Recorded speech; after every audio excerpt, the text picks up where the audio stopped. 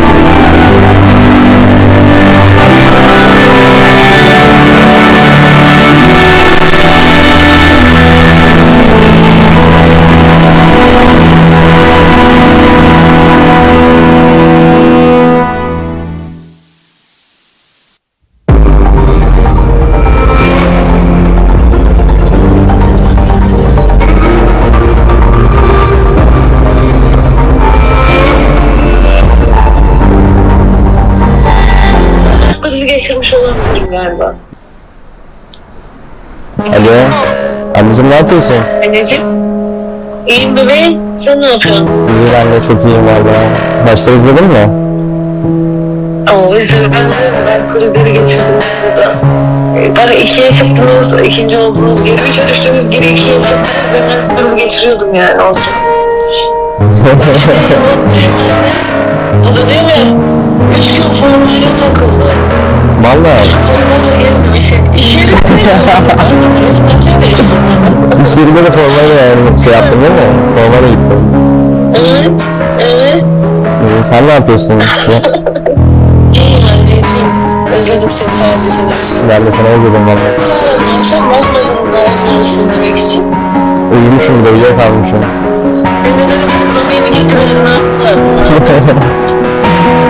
Öyle işte. Seni seviyorum, öpüyorum. Ben de seni seviyorum, öptüm hadi. Hadi arkadaşlarına çok çok selam söyle. Yok hanım, canın sağlığı. Bunları da tebrik ettiğimi söyle, ilet hepsini tek tek. Tamam, aleykümselam. Onların da selam var sana. Tamam, aleykümselam anneciğim, hadi görüşürüz. Hadi görüşürüz, öptüm hadi.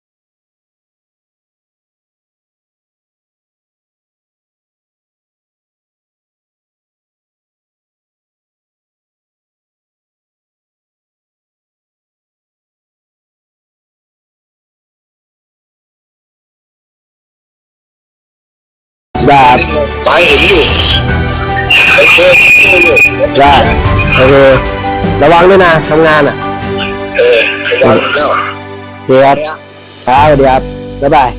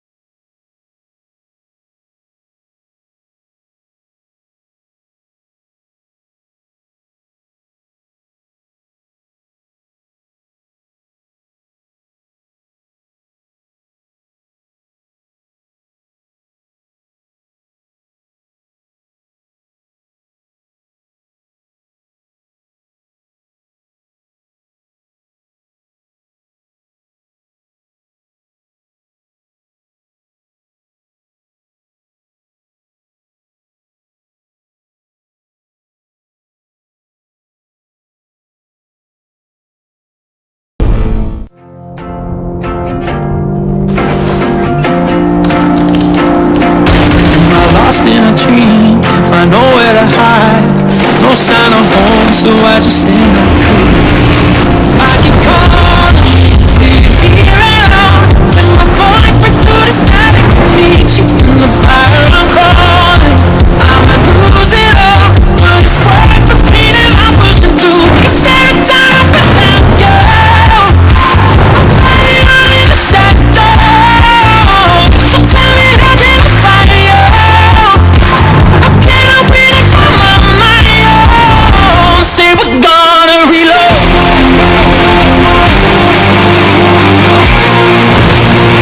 I can't do this no more. Say we're gonna reload.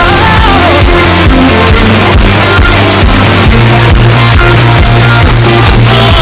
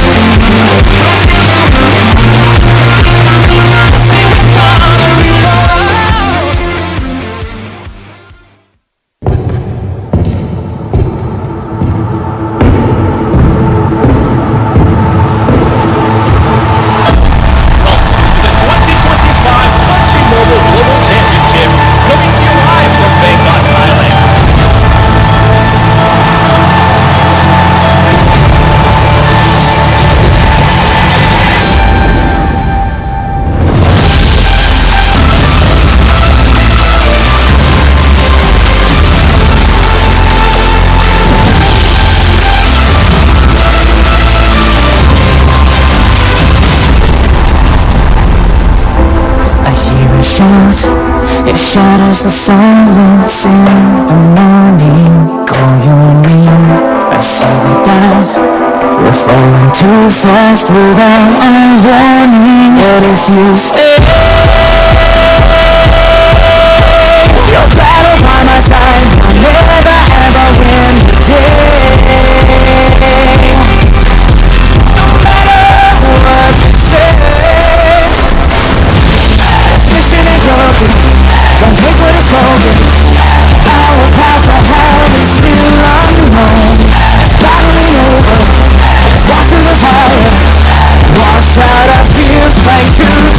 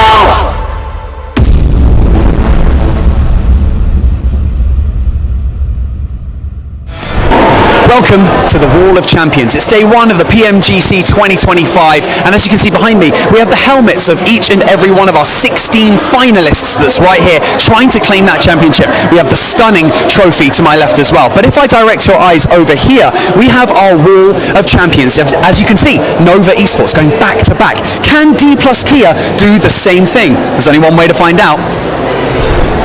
The wait is over! The stage is set, and the chase for glory begins right now. I'm your host, Hot Jukes, and I'm here with the two best analysts in the business, Maxman and the 7WG. How are you guys feeling today, Max? I'm starting with you. Absolutely fantastic. I mean, finally, it's the PMGC Grand Finals. We're going to crown one more champion. Maybe D+, maybe a new team. We'll have to wait and see. I got absolutely tired of talking to the players. I think it was time that I came to the desk so I can rip some of these teams apart if they do something crazy in their gameplay. Let's get it going, guys. Well, we are finally here live in Bangkok, Thailand. These teams have been battling all the way from the Gauntlet stage to the group stage, and now we're here with the big show, guys. So, right, going into today, Max, right? Which team in particular? I'm gonna start off right off the rip, right? D plus Kia's here, right? I know you're excited to see that. Plus, we got an invited team, right? Vampires. Yeah. We got all kinds of good stuff coming up. Have you seen D+? I'm looking at Korea. I'm looking at DRX. Human in particular. They're my prediction. I think they can go really far here. They have had such a good initial stage, right? Unfortunately, not quite able to make it in the initial stage of the Gauntlet, but in the group stage, oh my goodness, they were on point. Yes, I mean, and for me, DRX, right? That's yours. Mine is going to be D+, and also Regnum Karya, because that squad, I mean, they were able to just completely change what they were able to do from Gauntlet to the actual groups. It seemed like they were more cohesive. Their tactical play was on point too. Their timing was on point as well. And I'm hoping that's going to continue here in the championship if they want to try to get a chance, especially for Silas, get that second championship. Dude, Silas wants that thing so dang bad. We've been hearing all this kind of crazy stuff backstage between these squads, and we'll get into that in just a little bit, right? But I'll tell you what, this has been just by far one of the most incredible shows we've seen so far.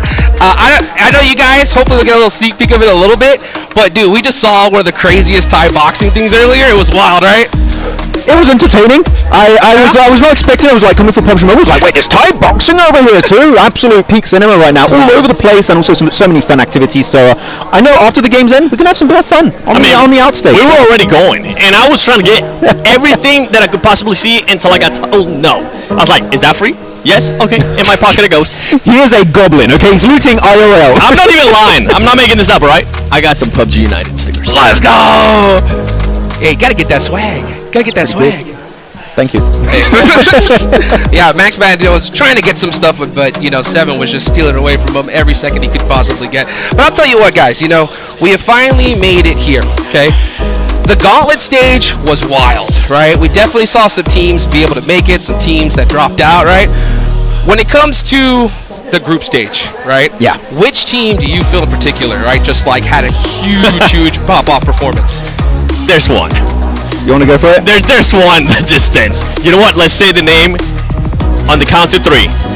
3, 2, 1. Alpha Gaming. I said the shorter name. That didn't work out. We could have done that way better, to be honest. But no, Alpha Gaming, of course. They were like, Gauntlet, APG trolling. Yep. Now we're getting into Group Green. Now that was the APG that we expect to have, hopefully, in these grand finals, right? Hopefully no docketing, because this is a team that we know, especially with Top, right? 7. They can win global events. They've gotten so close so many times. Maybe this will be their opportunity to make it happen. I mean, we'll go even more in depth in regards to APG, but just going back to the Gauntlet, I just want to talk about that stage on its own, right? Because the top 7, we're going to be able to go to the grand finals, and a lot of the teams, and especially because I was here talking to the players, they were saying that the gameplay didn't quite feel like PMGC just yet, because it was top 7, it was almost a 50-50 to be able to qualify here to the grand finals, and for those squads, we didn't see the urgency, we didn't see all the craziness that happened during the group stages, especially in last chance. So for all the squads that qualify via Gauntlet, I'm really intrigued to see what they're going to be coming up with here on the first day of grand finals, where there's a lot of stake. You want to be in first place, but let's look at the schedule, Jukes. Yes, as we can take a look, we got the schedule going on. Gauntlet, Group Green, Group Red, last chance, all that's over. We're here in the grand finals, baby. 3 days of action, and man, am I excited to see it, Max. Oh, it's going to be an exciting grand finals. Every single one of these stages leading right to the grand finals. Gauntlet was very exciting. And actually, talking about the Gauntlet, there's a little bit of an advantage. A majority of the teams in the grand finals lobby have played the Gauntlet at some point in time. Meaning, if you play the Gauntlet, you have a little bit of an advantage because this lobby is not too far off what we have today. Yeah, as you can see right here, we got those teams, and we got that one slot, the host country invite, 7, and that is Vampire Esports. Now, this squad hasn't played at all. How do you feel about that coming in here? I'm intrigued to see what they're going to be doing in regards to their drops, right? We saw the mayhem that happened in Neox Factory, in Rondo specifically. At one point, we ended up seeing 8 teams, absolute mayhem. I want to see what if Vampire wants to get into that mix, but do we want to say what we know yet, Max? All I said is the Sir Tanny is looking towards Neox Factory. He said he's quite intrigued about it. Oh man, I'll tell you what, I'm intrigued about this prize pool, baby. $3 million on the line, and the good old-fashioned point system that we have here. Those eliminations are going to come in big for anybody that just hasn't caught up, right, on the esports this year, right? Rondo, baby. Rondo is in the mix, and it is going to be some serious business, Max. Look, if you miss Sanok, I'm sorry, but man, Rondo is bringing the heat from pretty much Circle 1. The hard drops, the 3-1 splits right here, 7. Kept happening. The entirety of PMGC was so exciting to see happen. Yeah, especially when we ended up going to group stages last chance as well. I mean, some of the squads were absolutely popping off. We talked about that 8-team drop that we had in Neox Factory when we're talking about Rondo. The amount of eliminations, too, that we were seeing within the first 7 minutes of the game, it was absolutely insane. We had 67 elims at one point in Circle 5, which is... How do you have that? That's pretty much an entire game, pretty much, right, 7? It's madness happening there. So if you want to try and create a big lead on Rondo, game 1 of each day, that's the time to make it happen. Out of all these teams right here, Max, and Jukes as well, I kind of want you to go in this, Jukes. You know what? You'll go in this one first. Is there any team that kind of surprises you a little bit?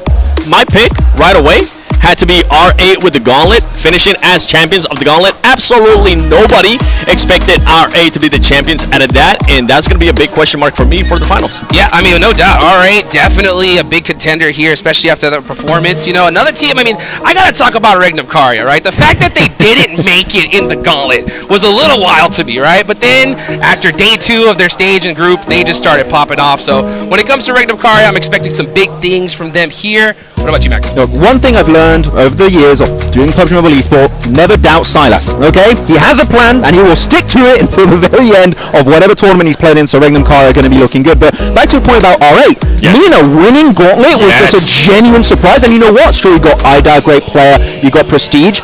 Amori, the off angle, just suppressing fire from this guy was second to none for the MENA region. I wonder, can they replicate this here for the grand finals? And not only that, the thing that was impressive with this team is how aggressive they were playing. They weren't really scared. I got a chance to talk to Ida, and they're like, we're not playing scared. We got absolutely nothing to lose. We just got to be able to make it to top 7. I'm hoping that some of the aggressiveness that we saw there out of Gauntlet translates here in the grand finals, because we've seen the timing absolutely improve from some of these squads. I mean, D+, at one point they knocked one player and they ended up just eliminating everybody on a full push. Yeah, well, you know what? Let's go ahead and take it to Barney to see what we got going on in the fan zone.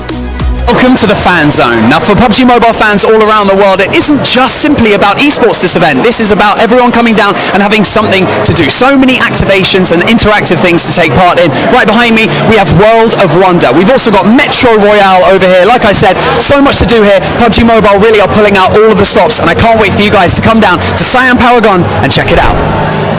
Dude, if you aren't here, you're missing out. I'm gonna say that, because this is crazy, dude. That was just a tiny glimpse of what was happening over here. But man, you know what? They had a crane game, right, to go and pick up some crates. I was at the front of the line and was immediately denied 7. The employees were like, sir, sorry, you cannot do it. Dude, if the winch could talk, it would be screaming. You know, it would just be like, heck no. But it was awesome. It was so great to see. I mean, that's why we got to watch the Muay Thai fights, and I think that's why we were mimicking some of that. And at one point, I think it was 2 sisters fighting each other, which I was really hoping somebody would get knocked out, because in Muay Thai that happens, and it was awesome, but it didn't happen, sadly. Dude, we saw like a front flip head kick. That was crazy. I missed that. Oh my gosh, it was great. It was a spinning elbow at one point too. Blake and I looked at each other like, if that would have connected. If that would would have connected. Gone. It would have been over, baby. You know what? But man, you know what? There's all kinds of goodies here. So for those of you guys that are here, enjoy it. You know, for those of you guys that missed out, we're gonna have a whole bunch of stuff in game as well. We'll talk about that in just a little bit. But you know what, Seven? You've been here this entire time. That's right. We've been at home during the league stage. Seven, you've been boots on the ground.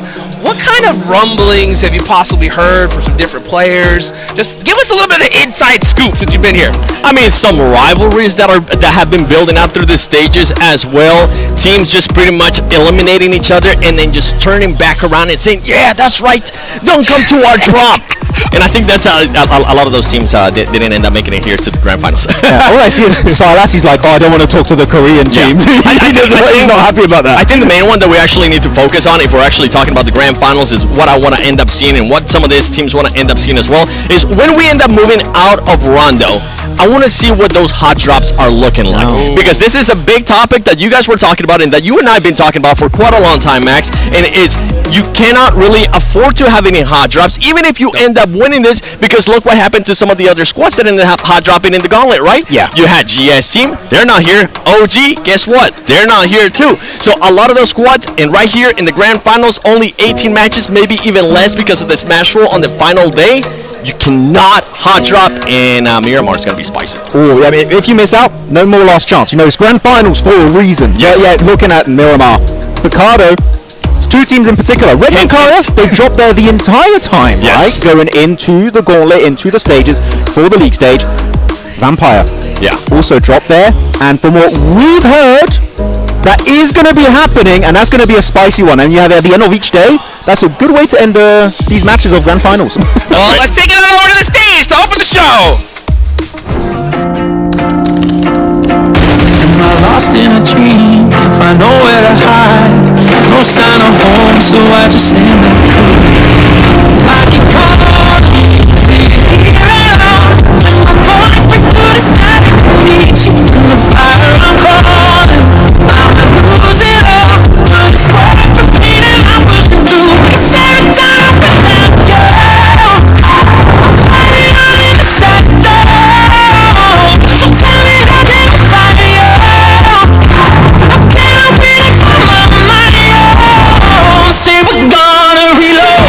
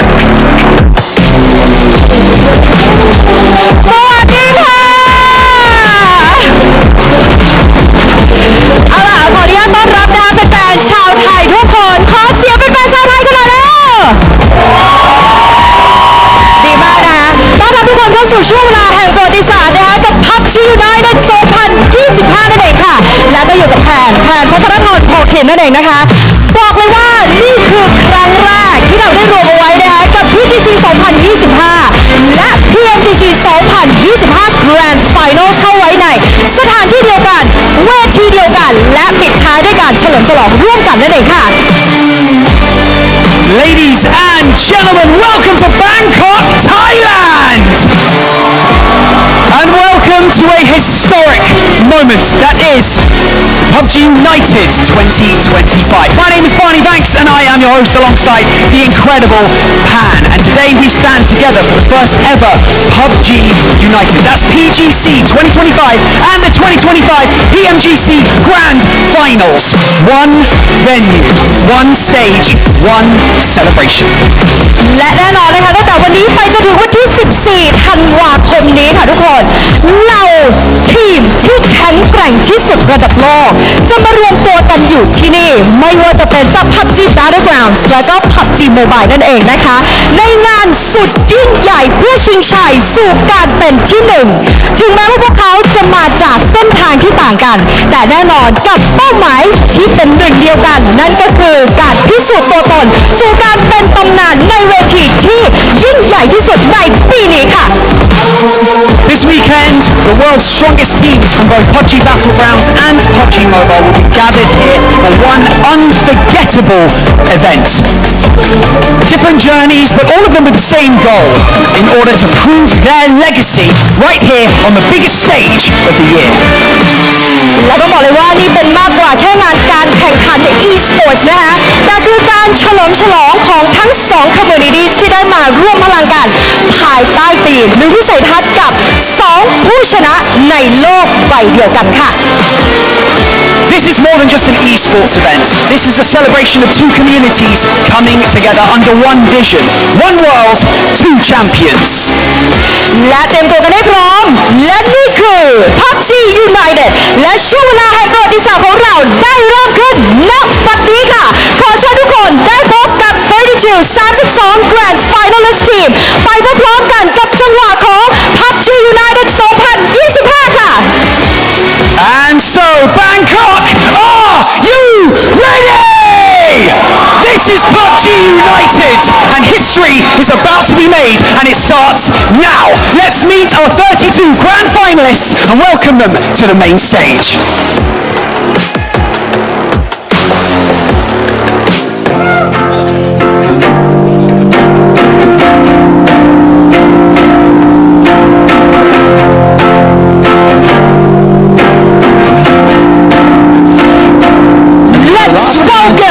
PGC 2025 local team versus PMGC 2025 host country white team led by esports.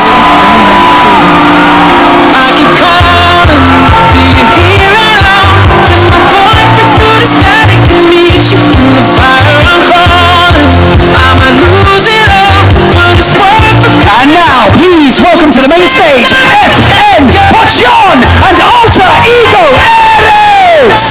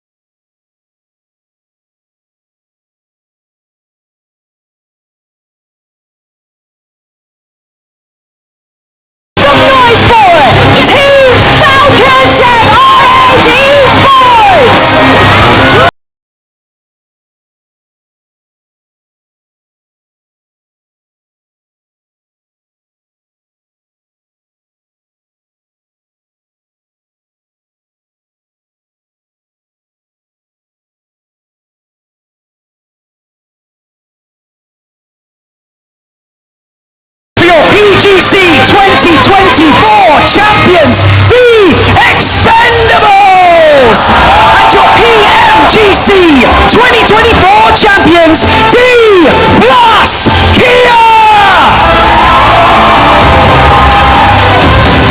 Here we go again. The scars are still fresh, but we will overcome the pain. The lights will never fade. This mission ain't broken. Don't take what is holding. Our path ahead. และ PMGC และ PMGC ได้รวมพลังเป็นหนึ่งอยู่บนเวทีแห่งนี้แล้วมาร่วมเชียร์ไปด้วยกันและร่วมค้นหาว่าใครจะได้เป็นโซนผู้ชนะบนโลกใบเดียวกันค่ะ PGC and the PMGC now stand united on one stage.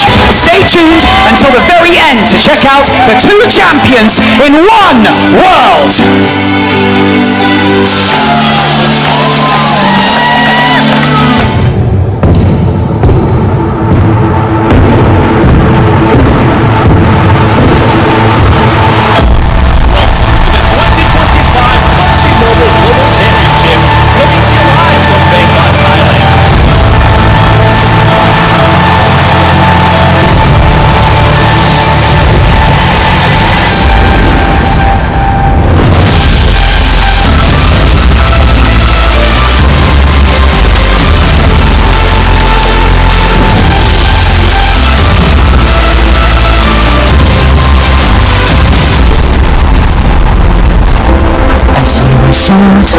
It shadows the silence in the morning. Call your name. I say that we're falling too fast without our warning. But if you stay,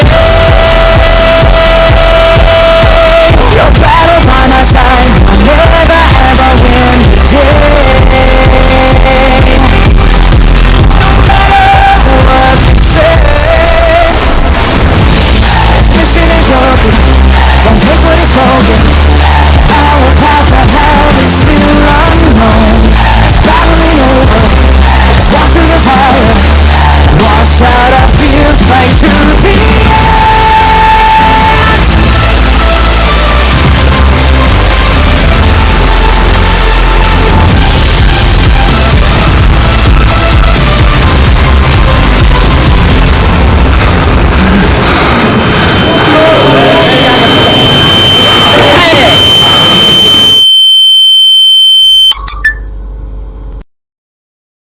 Here we go again. The scars are still fresh, but we will overcome the pain. The lights will never fade. This mission ain't broken. Don't take what is holding. Our path ahead is still unknown. It's battling over. Let's walk through the fire. Wash out our fears, fight to the end.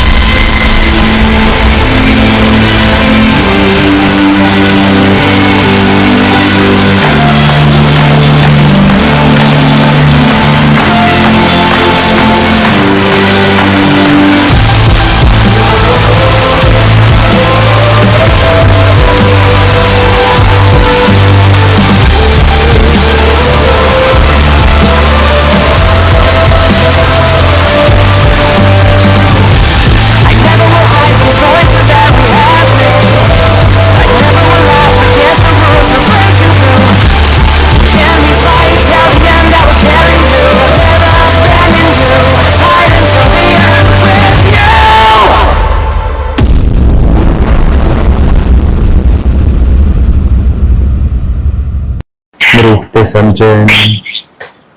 Миний хэдхэн оруулаад хүрээдэг юм гэсэн юм.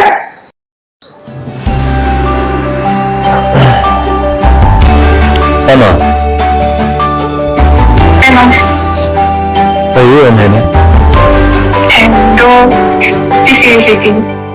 So, Tuitin. Higis pinag-kaisip kapsin. This Monday. Aura rojikta. This Monday. Ayun huli na. Ayun na.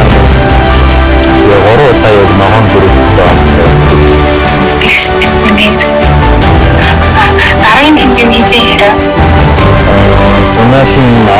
Ayırmaz. Aramıyorum ya. Burayı koşamıyorum. Niye bir şey anlatmak gerekecek mi? Evet. Eşleşimde. Ya eşleşim. Enteş. Ya. İşte.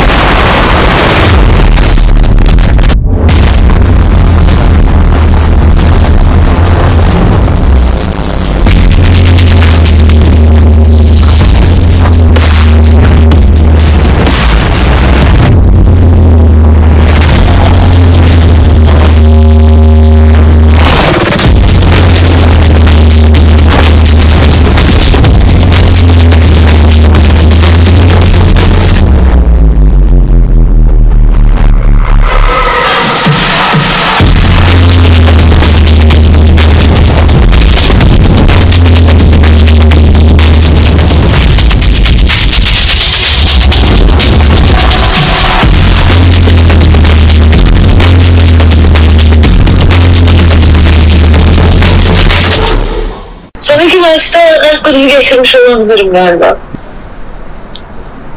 Alo. Anneciğim ne yapıyorsun? Anneciğim. İyiyim bebeğim. Sen ne yapıyorsun? İyi ben de çok iyiyim valla. Maçları izledin mi? İzledim. Ben kalp krizleri geçirdim burada. Bana ikiye çıktınız, ikinci oldunuz, geri üçe düştünüz, geri ikiye çıktınız. Ben kalp krizi geçiriyordum yani olsun. O da değil mi? 3 gün formaya takıldı. Valla. İş yerinde de formayla yani şey yaptın değil mi? Formayla gittin. Evet, evet. Sen ne yapıyorsun? İyi yani, özledim seni sadece.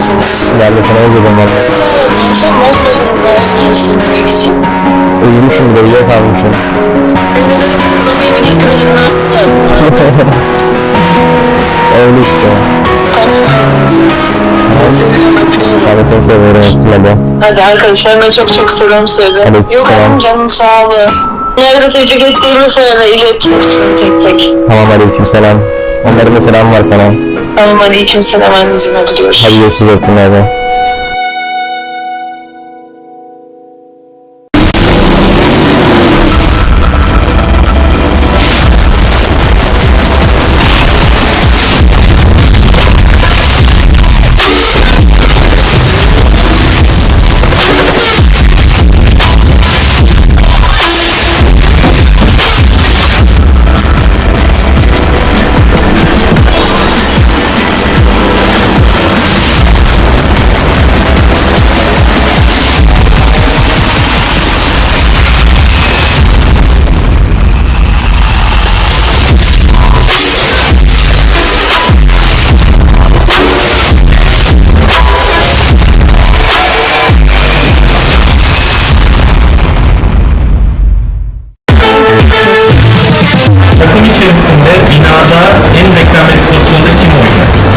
Berkan abi.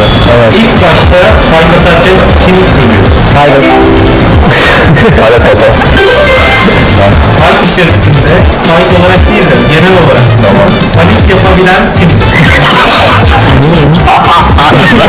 Arda mı? Hayır tabii ki o. Tamam Arda önde. Ben değilim mi? Arda gelin. Tamam tabii ben mağdur. Hayır tabii. Bir kahve say seni yiyeyim de bence hepimizin white'dır yani. Ya evet yanlış şey oldu. Ara en kralı. Hoş giden tamam da. Takımda en iyi eğime sahip olup da kötü kararlar verir.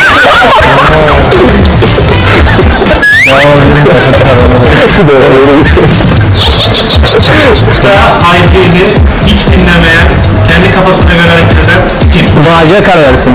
Ben oğlum bence kimse yok ya. En fazla konuşan kimdir? Berkan abi. Saylas. Küçük kardeş statüsünde kim var? White. Takımda diğer oyuncuları en çok kim götürüyor? White. En fazla şikayetçi olan kim? Loxi. Mahmut.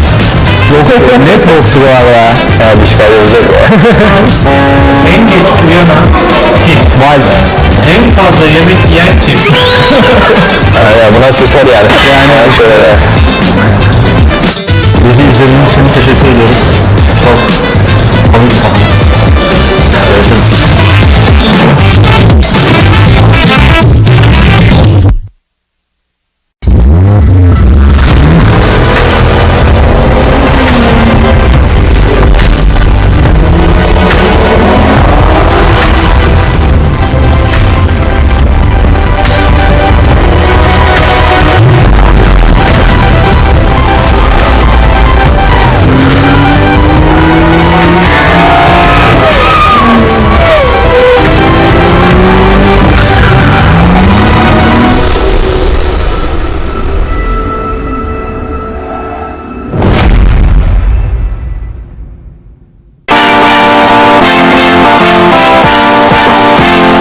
Сайн байцгаана уу?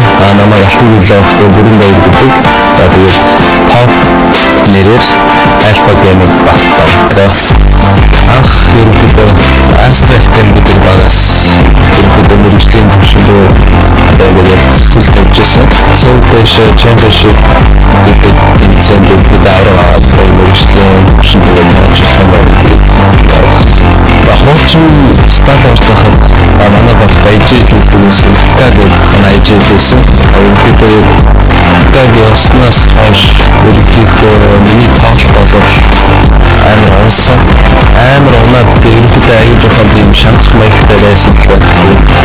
Тэгэхээр явсан ч гэсэн одоо надад том зорилго байгаа гэдэг амар тэмцэлтэй ерөнхийдөө амар хөө хийгээд тэгээд энэ райдо гэдэг авсан да. Өмнөх хэдэн жилүүдэд ерөнхийдөө одоо ингээд хахад байнг ингээд ам гарч ирсэн санагддаг.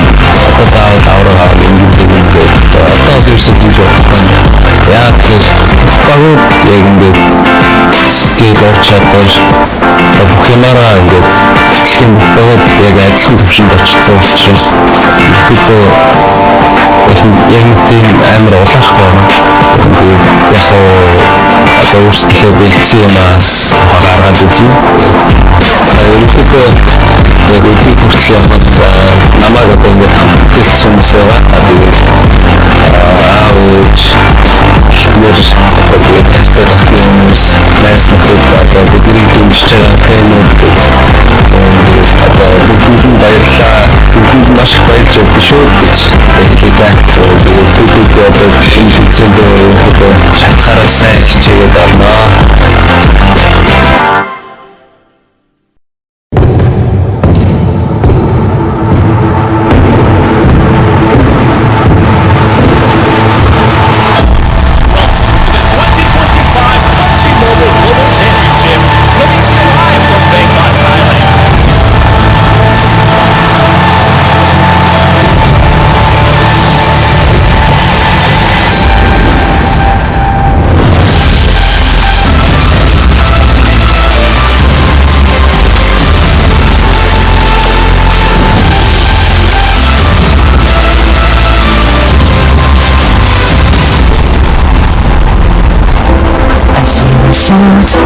It shadows the silence in the morning. Call your name. I say that we're falling too fast without a warning. But if you stay, your battle by my side, you'll never ever win the day. No matter what they say, this mission ain't broken. Don't take what is spoken. Our path to hell is still unknown. It's battling over. Let's walk through the fire. Wash out our fears, fight to the end.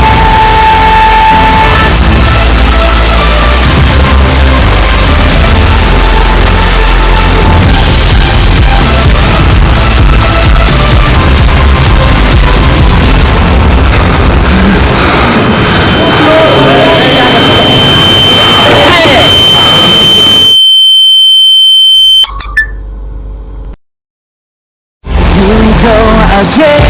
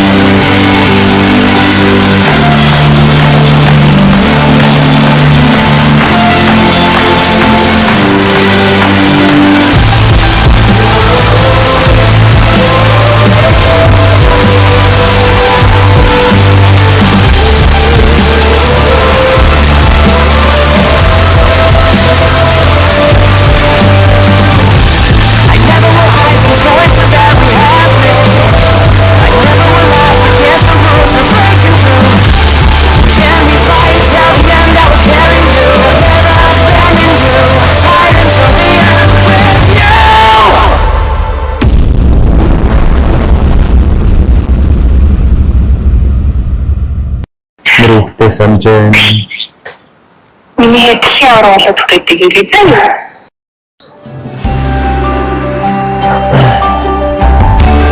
Emma, phải yêu em hả? Em đô chị xin gì tình So, duy trì she is a not high school person.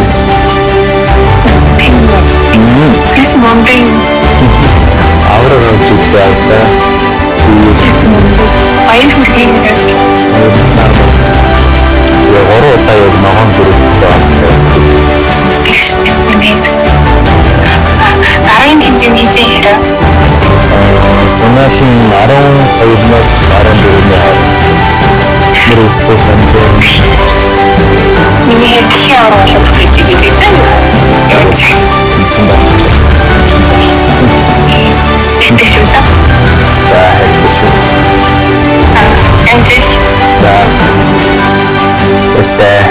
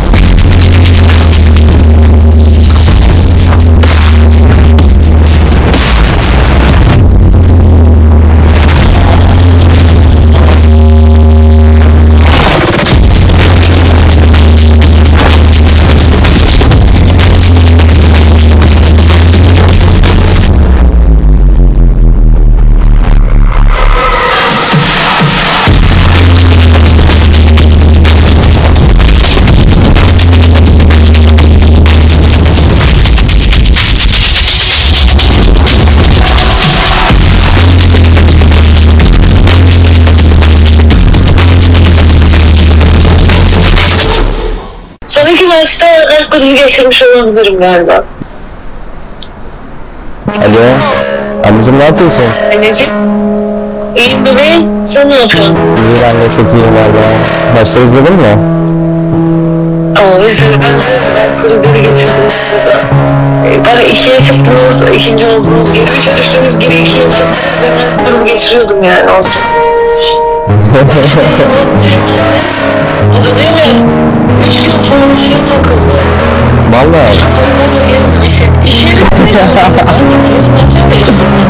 To you live from Siam Paragon in Bangkok, Thailand. Welcome to the 2025 PUBG Mobile Global Championship. My name is Barney Banks and I am your host alongside the incredible Natsha. And we proudly welcome you to the long-awaited Grand Finals.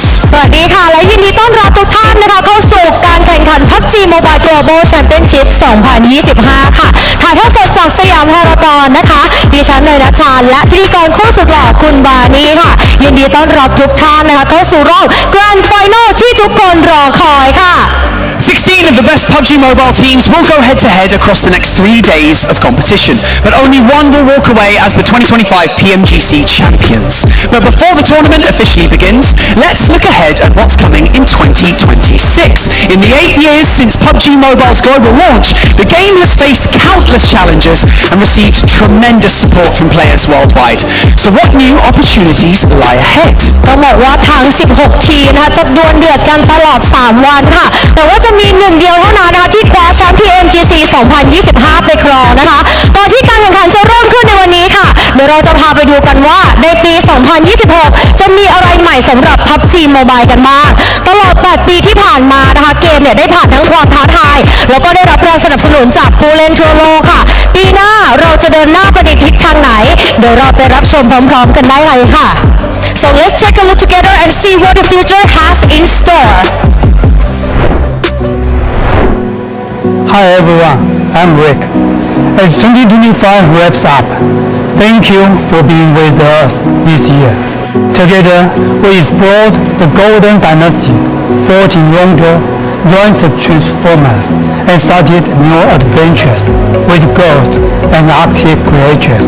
With World 1.0's launch, PUBG Mobile World of Wonder Creator became a new identity for many with 5.4 million maps, reaches a single-day player peak of over 8.5 million, growing our community stronger than ever. Active creators reaches a single-day peak of over 30,000. We are also committed to your experience, taking firm action against over 13 million cheating and harmful behavior. Thank you for being a vital part of our journey. PUBG Mobile is evolving. We are no longer just the world's biggest Battle Royale mobile game. We are now beyond Battle Royale. What does beyond mean? You, our players, define the world's boundaries. Every map and idea you contribute helps build the game. In 2026, we are upgrade World of Wonders editing tool and add AI-assisted features to boost your creativity. Thank you. Your vision drives us beyond to show our gratitude. In 2026, we are boosting support for your creativity with a 10 million incentive pool to invite creators worldwide to join the world ecosystem. Let's make next year our best yet. Our Beyond Battle Royale vision brings a new quick Beyond mode, a fast-paced 10-minute match with intense action and deep skill combinations. You can build your playstyle that's truly your own. Battle launches next year if all goes well. Going beyond also means expanding possibilities together. You have critiqued nearly every supercar brand. Now, PUBG Mobile will be partner of the Scuderia Ferrari HP in 2026 and will have an integration of their sports car in our world. Plus, Scuderia Ferrari HP official reserve driver Joe Guanyu has a special message for you. Stay tuned for update, and we hear your requests for more, from animation to sport. And they are on our list. As our world grows, every player count. Our new vision for every number one. In the game, we are introducing a more diverse visual style and deeper avatar performance, giving you more ways to express yourself in scenes. In 2026, two global open tournaments will welcome all players to the global stage. We are partnered for more campus, expo, and festival events, bringing esports excitement to everyone. To launch this chapter, our 8th anniversary will be our biggest celebration yet, with reward in-game and in real life. Thank you for being the heart of our journey. Together, we will continue to build what's next. Winner, winner, chicken dinner. See you next year. Thank you so much to all of the developers. This is truly exciting. We would also like to thank all of the players for their long-term support of PUBG Mobile. In 2026, player creativity will continue to bring fresh energy to the game. Thank you so much for all of your passion and dedication to PUBG Mobile. Next up, we will be presenting the Creative Vision Awards 2025. It commemorates all of our beloved creators out there for the love of PUBG Mobile. And the first award will be the World of Wonder Creator Annual Ceremony. Let's see this year's WOW Annual Gold Award winner.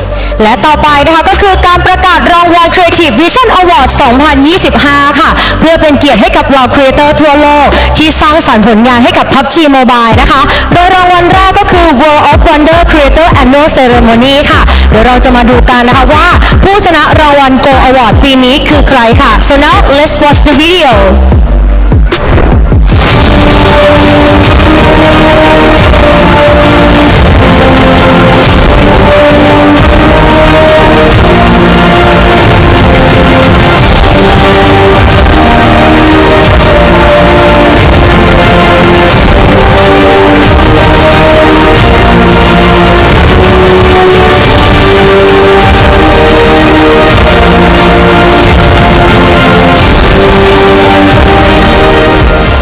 Ladies and gentlemen, please welcome our presenter to the stage, Senior Director of Global Esports Center, Level Infinite, Tencent Games. It is, of course, James Yang. ขอเสียงปรบมือต้อนรับด้วยค่ะ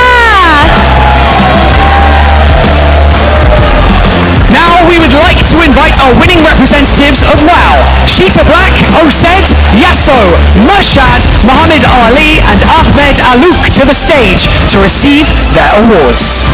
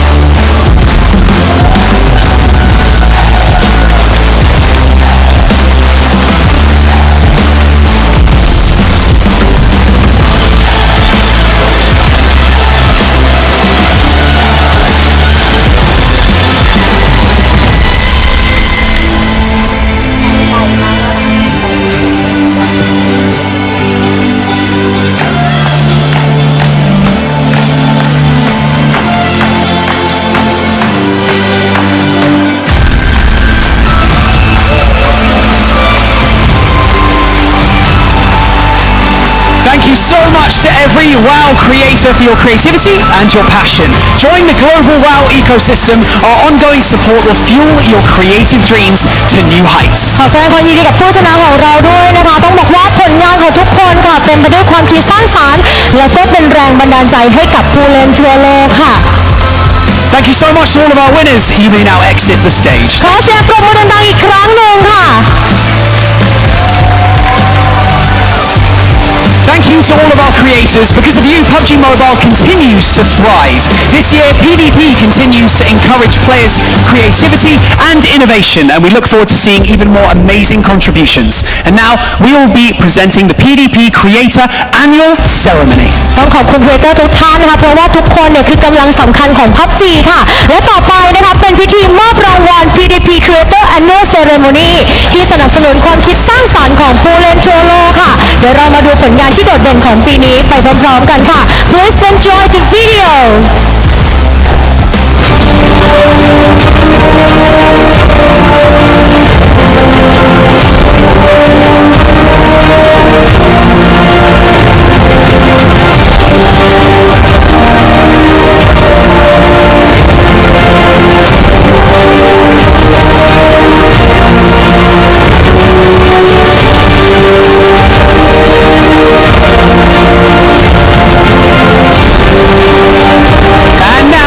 To invite our winning representatives of PvP, Pam Rider, Area Strada, Peachful, Great, LD Sebas, Mr. Anderson, Yuta, Rutendo, Shaz Tokyo, and SG Toyota.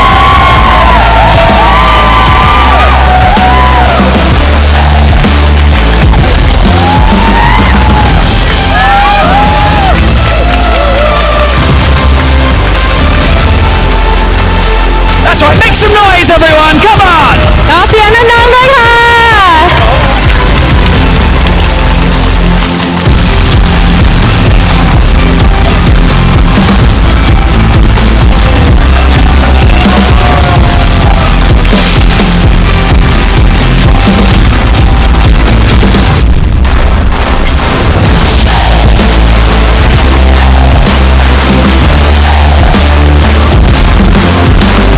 And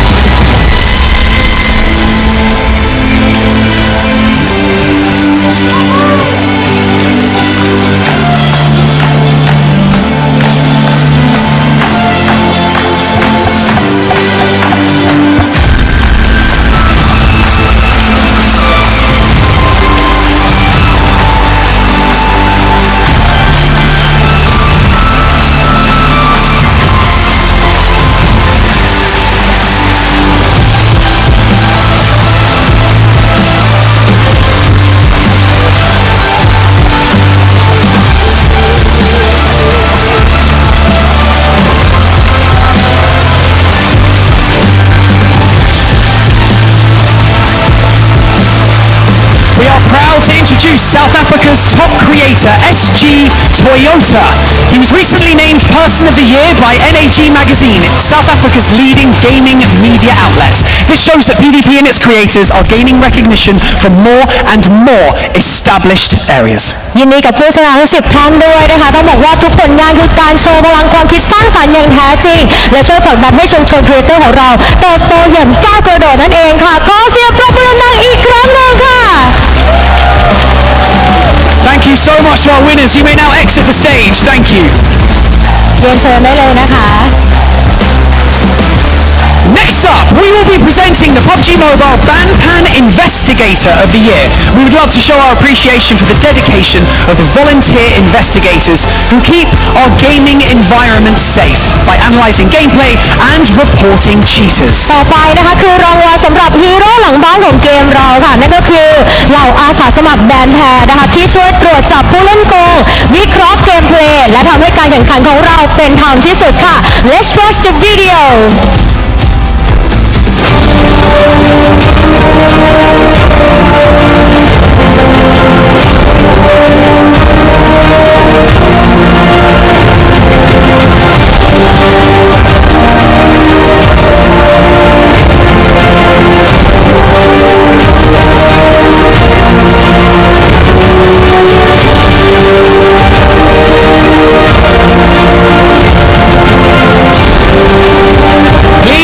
Welcome our Gold Investigator representatives, Dila, Jenin, Sol, TC Senior and G3 ADA to the stage.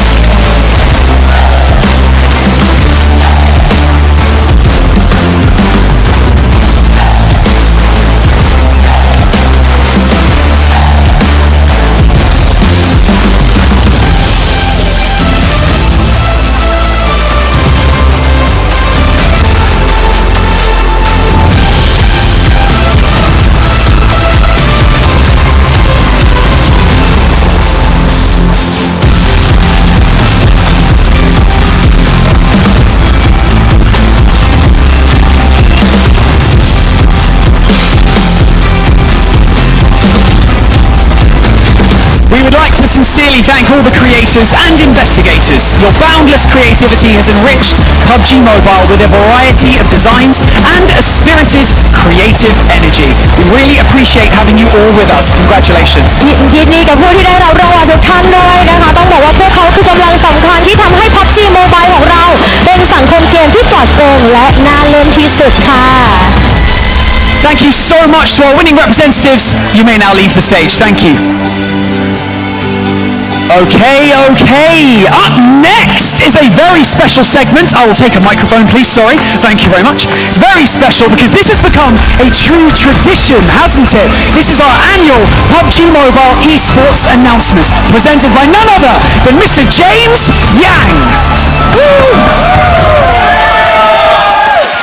Thank you, Bonnie. Hello, Pubg Mobile fans in Thailand and across the world. My name is James Yang, the Senior Director of Global Esports Center at Rebel Infinite. After a spectacular year of Pubg Mobile esports, we are finally here again at the biggest global tournament of the year. Now, I'd like to share our announcement of what Pubg Mobile esports will be in 2026. In recognition of the incredible esports experience we've cultivated with our pro teams, players, and you, the fans, we are delighted to share that Pubg Mobile won the Mobile Esports Game of the Year at recent Esports Award for the second time. Thank you. But we are just getting started. In 2026, we'll offer a lot more opportunities to players looking to be the next number one. Before we jump into 2026, let's take a look at what we have done in 2025. This year, Pubg Mobile Esports took over the world with over 1 million participants across 180 countries and regions. With that in mind, we've reworked the tournament circuit for 2026. Next year, we'll be hosting over 30 PUBG Mobile National Championships across more than 8 regions, leading into regional qualifier that will determine the teams advancing to the PUBG Mobile Global Open. I'm sure you will notice that PMGO appeared twice, and that's right. We are increasing our tournament with the second PMGO, splitting with Season 1 and Season 2. This new form of qualification will replace the existing PUBG Mobile Super Leagues, with all tournaments being open to all amateur, semi-pro, and pro players. This means more chances at qualification for global tournaments and more opportunities for a wide range of players. With one click, you can join the PUBG Mobile esports ecosystem as a player. Thank you. For those looking to start or continue their esports journey, the 2025 PMGO season's teams will be determined by performance in 2005, alongside the teams from the regional tournaments. Points will be accumulated across the PMGO seasons to earn a spot at the 2026 PUBG Mobile Global Championship for the final fight to be the one. So I'm already excited to see who will make it. Our 2026 esports circuit kicks off with PMGO Season 1, which I'm pleased to announce will be hosted in Southeast Asia. With an impressive prize pool of $500,000 US. This will be the first chance for all the players to start racking up the PMGC points needed to step onto the PMGC stage. The brand new PMGO Season 2 will be held in Pakistan. It's for the first global tournament in this vibrant country. Season 2 will offer a chance for another $500,000 prize pool and plenty more points for PMGC qualification.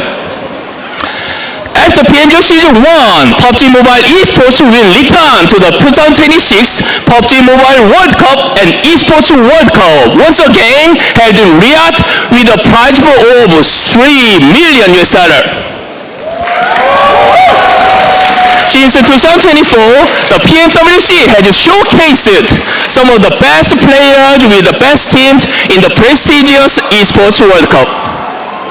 Okay, for the final and the biggest tournament of 2026 PUBG Mobile Esports Circuit, we are delighted to bring the best players in the world back to Turkey.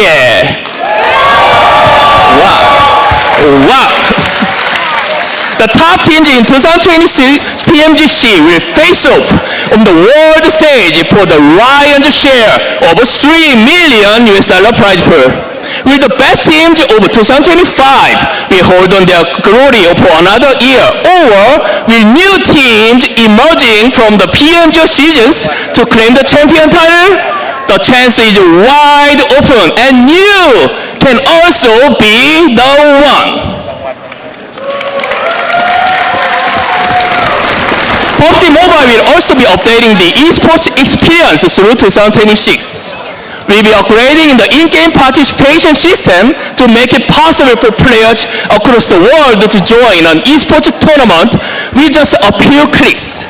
For those coming to PUBG Mobile Esports offline events, we'll be updating an entertainment experience with an expanded presence at the beloved events worldwide, including food and music festival alongside the gaming and esports conventions.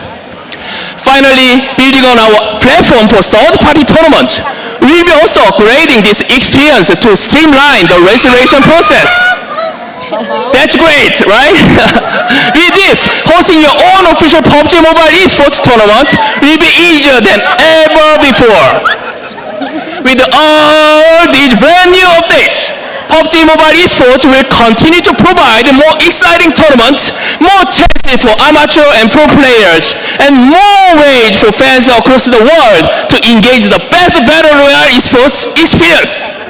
So thanks for listening, but just before I wrapping up, we have one more surprise that we are very excited to share with you all here in Bangkok. So please join me to welcome Pubg.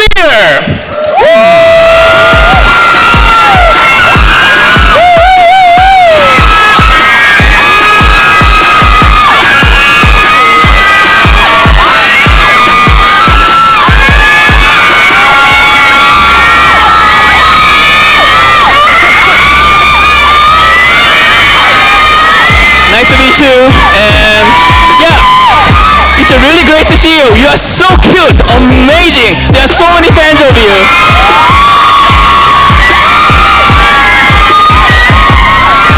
So, as a local icon, can you teach me how to greet in Thai?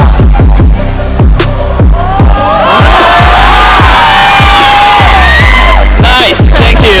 So, okay, everybody, see you at the battleground, and please be the one.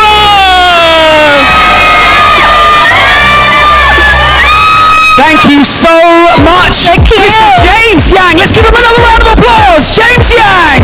And of course, thank you to Butterbear for joining us as well. If you haven't already, make sure to visit the PUBG Mobile Butterbear collaboration in the fan zone and Siam Paragon.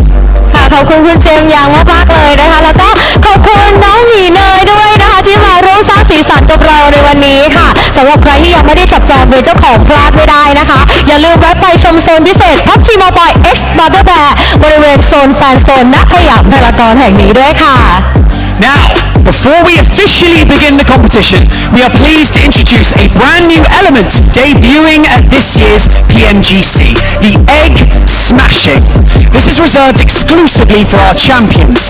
This exciting feature adds a unique twist to the celebration, offering special rewards from Infinix and a memorable moment for the winning team. ใช่แล้วค่ะปีนี้นะต้องบอกว่า PMGC เนี่ยมีลูกเล่นใหม่ที่เปิดตัวเป็นครั้งแรกด้วยนั่นก็คือกิจกรรม X Smashing นะคะที่สงวนไว้เฉพาะทีมแชมป์เท่านั้นค่ะซึ่งกิจกรรมนี้นะคะก็จะเพิ่มความพิเศษแล้วก็ความสนุกสนานให้กับช่วงฉลองชัยชนะนะคะพร้อมกับมีของรางวัลพิเศษจาก Infinix ด้วย And now, to give everyone a clear look at how it all works, please turn your attention to the screen as we present the official introduction video and what each team secretly selected the eggs that they wanted the chance to smash. ก่อนแข่งเนี่ยแต่ละทีมนะคะเขาได้แอบเลือกไข่ที่อยากทุบเอาไว้แล้วนะคะและตอนนี้ถึงเวลามาดูกันแล้วค่ะว่าแต่ละทีมไฟนอลของเราเนี่ยเลือกไข่ใบไหนกันไว้บ้างนะเดี๋ยวรอไปชมพร้อมๆกันค่ะ Let's watch the video. In the grand finals of the 2025 PMGC, 16 teams have fought their way to the ultimate honor. Each of them now stands as one of the world's best, and each is represented with the golden egg marked with their team logo. Inside every egg lies a special reward card provided by Infinix, a GT pad, a GT phone, or GT earphones, and exclusive gifts waiting to be claimed. Before the grand finals begins, every team chooses 3 opponents whose eggs they would most like to smash. And now with the world watching, only one team has risen above the rest. One champion, one chance to get the ultimate bonus reward. If the champion wins by the smash rule, they may smash 3 eggs and take all the Infinix rewards hidden within. But if the victory comes by points, they may choose only one. One egg, one moment, one prize. This is the 2025 PMGC Egg Smashing Ceremony. This is the one you're looking for. Let the champion step forward and let the smashing begin.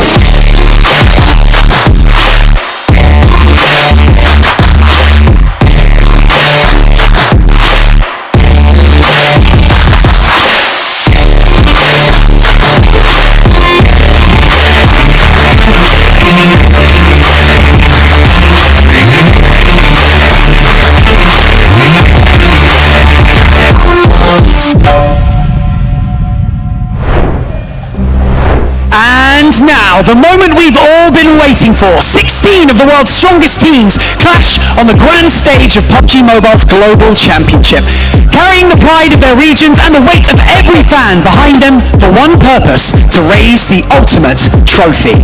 และตอนนี้ค่ะก็คือช่วงเวลาที่ทุกท่านรอคอยค่ะ 16 ทีมที่แข็งแกร่งที่สุดจากทั่วโลกกำลัง งจะขึ้นเวทีประชันกันนะคะเพื่อคว้าแชมป์สูงสุดกลับบ้านค่ะและตอนนี้ขอเสียงเชียร์ดังๆให้ทั้ง16ทีมหน่อยได้ไหมคะ That's right, Bangkok, make some noise! Ladies and gentlemen, the 2025 PUBG Mobile Global Championships Day 1 starts now. ไปชมกันเลยค่ะ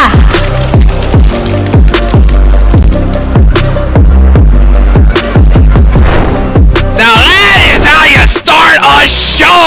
Goodness gracious. We saw James Yang on the stage with some crazy announcement. 7. Which one stood out to you the most? I'm hyped. We're gonna get Max. Not just one PMGO. 2 Season 1 is gonna be in Southeast Asia, 500k prize pool. That's really nice. But the one I'm actually more hyped about, baby, is Pakistan. In the circle, better make it. We're looking, okay? Yeah, I'm super hyped. Honestly, it's a chance for some of the other new players to kind of shine, right? That's kind of what happened this year with PMGO. A lot of new players were able to shine when we went to Uzbekistan. I can't wait to see what other talent we're gonna see from Southeast Asia, and also what other talent we're gonna see from Pakistan. Yes, indeed. But of course, this show wouldn't be possible without the Infinix GT30 series, the official gaming phone for 2025 PMGC. Engineered for precision, performance, and victory. Go get yours today so you can outplay the rest. We also got all kinds of stuff going on in the game, guys, so make sure you log in right now and get you some free skins. We got a mini 14 skin coming out right now, so go ahead and make sure that you get that here in just a short time period. Besides also that, these squads need to get these predictions going. So in the game, you got 2 days.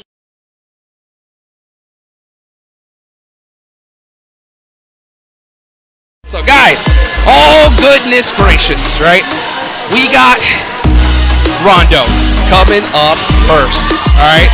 Neox Factory, that is where my eyes are locked in. How are you guys feeling going into Rondo? Scared from Neox Factory in particular. I think this is a trend we're going to see happening every single time here, 7, and I think we're even going to go further where people might even start to target the solos that are trying to do the recall of their teammates. I think that is a very big weakness in that 3-1 hot drop inside of Neox Factory, and it sets the pace, right? Who's going to be able to get maybe a 20 elimination bomb right from the get-go is going to set you so far apart from the lobby. Rondo, as it replaces Sanok, has been such a big impact in the esports scene, and you know what, 7? I'm loving every single second of those Rondo matches. The amount of eliminations that you are going to be able to achieve, and on top of that, if you do end up winning the match, it's going to set you up perfectly, like you mentioned. It's just a trampoline to the top, and it gives you a bit of a cushion when we end up going to Erangel if for some reason things don't end up working out. One thing that I do want to point out that we were seeing, especially during the league stage, has been the amount of eliminations that some of the other squads that maybe don't end up winning are able to achieve. Sometimes we end up seeing 4 teams with 10 or more eliminations or in the high single digits. I think that's a very impressive thing because sometimes we see those teams exiting in 9th place, but they're still able to clutch up. And I mean, we're looking right here at the PMGC program, Jukes. Yes, so you can take a look at it, guys. So this is all the times that we got going on. We are in the grand final, so make sure you set your clocks and you are ready to go because we got today, tomorrow, and one more day after that, and then that is it, guys. So, man, Rondo is crazy. I'm so excited for Neox Factory in particular because my big thing is this.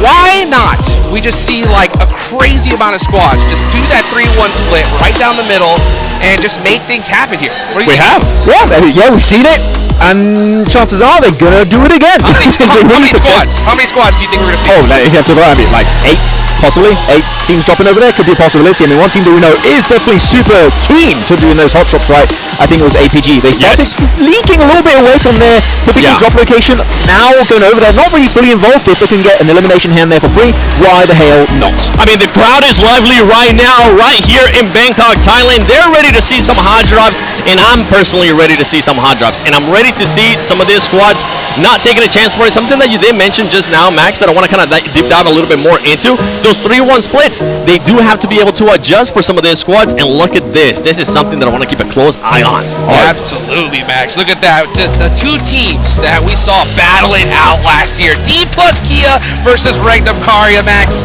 That's going to be a big battle for sure. One of the biggest rivalries here, possibly in PUBG Mobile esports ever. Pubg and Regnum Karia, the island finish on Miramar. They will be going down in PUBG Mobile Esports history. And now, Regnum Karia back with a vengeance. They have Zero from the team that's just been a stellar player for this squad. But we know that D+ as the reigning champion 7, they are coming in hot. They're looking confident as ever. And they want to be the ones to take it back-to-back, just like Nova Esports a few years ago. And for D+ Kia, it's going to be the factor of eliminations. You can't just rely on the MVP for PMGC 2024 in regards to Nobu. You got to have that backup that Osal is able to provide for the squad. That has been a huge addition, and even though they've been in the same roster, I mean, throughout this tournament, Osal being able to secure those eliminations, being able to clutch up for the squad when they actually need to, I think that's going to be very impressive. Well, you know what? Speaking of impressive, right? One team that we gotta talk about is APG. They weren't that impressive during the Gauntlet, but come Group Green, this team went out of their minds, Max. Zero wins Gauntlet. The prank is real. Group Green, now we mean business. 4 chicken dinners, 113 eliminations. They were coming out so hot here, and especially one thing that was very nice to see, 7. We've seen Dockler a little bit more with the team, but Top in particular, his Mini 14 is just, what the hell? This guy was locked in. It felt like he had a times 20 scope on his weapon sometimes. If APG wants to be, that's going to continue to be the factor for them. Top needs to be able to keep on putting those performances. You just mentioned it too. Doc needs to make sure he stays with the team. And for this squad, I just want to see them continue to play close together because they haven't really been able to in previous tournaments. Right now, especially in groups, we saw what was able to happen, and boy, the points just speak for themselves. Yeah, they also have a past MVP round on the team in Ziol, and also Top has been a PMGC MVP before, and you know what? Can he claim the throne once more this time around? Look at his stats. Having anything over 2 average eliminations in a PMGC lobby is pure madness here, Hotjukes, and he does it here. Unbelievable. Those are the average, of course, among the Gauntlet and the group stage. And if you guys didn't see the announcement on the Instagram, they're giving away a Porsche Cayenne to the MVP of this tournament, Max. My question is this. If one of the team's players actually gets it, do they share it with the squad, or do they keep it for themselves? I talked to some teams that said we're going to share it. That's why I'm happy I'm not a player. I'm like, hell no. It's mine. It's my Porsche Cayenne. Okay, I'm keeping it. Though one of the contenders here, CEO in this head-to-head, man, from Turkey, he stepped up massively during his stage. I'm looking at Top. As a dad myself, and as Top, the way that he's been able to perform, I'm making sure I want to not just secure the 500K that you get for winning the championship here at PMGC. I want to get that new whip, you know? Get that car seat in the back. Let's go for a ride. Go for a ride, indeed. It was so crazy. We were actually talking to Alpha 7 too, right? And we were talking to Carrillo. Yep. And it was like, all right, yeah, you know what? Rebel, one of them win the car. I'm driving it. I'm driving the game. You know what I'm saying? You got to hit those rotations all day long. And those rotations we're going to see big time coming up, right? So we got Rondo. We got Erangel, and then we got a couple matches of Miramar, right? Man, what other squad, Max, right? Besides the teams that we talked about, are you really excited to see here today? I'm very hyped for Team Flash, right? Barely qualifying in the last game, thanks to a literal loot crate just coming out of nowhere, dropping from the sky, saving Tops, and you know what, able to clutch it up in the final moments, getting a backstab play onto GK, and able to qualify. They are my rookie team, not just of PMGC, possibly of the entire year.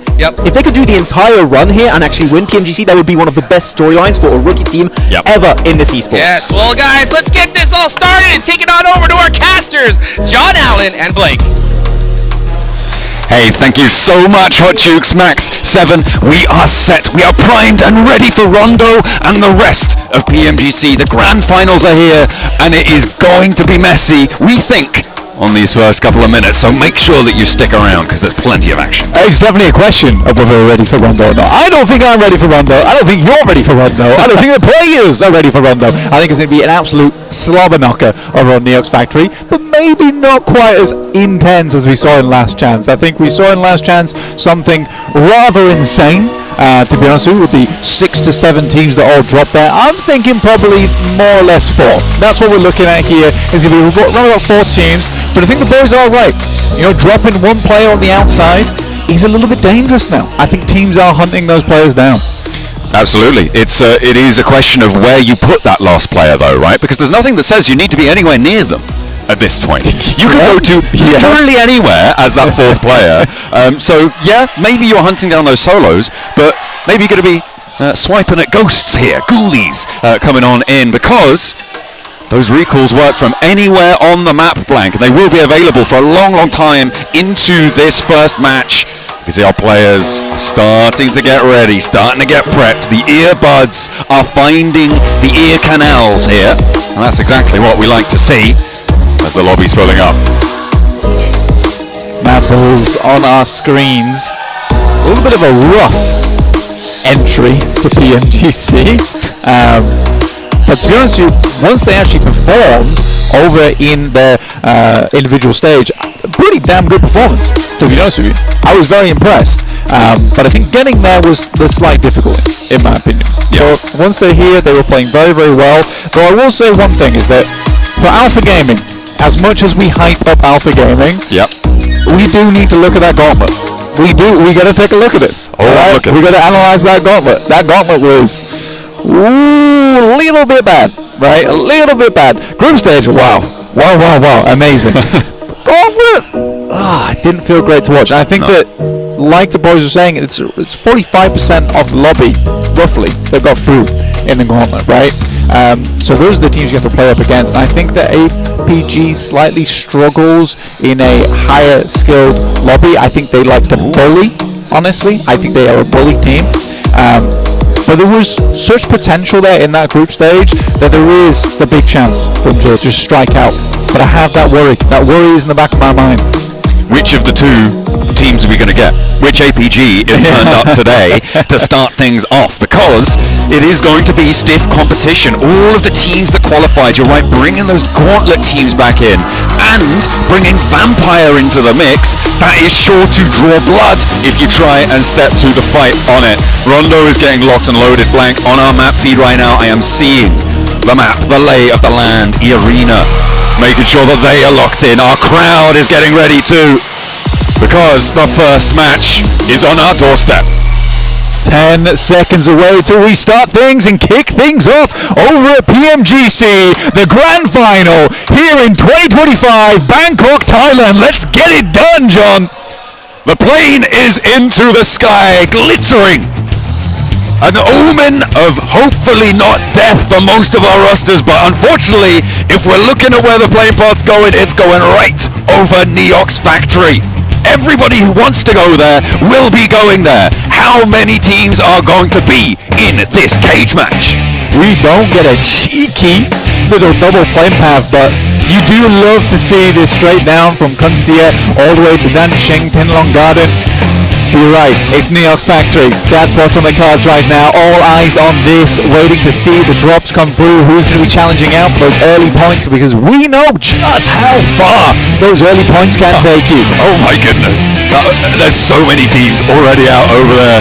You can see a couple of teams not going for that. That's Alter Ego, Alpha 7, Mad Bulls. Oh, hang on a minute, maybe. No, there are more Mad Bulls up there. Team Flash as well, not going to get stuck all the way in. And Thunder Talk Divert, they're not going to head on over, but plenty of teams still going there, and actually a little bit of hot drop further south as well towards Dancheng. Seems like a couple of teams are trying to take residence there. This is maybe fewer than I thought would be right on the inside.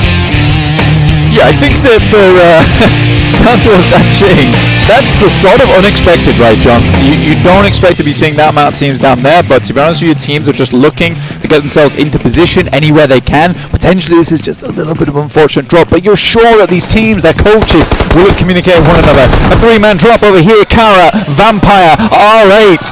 Kara, a bit of a menace in the lobby, but R8 already takes a knock over towards Marth. Looks like Vampire currently holding the central line of things. They do, but I believe, have an outpost all the way south towards Tinlong Gardens. So they are playing as three in this one fully. Make sure that if you guys are watching, redeem those codes. It flashed up for just a second.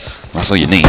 Scroll back and watch it after the fight, because Red is going on in. Vampire stepping up the staircase, looking for the spray downs. Not going to connect on it, but does back them off. Tony K, in the meantime, has gone down. So Vampire need to find themselves together. They do have that res on the outpost, but they are starting to fall. And now it's just Miaola. on the inside, looking to try and get the res onto Tony K without too many meds here. R8's going to charge forwards, look for the flush, doesn't quite fully finish it off, but steps in, allows Mark to take up the mantle, will not find this first shot, but steps on in and cleans house against the Vampires. They'll need to res, we'll see them in tin long, but R8 might be not long for it. Oh, I mean, either on basically no HP, life support inside the building, but still rushing it down. Fair enough to him, making it happen here at PUBG United 2025. So cool to see a real mishmash of the two worlds. And that is the first time that we're going to see Vampire in a fight here. And they will be taken down. Not great as a start. DRX though starting to chime in on the fight. Nice little spray down over towards Reefus. Doc now trying to hold his own. 2 players now alive for APG. Doc on the hot seat now. Playing up and along the ridge line. Has to back off. Another player on an off angle. Kaikse makes his life all the harder. Now minimal HP. Trying to get the heal desperately, but the crushing force of DRX goes forwards. He steps out into the fight. Will not find it. APG going down to 1. And those reses are already starting to come on through. Zio already getting 2 of his teammates back up. And now he needs to bring Doc back in. Yeah, no messing at all. For DRX, so easy, does make it look so easy at the start of the tournament against one of the most touted players in the game there over on APG. The Flash, I think that the boys on the desk, they'd be right. They'd be right in saying that this is the rookie team of the year. An incredible squad. With basically no, I don't want to say no emotions, but they were not nervous at all. Not a single shake in those hands. Not a single quiver on those lips. It was incredible to see. I think that, honestly, for the Flash, it's such a standout performance, such a breakout performance. You don't see this happen very often, and I think 2025 is a magical year just because of that alone. I mean, Max was saying over on the desk, Rosemary, shots over towards Lemon, doesn't finish the job. Oh dear, that's going to get untidy potentially. Lemon though with a pump action, low HP, will be going down.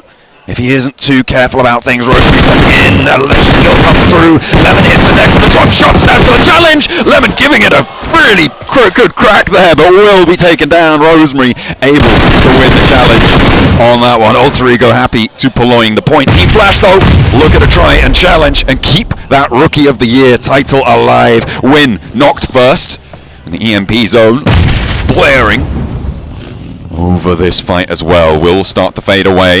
Chips backing them off with a nade barrage. I think this is... No, there's multiple players here from D+. They are going to try and fend off this fight, but with Win getting back up, Zias on a crucial angle here. Look at the lineup he's got. If they step too far forwards, he's just going to cut through them. There's no cover their way if they don't find it.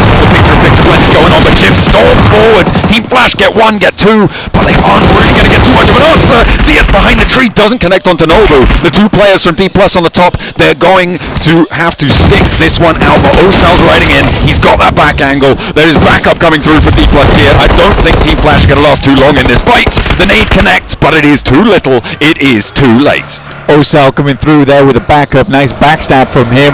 Will keep the team alive. Chips and Nova did a pretty good job, but again, that's why we do fear the Flash. They are a little bit dangerous when it comes to those close range engagements. Can never really count them out. Bose is already getting down to it. Over towards Alpha 7. Mafioso takes a tumble.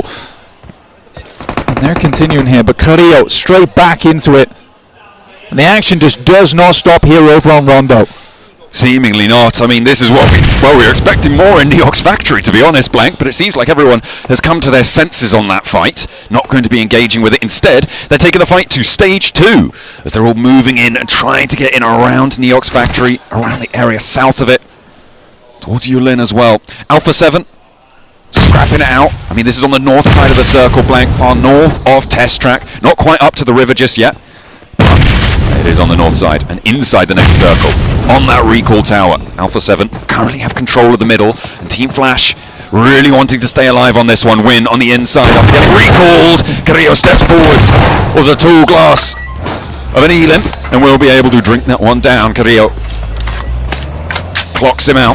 Now there's 1 player left for Team Flash. Hopefully they can find themselves a recall. Tops moving very far out. Might actually clash with Alter Ego there. As we hop on board now with DRX again, they played from Neox Factory, winning the fight with APG. Now they turn their attention to Thunder Talk. DRX, rough start for them over in PMGC. Looked very passive, and then we got a whole new side. Very much two-faced this team, where it's immediately came out swinging, very aggressive in their group, and definitely dominated that lobby.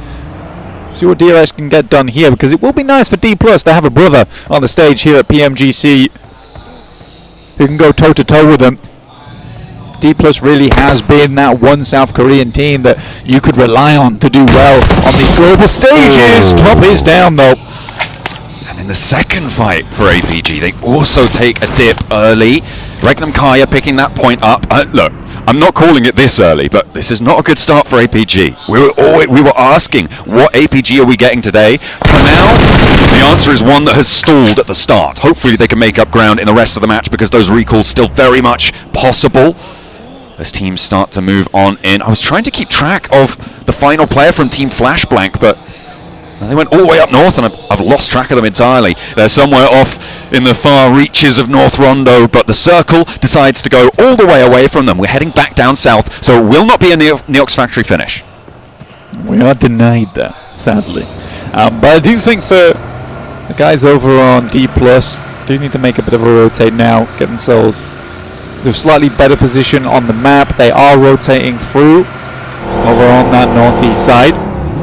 R8 started out their game pretty well here at 3 Elim. Now going back to your point about APG, let's leave it. Okay. Let's leave it. Fair enough. You know, it's a worry in the back of my mind. It's the start of the day. I'll give it a couple of matches, right? Match 3, maybe we'll make a different call. Especially here in this 3-day sprint. Can't waste any time here.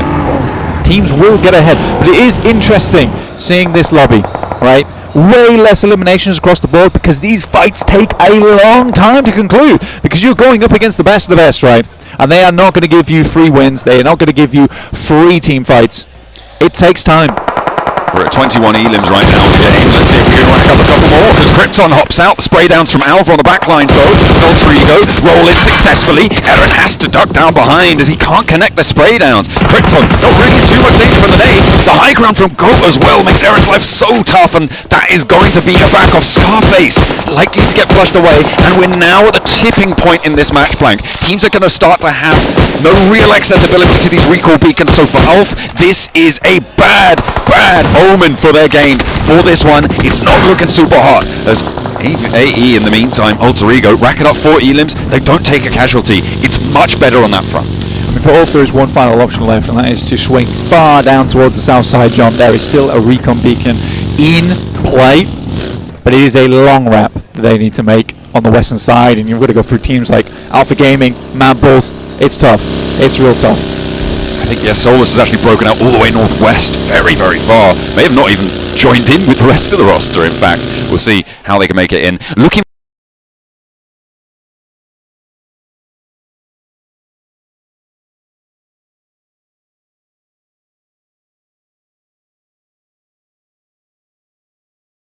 more towards the roadside. That is going to be a little bit for Amori. He steps on a landmine, blasted sky high. Amori now with the challenge over towards Flip. Not bothered about Tulika, not bothered about getting that flush, but it's DXavier to chime in on this central location. They have got the angles, and the need to steal the flush back into the grasp, into the pocket of R8, and they still want to maintain that top spot. Pusher playing on the backline now. Doesn't really have too many players to play around with him. But APG are taking shots. You've got Mad Bulls starting to fall, with Vampire moving in on the south, with DXavier in a really important 2-2 split to their east. For Mad Bulls, they are not getting out of this one. Yeah, they're locked in. I think for Mad Bulls, this is going to be a pretty slow start for their day, honestly. I think it's very hard to remove themselves from the scenario. Once all the dust settles, it's likely Pusher goes down, but he might pick himself up some points before he finally hits the deck, right? Just because it's likely he's going to be leaving this one. I thought R8 had that completely under control, but then there was a cheeky little off-angle knock coming through over to one of the R8 players, and then a nade coming through from Pusher. He gets the flush. Alpha 7 now starting to sweep in through behind APG, not crashing fully, but it's certainly a threat. You don't want to let teams in that easily. APG now have to turn their attention. Maybe a chance to move this one back in. It's unfortunate for R8 Blank that they've lost 2 here. They could potentially still just about swing out southeast to try and get a recall if they want to invest that time. But there's so many teams that are going to be crunching in. I don't know how possible that's going to be. Yeah, I mean, playing off towards the eastern side of this circle, it wasn't likely there was going to be many teams playing here, to be honest with you, with the terrain that was in play. So I think for R8, their problem there was taking a fight in such an open area, right? That was their big issue. There was so many sight lines coming down on this western edge. Alpha 7 makes the correct play. They swing straight past. Alpha Gaming can't really afford to turn around at this point while there's still players right in front of them. So the leapfrog is fantastic from Alpha 7, gets them ahead in the circle, gives them a really good point to actually hold out separate teams. I'm very, very curious as to the thinking behind Lemon's play here. I didn't even realise there was another Mad Bull in this one, Blank. But he stepped up into the fight, and he's immediately gone down. There was an open recall beacon all the way to the southwest that he could have got the rest of the Mad Bulls back up. Oh, okay, they have managed to get everyone else back up as well. Okay, that makes way more sense. Hang on a minute. I need to keep track of these players a little bit better, because Tulika needs to keep track of himself, maybe. That's Prestige able to spray him down. A really good hold for these two. All right, happy to go for these nades. Another bouncer off the log pile. This is a little special trick shot, it seems, for Amori as he pops another one in. Splintering it out, but doesn't quite connect on the second. Amori just needs to hit one of these. I mean, they're so low already, and it's easy enough to do. Amori with the double, and now it's just down to Pusher again.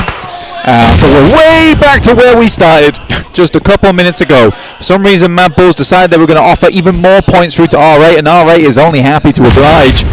Hey, 8 in the name, 8 on the points right now. Great kickoff, but APG decide, you know what, enough is enough. We just want to get ready.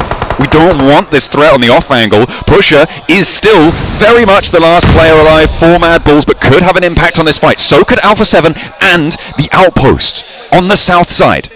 Lazarus for Vampire. Doc trying to move in on the sidelines. We'll see if those third parties come into effect. The next circle's just about to pop as well. Tension on the western front. DXC with the angles. Oh, Reefus nades himself. But Prestige does go down. Top able to find that shutdown. Now just the one player for the two teams looking to hold. Amori on the corner. Purportedly the best player on the roster. We'll see if he can live up to that tally. Pusher landing nades to the backline. Doc not stepping in just yet. Top now healed up, looking to move on through. The res is coming on in. Amori backs off, plays towards the shelves, plays towards the back of the warehouse here. A nade to thread on through, maybe land at the feet. Steps to the open door, wants the challenge. Calls him out, but backs back off immediately. He's given them the runaround. Has he been able to find it? Has he been able to hold the hold? No. Will fall down, and R8 are the first team to go out completely here, Blank. R8 leave, but they get quite a few points for the back of that as well. Now Pusher does live slightly longer than them. They are the first team to fall here over on Rondo, down to 15 teams remaining at the moment. Alpha 7 don't really want to deal with this anymore, with Alter Ego off in the distance. Pusher though, can't imagine he's going to be up for too long. But I've been saying that for quite a while. And he gets the first, and he gets the second. Oh, he's looking for Pusher 2. Pusher on the door frame, but a sliver of HP now, and it is going to be APG bearing down upon him. One shot would do it though. There's damage. Oh, Pusher with 3 against APG. They cannot get in. The door is closed, and the clutch here for Pusher onto Skull. Low HP, but the nade's cooking already. He gets the heal off too, Blank. The nade through, but it's off target. Looking for more healing, and Ziol has no idea what has happened. Pusher almost with the 1v4 right now. Ziol's cooking the nade off in the distance. Pusher drops the flashbang in hand, drop that stun grenade out, blind his target, and then he swings around the side here, John. Oh, is he giving them the slip? No, Ziol knows. He's already sprayed. The nade on the inside doesn't connect. Pusher has to hop back in now. Ziol wants the challenge on the inside, on the corpses of his teammates. Look at a challenge. 8 rounds now, still in the chamber for Pusher, on the corner of the door frame. And Ziol steps out wide. APG. A fumble. Blank. Which team have we got today? Answer me. We're not stopping now. Almost a historic humiliation there for APG versus the Mad Bulls. But yeah, I mean, you got to grab that bull by the horns if you want to take it down. And APG was so hesitant with the way they played it, may as well have whipped out the old red flag there, because they invited that bull to charge. Go right now with Killer Joe up on high. Very nice position for him, but I think I'm more looking over towards Regnum Kaya. They did get the circle shifting away from that. APG's down as well. They couldn't really make the lead from that position. But yeah, the circle shifted back over towards Regnum Kaya. They had a very nice central position around about 10 minutes ago. Since then, they've had to move slightly down, but the circle moving northeast does give them another chance into this match. We're aboard with Alter Ego now. Very close to Vampire. A team they haven't come into conflict with for a little bit, Blank. They've been a little while, but we'll be all too willing to embrace them in this fight. Rocking up on the western side. They need to hold their ground here. Goat team sit above them as well. That high ground. Very, very dominant over this sort of area. You can see Killer Joe just up there on the peak. He's looking for Alter Ego. Okay, he's playing in the foothills and no one's taken shots at him just yet. Does have the backup on this side from the rest of the roster, which is why he can be so bold with these peaks, because you just can't do this. I mean, it's such a funny position to see all these players in. Dropping the emergency flares on the head as well. Love to see it. Sakura back in the picture. Usually we like to see Sakura up on these pillars, but this time around he's taking the fight over towards Kara. Rosemary hits the deck and Killer's happy to pick up that first elim for himself. And a real troublesome target at the top of this hilltop, if you can call it that. Yeah, absolutely. Recall beacons shut off now, Blank. No recalls possible. So for Goat team, these elims do stick. Alter Ego now backed really very much into a corner here as Goat team crunching in from the north side. Vampire swelling around the foothills here. Krypton and Alva for Alter Ego. 2 players remaining. Picture, scrap Regnum Kaya having a real troublesome time. Alva, with the dice roll, nearly landing onto his head, but does manage to just about stay safe for a moment longer. Loxy for Regnum Kaya in our picture in picture stays tall against Ulf, but a big nade comes through. Vampire charge in, and it's a 1-2 punch. Good night. Double nades across the sky there for both teams. Loxy does it again for Regnum Kaya. Comes through in those critical moments for the squad. Silas getting smoked out here. We'll try and pick him up, but it is sighting from Thunder Talk. The sitter himself. Because you better sit down if you're in the presence of this guy. What a crazy player he is. Arena looking to hold on the south. Well, more than hold. They want to push forwards on the southeast edge, but there are plenty of teams trying to stop that right now. Kara a little bit in the way. Less so with the knock seen to their south player here, CEO. Alpha 7 though, on the western side. Really difficult to get past on this ridge. I don't know how Arena will be able to find their way through. They do need an opener. And the CEO, Elin, goes to Alpha 7. A lot of the teams who got stuck in early, Blank, are down. We look at Regnum Kaya and Alpha 7. Very much the teams now who remain with those slightly higher elim counts. Teams are definitely looking now for that chicken dinner, right? If you're DXavier, you've played the long game here. You are wanting a top 5 off the back of this game, and I think it's very likely that DXavier is able to make that happen. E-Arena as well has been fairly good on Rondo. They really do know their angles very well here. They know their terrain. Good shove towards Xing there from Wild, from Regnum Kaya. Will keep Thunder Talk at bay, but they will have to push through them soon. On that south side, Alpha 7 fanning out. Lots of ground covered by them right now. But it's that western peak that is going to be... It's almost a vortex that's keeping these teams under on the western edge. And I think Goat Team have the most flexibility right now to try and break that vortex. But we'll see if they're able to do so, or if teams are going to extract value from them. Poser very much in danger right now. E-Arena are playing this slow, carefully, but it should work out. The nade posted in through the window. It's going to force him out of position. It should force him out of position. As Poser steps out wide, the nade's still on the inside, but he dodges that somehow. Goes down either way. Was that shutdown came from Paragin? I'm not entirely sure where that one came from, but the point goes to Paragin either way. And E-Arena lose a player, Joker needing a res now. And if DXavier weren't going to get a top 5 before, they definitely are going to get it now. Yeah, I think with DXavier, that's a great little bit of awareness around the map. Get the little knock, get the flush through, going down towards that southeast side. As much as they can damage these teams on the southeast side, the easier it gets, because it's going to be a long while before they have to turn their attention to this pillar over on the western side. So the east to them is the most important at the moment, which is why you're seeing DXavier make those flexes a little bit. Getting Killer Joe from down here, probably has a vehicle up top that he can just send down, but yeah, for Tony K, this is an aggressive push and one that should be punished soon. He's only got 9 ammo though. He's waiting. He can't take the spray. I see. This is the big issue. He's waiting to see teams or players start to take damage. Yeah, he has to change it out. Doesn't have any nades. Doesn't really have anything. Okay, that is hopeful, mate. Come on, pull the other one. Okay, down you come. Time for you to get back with the rest of your team. Oh, a nade from Regnum Kaya. They're down to 2 players. Blank. That looks good. Taken another one. The bounce, not quite reaching the full distance. Oh dear, Regnum Kaya getting lit up though, and it is going to be Thunder Talk. Taking the shots is just wild left now. 5 elims Blank on this match already. And Regnum Kaya up to 8 with 10 teams remaining though. The placement points aren't here yet. King with a pickup, and Thunder Talk gonna slither on out. Vampire is down to DRX, no less. I do think for looking towards that side of the map there, John, I really like the way Thunder Talk played that one now. I mean, setting up AJ as that outpost on the outside gave them all the information that they'd ever need while still having a foot in the door of the circle. So any moment Sighting could turn around, and then they send King in as a taxi driver. Just about makes it in, but Lazarus does not have a revival that he was looking for there. Not quite, not quite. The water's a little bit too toasty, burning away that health bar. Goat team now on that northwestern side. Regnum Kaya also will take the knee. And it's all, for me, I mean, it's a 3-way fight at this point, in my mind. Maybe 4. We'll see who wins that western side. But Alpha 7, E-Arena, Xavier. These are the teams I'm looking at. Central, fairly controlling positions right now. I think Team Flash on the east side is going to have a real tough time. I think Thunder Talk are maybe going to have an even tougher time with a lineup that exists with E-Arena on the lookout. I think E-Arena's struggling, to be quite frank with you. Like, think? Yeah, their escape from this location is not easy. It's very open. They can't really peek anything too much at the moment either.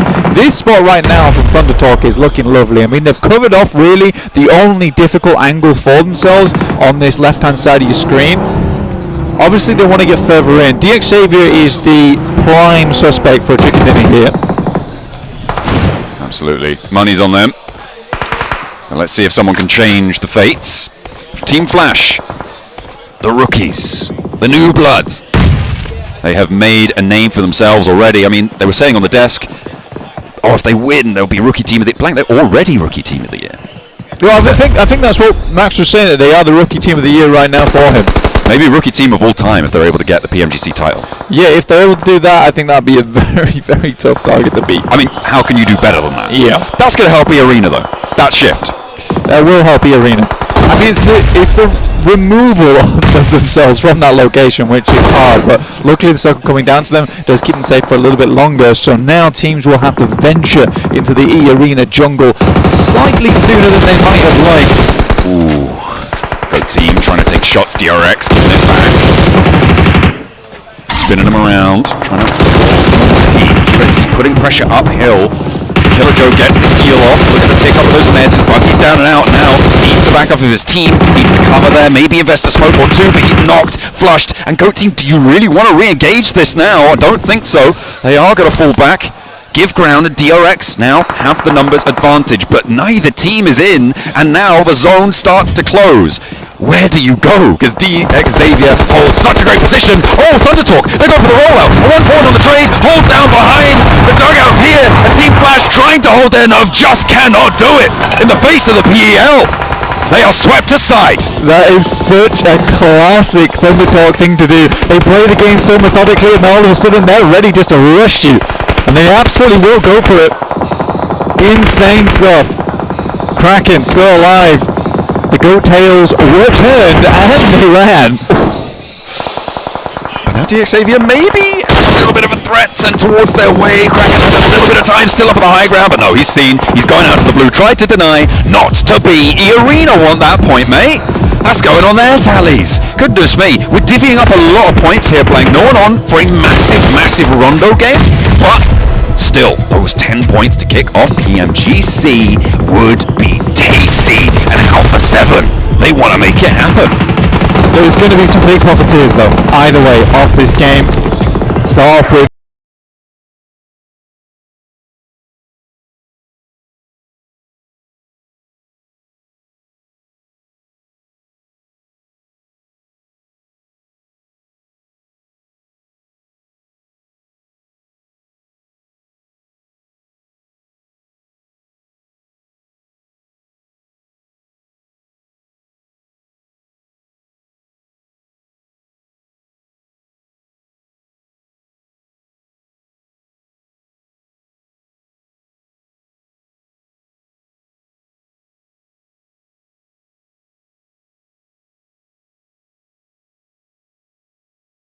top 3 on this fight. They've already had a good game though. Every single team now has had a good game, except for DX Xavier on the points tab. Would you call it do or die? In terms of getting this game, I mean, not for their tournament. Not for their tournament, mate. Just this game. I mean, look, man, if they do it, they do it. If they die, they die. I mean, those are the 2 options. You don't. You're not wrong. You're not wrong, John. Let's see how DX Xavier handle this though, because it's a fight on 2 fronts, and I think that's hard. But any fight that DX Xavier takes, the other team is going to try and take advantage. This is always the difficulty when you are the central team and it's a little bit open, is that you are always going to incur the wrath of the third party. So DX Xavier needs to hit a 1-2 punch, but in both directions. They need to hit the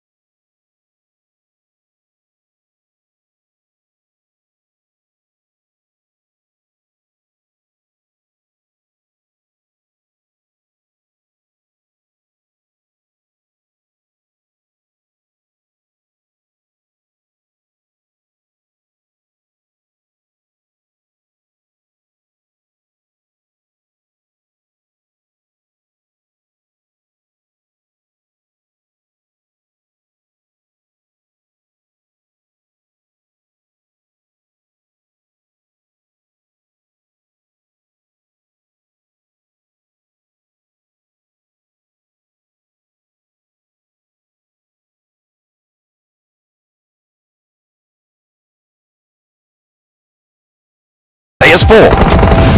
Honestly, at the moment, E-Arena needs to start taking knocks and flushes. At the moment, they aren't able to get their players back up again. DX Xavier, that's bad news. Mafioso going down. He was locally steered away by Pubg, though, by no less.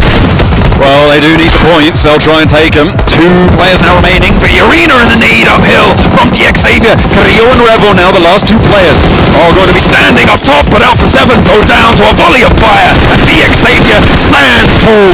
They will survive in the middle. Carrillo the last to go, and the bullets are whizzing over his head. Levi's now spreads on out. E-Arena are not done just yet. Tony K still behind. Could cause problems, but with 4 players alive on the DX Xavier roster, Alpha 7 fall. E-Arena on their knees. DX Xavier, they kick it off with our first chicken dinner. Spider Bite at the beginning of the game here, the beginning of the tournament. Incredible stuff from DX Xavier. Again, a team that's very controlling when it comes through to those late games. A really outstanding performance.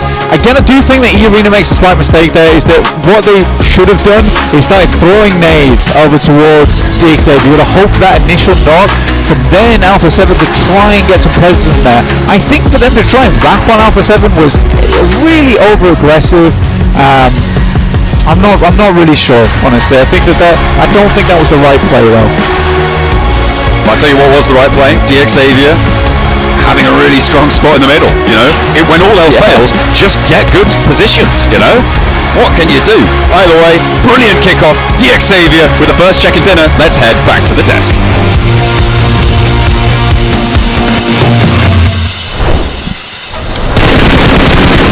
Xavier get the chicken dinner right off the rip here, man. They got that center position and they put in some work. A really good road plateau position. They go there a little bit earlier compared to the rest of the lobby, and you know what? That plateau is great. To the east, it's low ground. To the west, it's high ground. All the teams kind of fighting over the ridge, so they stay alive until the very bitter end of that game. Those smokes, 7. Those smokes to clear their back, make sure E-Arena can't backstab you while you're pushing onto Alpha 7. Now that is perfect usage of smokes in that scenario. It really is. I'm just impressed with DX timing right here. They waited for the right moment. They saw that they were actually Alpha 7 was taking a fight with E-Arena.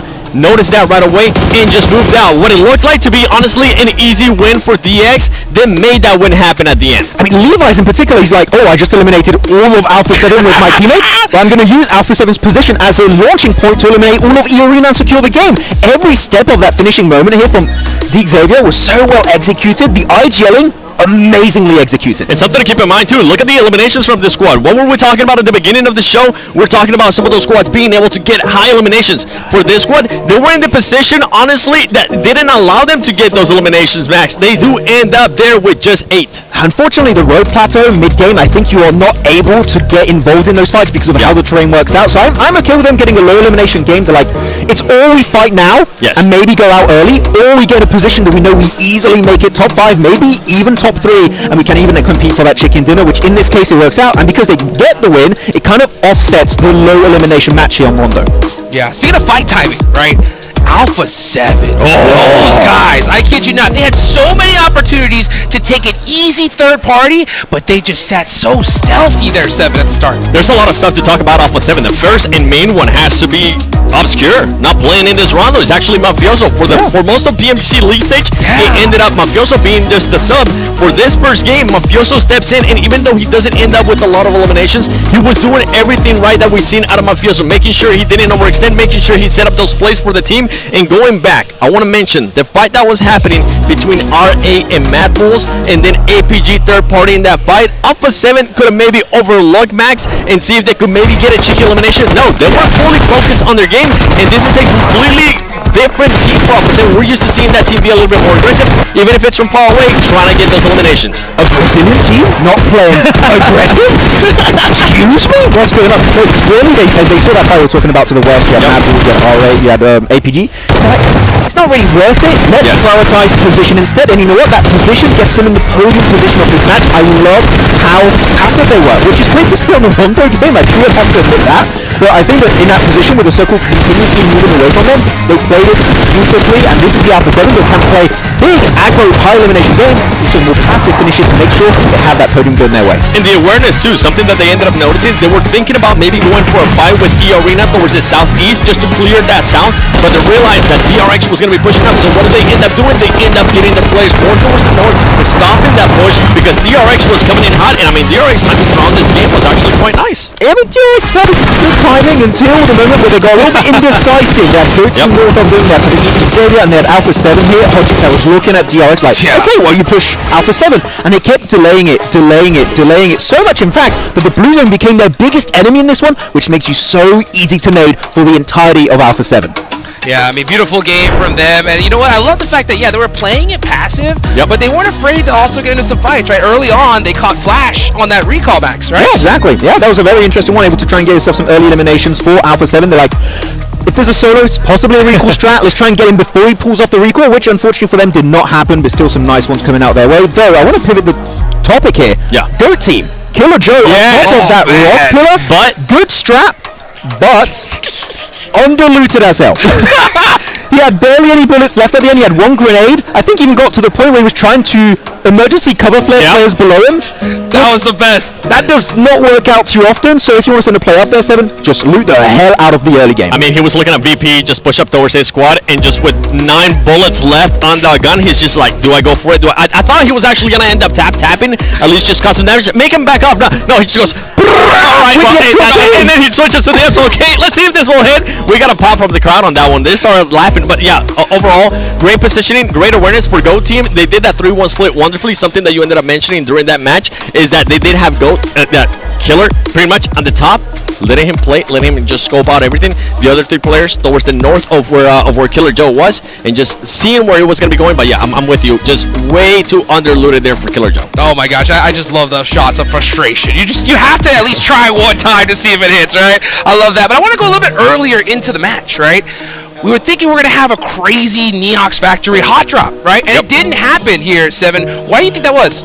I think some of the other teams decided to go elsewhere. We ended up seeing some fighting there from RA, Vampire. That's just something that from Vampire, I mean, even if we take a step back, for Vampire, I feel like the first 3 matches, and let me know if you agree with me on this, Max, I feel like the first 3 matches are going to be a warm-up. This is a squad that's coming in cold. They haven't really played any of the PMGC League stage. They were able to, I think, at least secure a couple eliminations here as we're looking at the match ranking, but overall, surprising RA. And one thing that actually surprised me was we continue to see the aggressiveness. The firepower that we saw out of RA in the Gauntlet is still there. They don't get any placement points, but they end up with 8 eliminations. Bro, Omori in that fight was clutch, especially with those grenades. He's able to really claim so much space in that particular compound versus the team of Mad Bulls. Even APG, right? They're able to clutch it up almost. Brazil is able to get the nail in the coffin. Second page of the leaderboards. And yet, D plus Kia taking an L this game, but not only just taking an L, taking an L to none other than Regnum Kara. Now that is revenge, and it's beautiful. Oh man, I was so sad that we missed that fight, but I get it, right? I mean, Zone 4,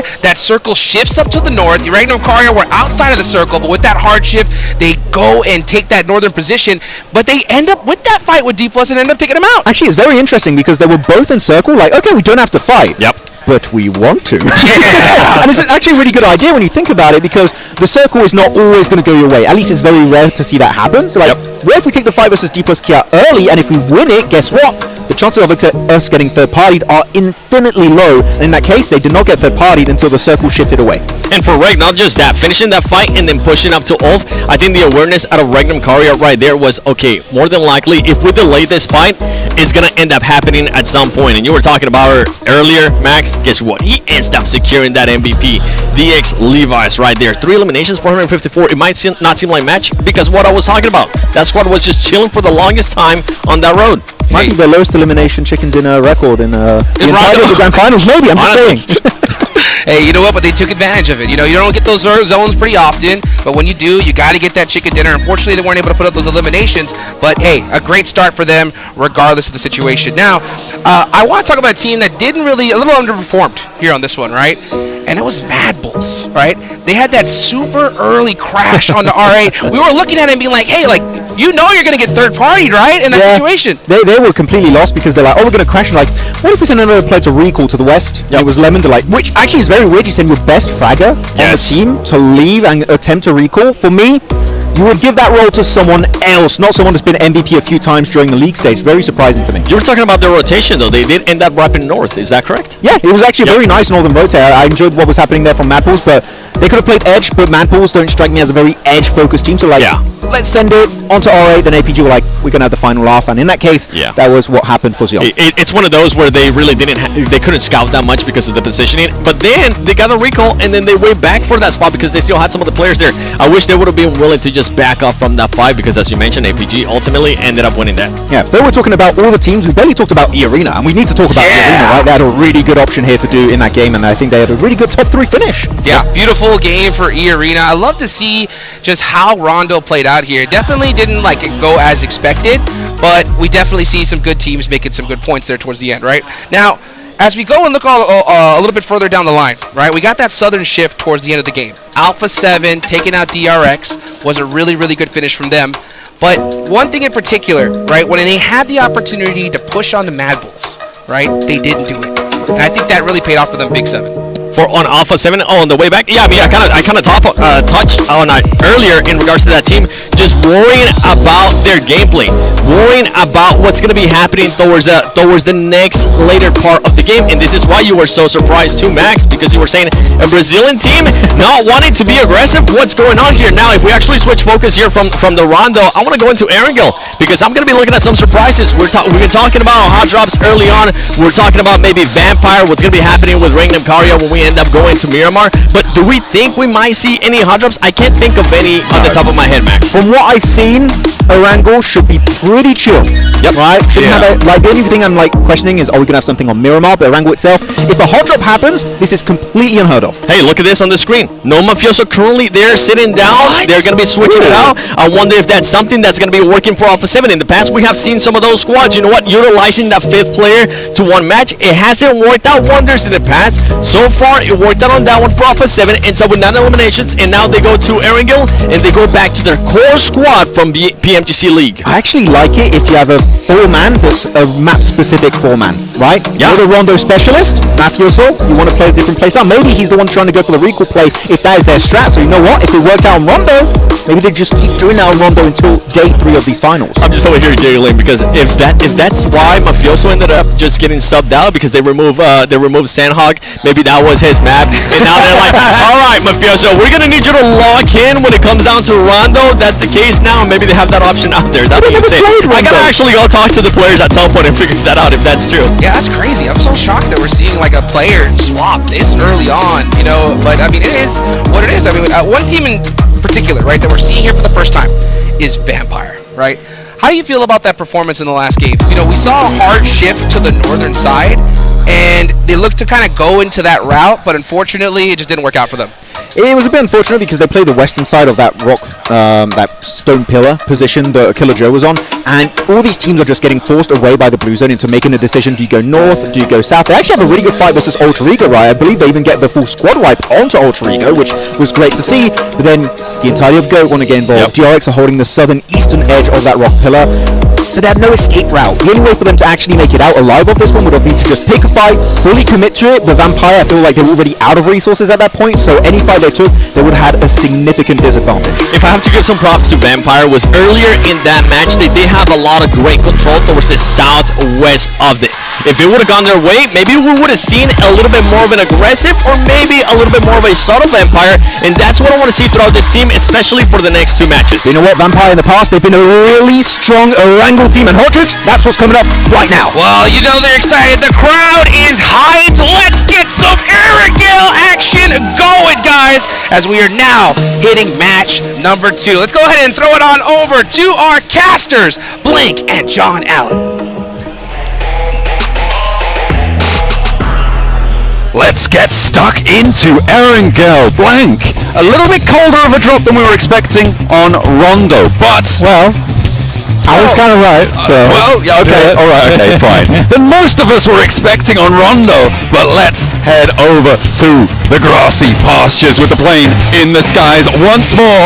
We are getting ready to rumble. A little bit west on the plane path, but will give a lot of opportunity. We had more than our fair share of military zones during League, during Gauntlet, during Last Chance. I'm expecting, what, 6, 7 military zones this tournament? These finals? You don't look at me like that. You gotta stop doing that. Do you think? Yeah. Okay. That's actually just killing it. You beating it. That's the secret. That's what you gotta try and do. They'd only stop doing it when you make it uncool.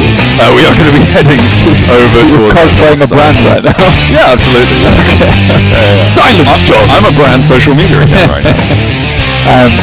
Wow, okay, we're getting a few teams down towards Sosnovka to start things off. Origo, you also have Thunder Talk as well as APG. So APG aren't alone here anymore. A bit of a battle for the vehicles, at least on the northwest side of Sosnovka, whilst we wait for our first circle to come through, which indicates potentially a Sosnovka finish. Oh, what? No! Oh, he's going for the swings with a knife around the tree. Oh, he's a sitting duck. Yeah, you're not going to be able to get that one. Krypton. He will take it down. He nearly got Alva out the buggy. He did, yeah. He really did. That's terrible news, though. Terrible news for Thunder Talk. Blank the circle. I know. I just talked about it just then. Definitely potential to head down towards Sosnovka now.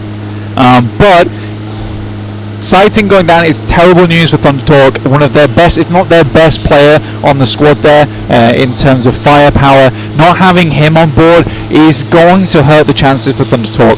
They're lucky in the sense that they get down towards what is potentially a Sosnovka finish here early, so they can play this one out. You'd much rather be on Sosnovka as a 3-man than playing over on the north side at the back of the queue in Severny, as we've seen a few times in the past from Thunder Talk as a 4-man. It's a little bit more of a tough rotate to go for.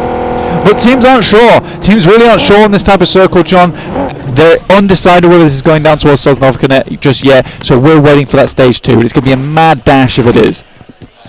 At the moment, I'm seeing it probably be around that sort of 70% probability we're going down to Sosnovka. Go on, do it.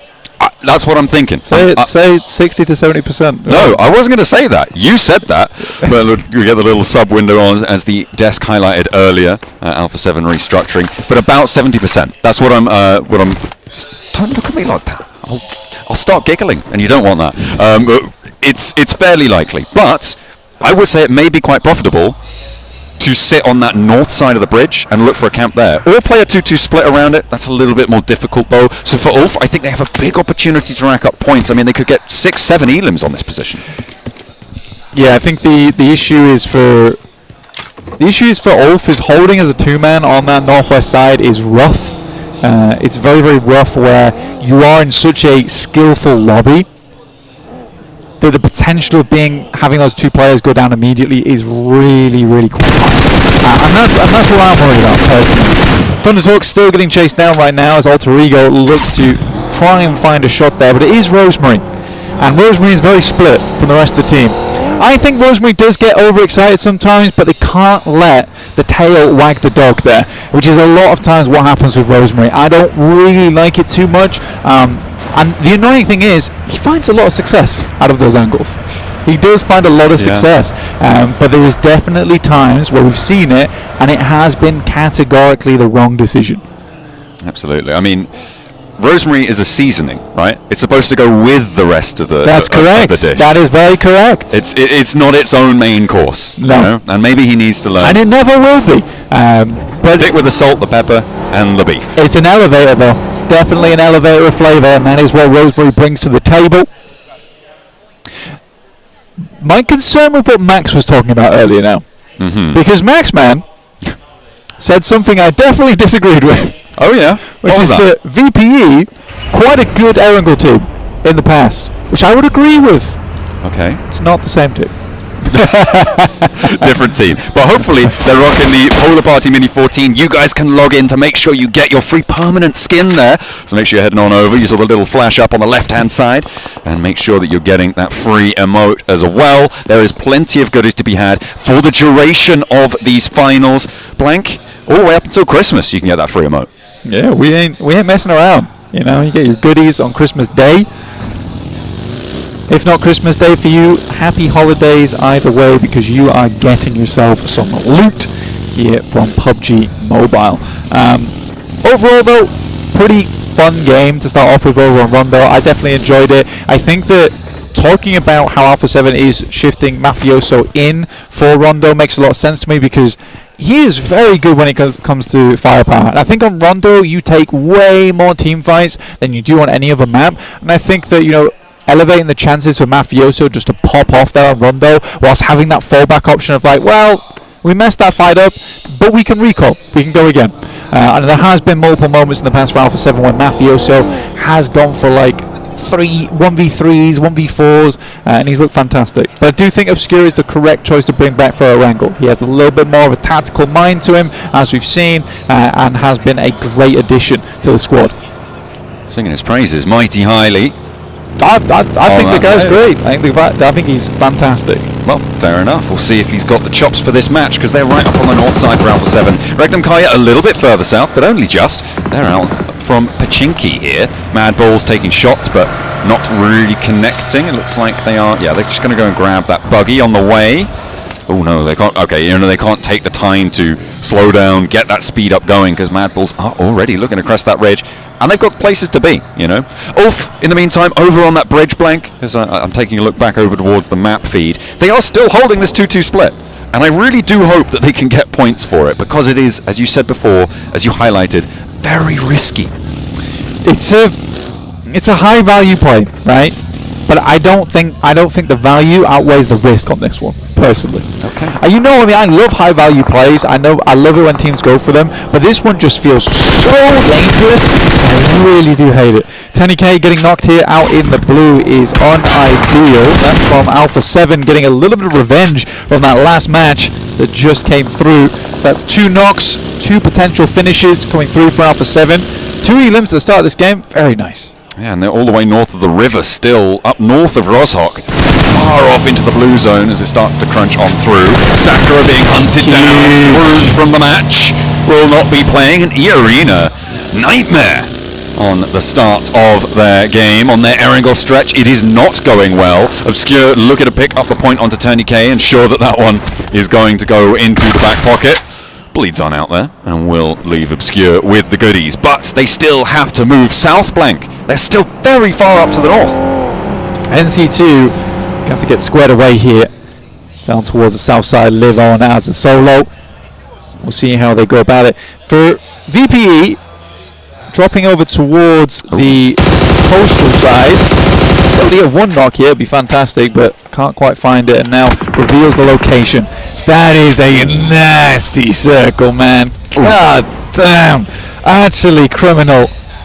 Oh, Vampire have got a hovercraft there. Just look at that rotation. They're going to be starting. They've already actually managed to get Lazarus across to the South Island, so they will be able to regroup onto his position if he can hold it. But this is going to be Alpha coming across. They're going to start to move into the west side. Thunder Talk, APG, Alter Ego, all of these teams are going to be there, and they need to move fast. Under pressure from Regan Kaya. They know how to light up these hovercraft. Are they going to be able to connect enough damage to stop Vampire getting across?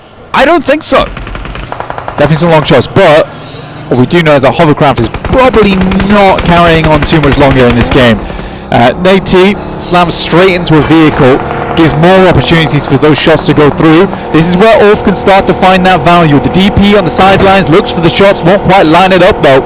Ooh, Levi's getting through, but will the rest of his team be so lucky? Because they're already sending on in a lot of damage done. And DXavier, they're allowed entry. They're allowed to go through. Scarface, where are you? You need those shots to land.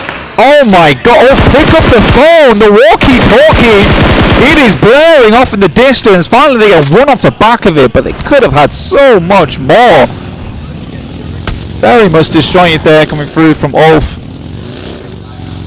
A little bit of hesitation there coming through on the bridge, and now Marceau jumps into the hovercraft to keep himself alive. Nimble. Vicious, hopefully.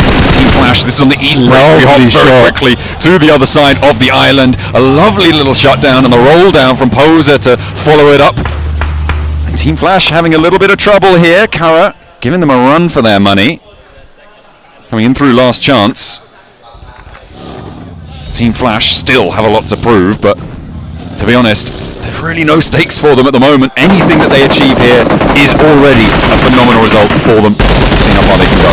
Back over to the north of the west bridge as DRX are holding the longhouse. Okay, some clean shots, man. Some very clean shots. Some insanely clean shots. That is squeaky. Flip up topside now, but will not be able to get his teammates back up again. Hyunbin looking mighty fine with that Abacam. Very nice, very nice.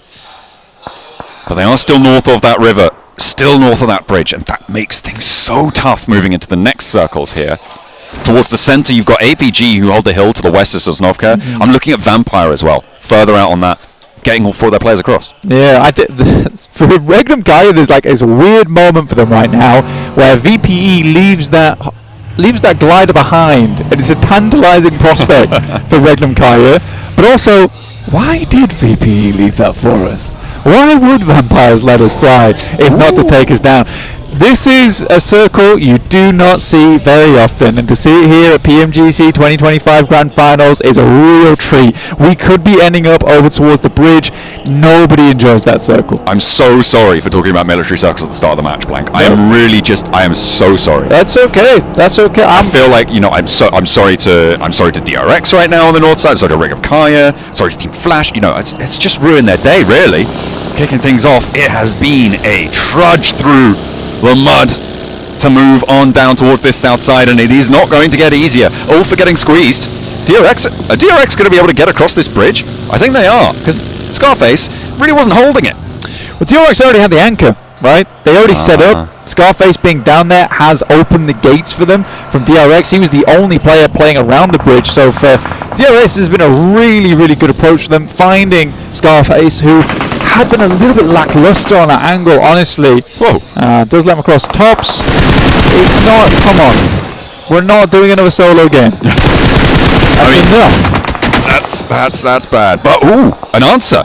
Okay, from up top, Aaron able to find one of DRX, and Tops laid out the bait for Ulf. and they were able to do well off it, get that point back under control, and actually may be able to achieve getting towards Scarface, but Ketch is going for it. QXC on the underside does know that there's a player now pushing, but does Ketch know? They know they're playing the box. Thundertalk getting absolutely shredded by multiple teams as they attempted to strong arm some position away from some of the squads there around Ulf, around APG. Might even get the res onto Scarface, which I'd be very surprised about. Ketch, he's back up the stairs. He's back up the stairs, Ketch. Okay, there you go. He's found his teammate. Back on for the res. Thundertalk, they're trying to take the other face of Ulf, and it's not going to work because Eren slides straight on into the courtyard, and Thundertalk, they're looking dizzy right now. That was a knockout punch and a half. Yeah, they got crunched between Ulf as well as APG. Trying to take that position. It was very aggressive from Thundertalk, which I do like, but that felt it needed to have a little bit more oomph. I mean, the idea was there, right? Execution just a little bit poor on that side of things. DRX is kind of concerned with how this all went down. They got all their players across, they got the initial knock, and then Kaiksei just revealed himself for too long. They knew the angles from Ulf as well, so for me that was a little bit of a mistake there from Kaiksei. Potential misstep. Getting a little bit too bold with things. I'm looking at the middle of the circle, Blank. I'm seeing DX Xavier pretty close to it. They are maybe on for a nice little conversion match. Alter Ego just to their south. Playing very, very middle. Ulf on a 3-1, trying to flex between 2-2, but the spray down for Marceau. Over towards Alpha 7, who have finally made an appearance on the east side of the circle, but it's going back and forth here. Both teams extracting a little bit of damage, dealing a little bit. But it seems like Kara are more likely to be able to get their players back up. Guizhou now on the east side, trying to stay alive for Alpha 7. Meanwhile, Mad Bulls, one player, okay. Secret agent Cody Banks here. Flip, he's been seen. He's not moving. He's first. Magnum can't ruin it. So annoying. And D plus here might think that they're taking shots at them. He's down. Okay, they're out. That is so fortunate for D plus Kia that they didn't lose a player to that. Well done, Magnum Kaya. You just helped out the guys that took you down in the last PMGC. Oh, that's friendly. I think that they would have not done that had they known who Flip was guarding out there. Oh well. I think they would have absolutely let Flip fly from that position. Now, this game really isn't PUBG Mobile anymore. It's DXA by the zone once again. Okay, alright. Fair enough, right now they are slap bang in the middle again. Ulf really with a large amount of the north side, but we're on board with this fight. A rematch from the PMGC back in London. 2024, Regnum Kaya looking for D plus Kia. Two previous title winners going toe to toe, but Silas is out of it, so no longer. He's not going to be playing on that match. Not anymore. And they have the blue zone pushing them in too. R8, they've made it across, flexing all the way to the east side. We'll see how much further they can go. Zedwolf? What? He's still all the way towards Ferry Pier. Yeah, hadn't quite made it across yet. Okay. Hadn't quite made it across. Great nade from Loxy over towards Favian, but there is a nade coming over the top there. We'll get the air burst, but mostly damage over towards Wild, honestly. Some points is better than no points. At the end of the day, we get to stage 4 and this is going to start to hurt. They're going for the run. Zedwolf, yeah, just going completely down there. Not great. Wild now with a challenge and steps out for it. Good peek there of two-player peek onto the angle, and Chips gets dunked. Unfortunately, though, there is an immediate response, and D plus Kia, while still on two players, will be able to flex out for it. Lit up from the sidelines, though, as DRX turn their attention back out to the bridge. The arena have been eliminated. We are all the way to the south. We're all the way to the northeast. We're going everywhere, Blank. We're checking out all the angles. Zara, they've made their way in on a late rotation east. Right behind Kara right now. Kara a little bit of a dangerous team, but at the moment R8 sort of has their number a little bit. For Ulf, I am amazed at their resilience. Right, it is very impressive that they're able to slowly work their way back into a position that is holdable, that is playable. Very, very impressive stuff from Ulf here. Feels much more like the Ulf that we saw in PMSL EU, who was so dominant. Had a little bit of a fall off going in towards PMGC, where there was plays, times we thought that they could go so much further, but it's just not the case. This is their last chance to try and make that the case in this year. during this tournament. APG playing on the south side, a little bit close to the edge here. Goat team behind them. I don't think Goat team are making it out of this one. Zone goes south. Ooh, keeps APG in this one. And the DXAV compound. Don't worry, you know, they're still inside the circle with a shift. It's fine, it's fine. I think it's most unfortunate for Kara, who just about get themselves towards this spot, and now moving across the roadside is really hard. Getting over towards the west, John. DXAV will absolutely hold Kara out as much as possible, and for RA, who moved in slightly later, just were able to get a much better deal out of this one, right? They squeezed the negotiation out of Kara and they got the better end of the deal. Absolutely. Down towards this south side. Flash is in this area, but they're only playing with one player, still trying to hold on as best he can to this map. I mean, placement points, every single point helps, right? That's why we saw the denial of points there from GOAT. They know you don't give points away for free. You're very much not getting out of that one. You just hide away, you wait for the blue zone to do its job. Take those points out of the running. In the meantime, though, on the north side of this, Kara, with the road crossing, under pressure, off angles, multiple off angles here from R8 down the road. Teams up the top as well, as Ulf still trying to hold their ground. Vampire have slowly marched in from that south side, again in the hovercraft, but this time it's on fire. Ketch starting to take the rest of its health bar. The spray down answer is good from Lazarus. Backs him off a little bit, but Aaron now trying to divert attention his way. Doesn't quite get the damage on, and Lazarus stays alive, but for how much longer? Dodges just about in time. Aaron is crazy, man. That's relying on the mag being empty. I'm telling you, that's relying on the mag being empty there. Get himself across. Ulf is taking a lot of fights at the moment. Up to 8 elims on the game. It is a real big one. Solus is DC'd. Oh no. That is bad news on the northern side. He is having a bit of a nightmare there, and it's not likely he's going to be back into this game, and with Aaron going down, that's going to leave them as 2. Scarface and Ketch going to be playing on now. Solus, yeah, he gets knocked there. Should be flushed away by DRX. That is so unfortunate. That's really unfortunate, especially in their position. They needed everyone at full force, but they still have 2. They still have Scarface and Ketch, and hopefully Scarface can pick it back up. A little bit lax on the bridge hold, but as you said before, they've got 8 elims already on this match. More than could be said for most of our other teams. It was fairly flat on the points distribution over on Rondo, so that has helped them mightily in their points standings. Teams are going to try and pressure them out now, though, as DRX want a tad of revenge on this northern side. Just a little bit would be fantastic. For VPE, 3 players still alive here, trying to get back into the mix of it, but Ulf is holding. Onside, Scarface looks to find more, but VPE will get the job done. 2 players down. DRX don't make the distance either. And Origo, we're all to play for at the moment on that northeast side, but can't count out APG on the high ground. Can't count out R8 in the wings. Waiting for their moment to pounce, waiting for their moment to strike. Ulf, as you said before, they are down on this match. APG looking to try and push up the hill, push a little bit closer. Kara still corralled into the corner compound there. No off angles really, as R8 start to look to cross as well. It's going to be difficult for Win to do anything about, and will go down.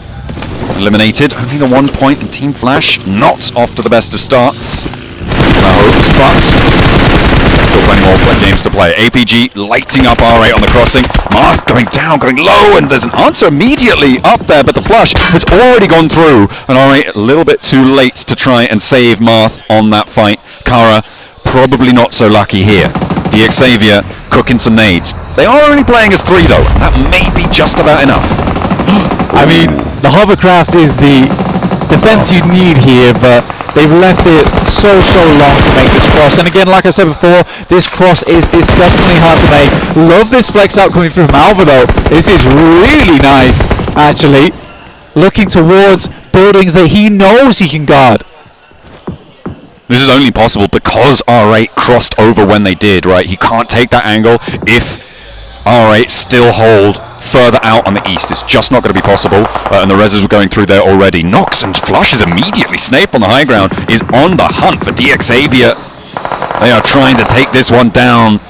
The team at the top of the tables, even if you get the circle shift, Alter Ego, they're going to still try and challenge you out. But R8, this lineup on the roadside blank, it is back and forth. Yeah, Snape kept trying to re-peek on that one, but it was a good shot back coming through from R8 there. Keeps them at bay for the time being after they rolled out on that south side. VPE, Meowlag, Tony K, Lazarus. 3 players from VPE still trying to make it work on this western side, who've done very similar things to Ulf with some great resilience on a pretty open area.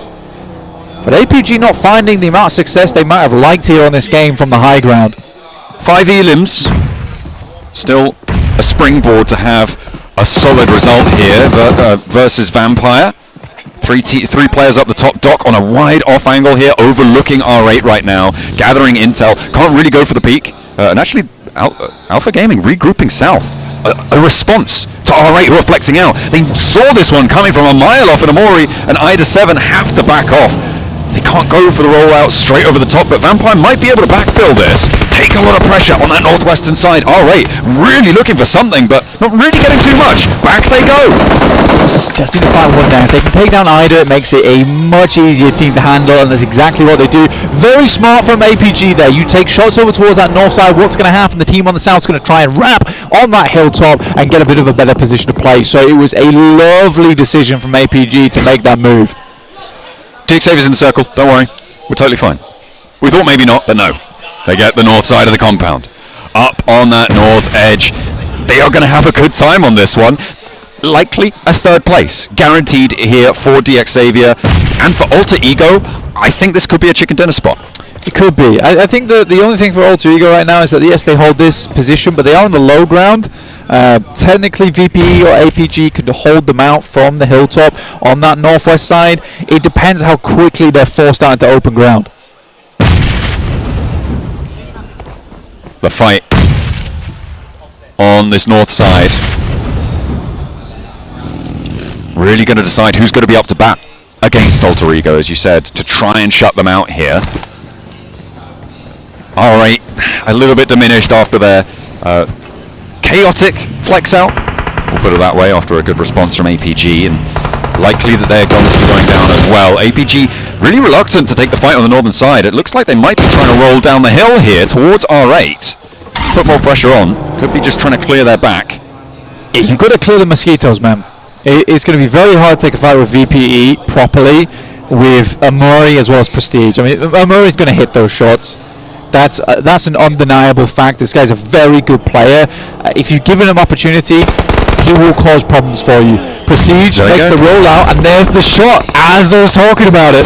Oh, okay, Reefus does hold his nerve against it, but Amori is still there, into the buggy. Reefus actually turning around, leaving all the work up to top. Amori dodges back behind the tree trunk and top, not quite connecting, gets a little bit done, and there's the off angle.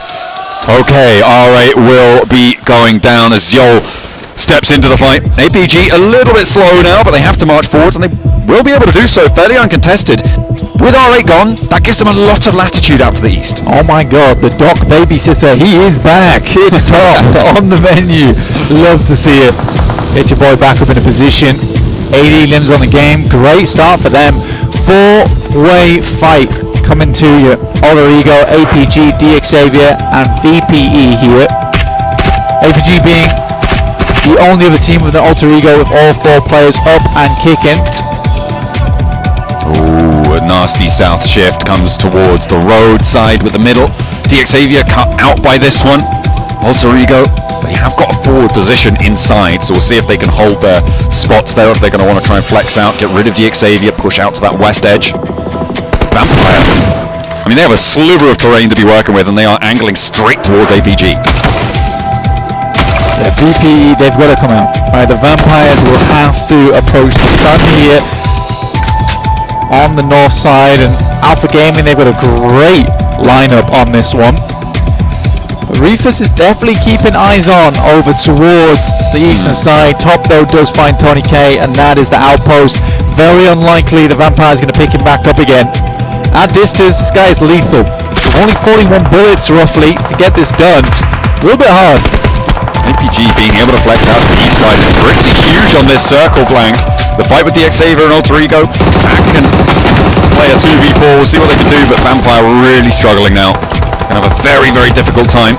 See, Lazarus has managed to do 600 damage off the back of it though, and the nades pouring on forwards. Lambert was very, very low, and Alter Ego want to lay more down, want to layer this one through.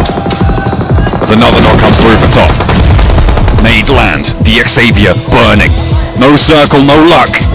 Levi's left alone. A Lone Ranger, I don't think he's getting too much further. Reefus, staying towards the top side of the building, could have been deadly. But now Alter Ego have got to move.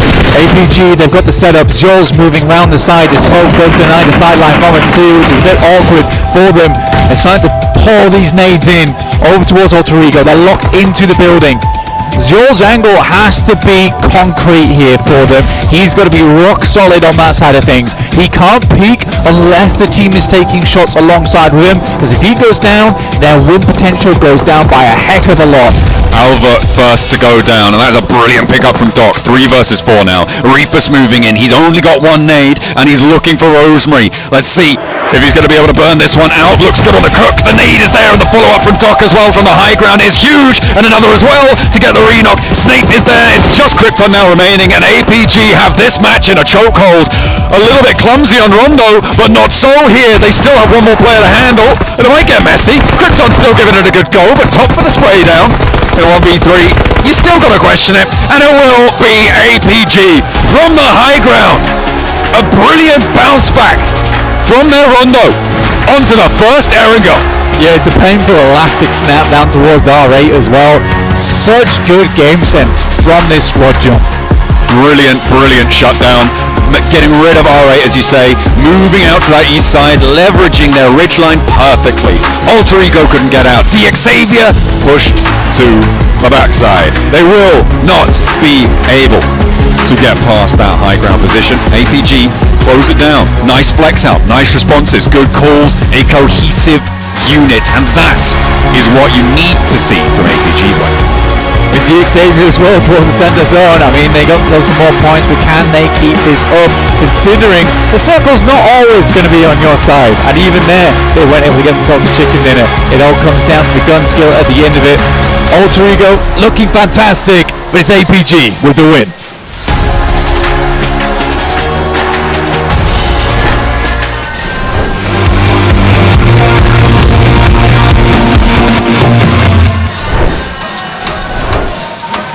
Alpha Gaming get the first chicken dinner in Arendelle, and they do it in beautiful fashion. 7, their positioning was just so on point this match. The positioning from this squad is really what was impressive and what allowed them to get this win. For the longest time, we have been saying, Doc, please don't be alone.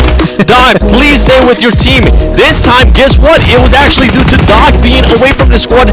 They were just working on 3-1 splits. Max, they were working on 2-2 splits, with Doc actually being the passive player and having the rest of the 3 players just scout around. I mean, they were scouting a fight between all of them. They were scouting a fight between Vampire Esports, just collecting data and not overcommitting, not making sure that if one of them got knocked, get that revive as soon as possible. They were docketing, but together. Yes, that's the way. And even then, he was able to get 5 eliminations. Oh my goodness, 5 eliminations on that game. I mean, they've already won a game during CSA, right, in this exact area before. They know how to play those games, and they played it exceptionally well. Not getting involved on the bridge situation because, you know what, it's a bit messy. Play the southern western hilltop compound. They played it beautifully. The timing was great. Reefus' off angles too, 7. Yes. That was really impactful and not overcommitting in that game. And even before that fight, keeping an eye on R8. We've seen R8, by the way. Yes. We gotta talk about R8 in a bit, but for that squad, just making sure that they control all of the eastern side in regards to those teams that we're going to be pushing up.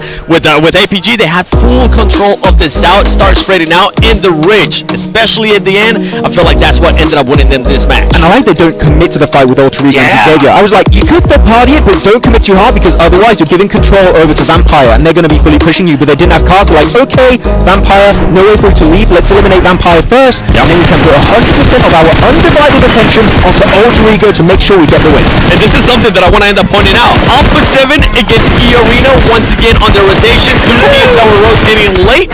Alpha 7 making sure that they ended up hunting down not just 2 players of E-Arena, 3 players of E-Arena. Man, so crazy. You know what? I gotta talk about this though, right? This bridge finish, right? How did Xavier get across that bridge so unscathed? I don't know. They just gave a free pass over to Xavier. GRX did not even take a single shot, if I'm not mistaken. Like, just go. Make it across. Welcome to military. And they even almost lost a few players over to the side of they didn't lose one. They instantly take that road trifecta compound, and that was what allowed them to make it so far in this match. So Xavier, they were given an opportunity out of nowhere, and they made it work heavily in that game in their favor. Yeah, and for Xavier, something you and I were talking about during the match as well was the way that they were able to just become roommates in a way with Alter Ego. Not having to fight each other. They're like, we only got 3 players. We really don't have to push anything. And at the end, it's what ended up hindering them because they didn't get favored.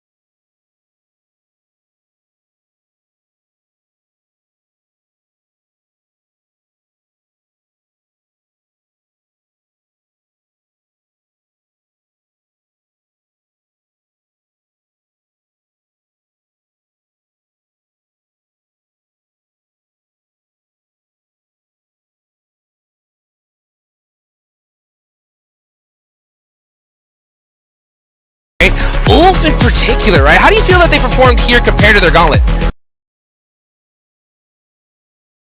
I think that bridge camp on the southern edge should have been maybe a little bit tighter, you know, on the hold, not allowing too many teams to push on by. Like Xavier, they got 1. I was like, you should at least get 2, if not maybe 3 on that spray down.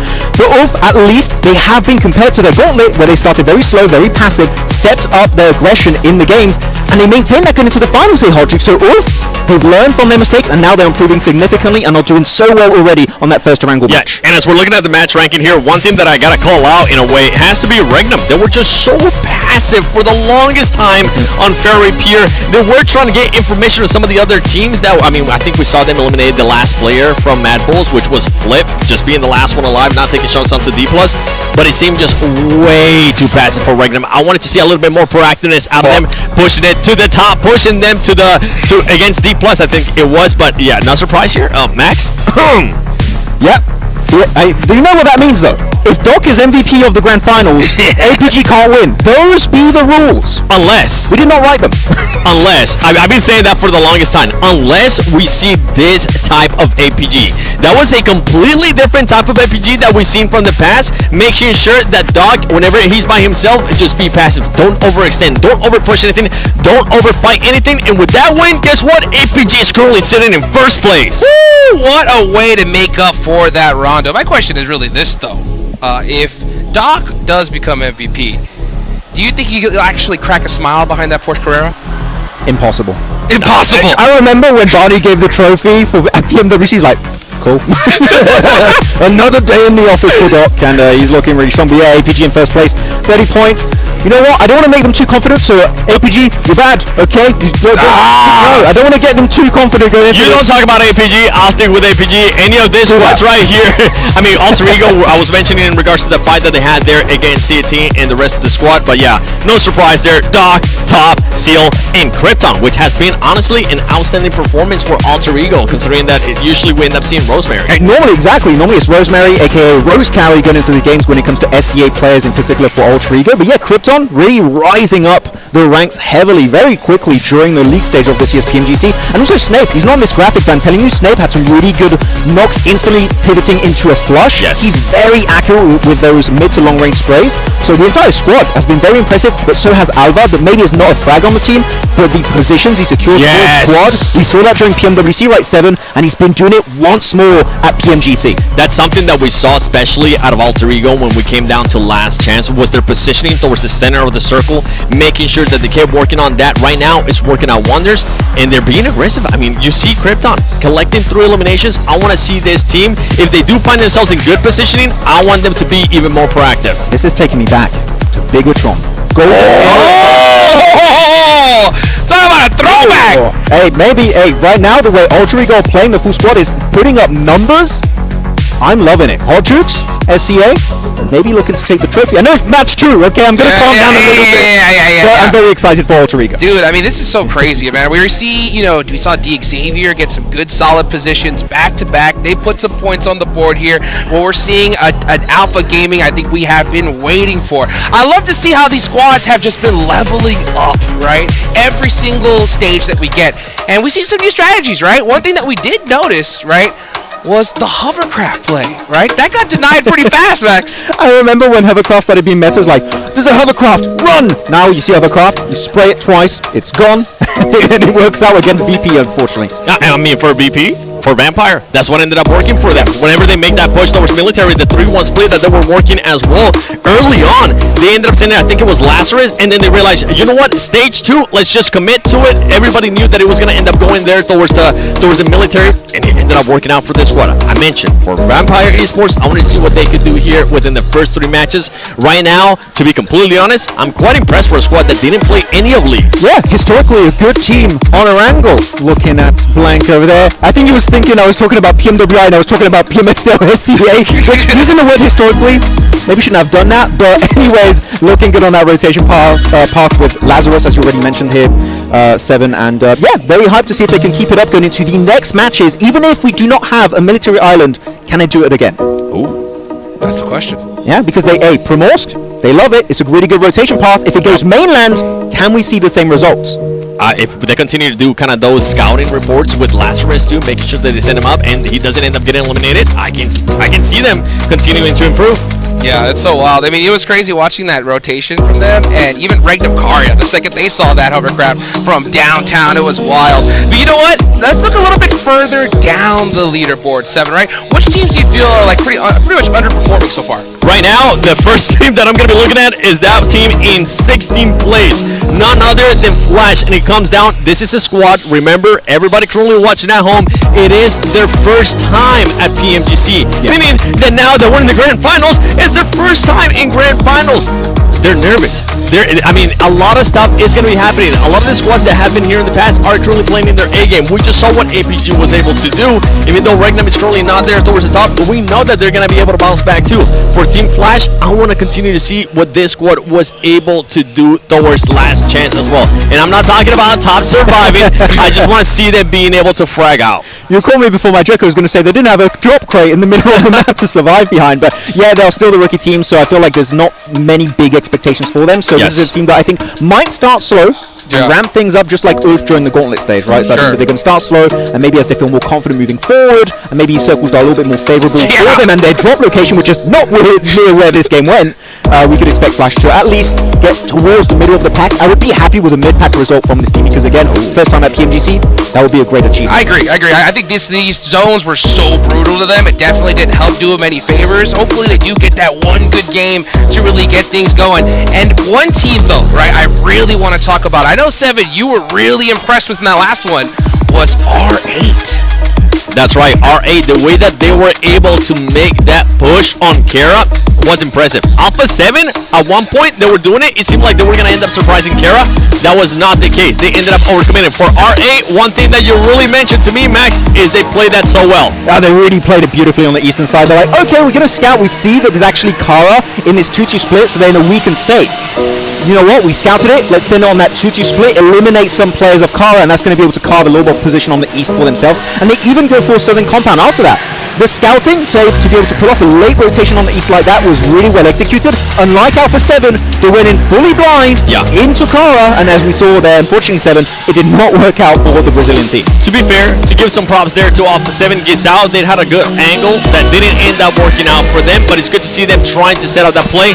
It was just way too late of a push for this one. They were already fighting, remember, earlier with the arena. They were trying to hunt down stuff. No scouting. This didn't end up working out there for Alpha 7. But yeah, I'm with you. I'm really enjoying what I'm seeing out of R8, that they're continuing to be aggressive and continuing to be smart in regards to some fights that we're seeing out of them. Yeah, in particular Mori, right? Like, and then we set him up as like the guy from the league stage doing so well for R8, especially when you have storage players like Prestige and Ida. Yeah, this movement player from Mori is doing so much heavy lifting for the squad, and you know what? I kind of want to see everyone level up with Mori at this point, which is surprising for me to say. But R8 from Mina, that nobody expected them to win the Gauntlet stage, Hot Jukes. Yep. Right now, already a hot start, loving it. Making it happen off the rip here. We love to be able to see that. I mean, to be able to get a good game here off the rip is going to do just wonders for their confidence, right? Going into the next Erangel, though, Max, right? Which team that you really feel you need to see a big push for in this match? I know it's still early, right? But look, DRX, indecisive in my opinion sometimes. You have a very clear fight and opportunity in front of you, especially on the Rondo, but even in this game you could somewhat say that about DRX. And they keep delaying, and the blue becomes their biggest issue in that match. I feel like Erangel has been one of their best battlegrounds previously. And I want to see that era of glory of DRX back to Korea. Let's go! I mean, for DRX, you saw that perfectly when it came down to what was that team that was just making a full push? Oh yeah, that's right, DX. We thought that they were going to be able to get some shots. We thought they were going to get knocks. They said no, thank you. We'll let you slide by. Please enter. Yeah. Unreal. You know what? We're getting into the next match of Erangel, match number 3. Will DRX finally put up some big numbers here in this one? John Allen, Blank, what do you guys think?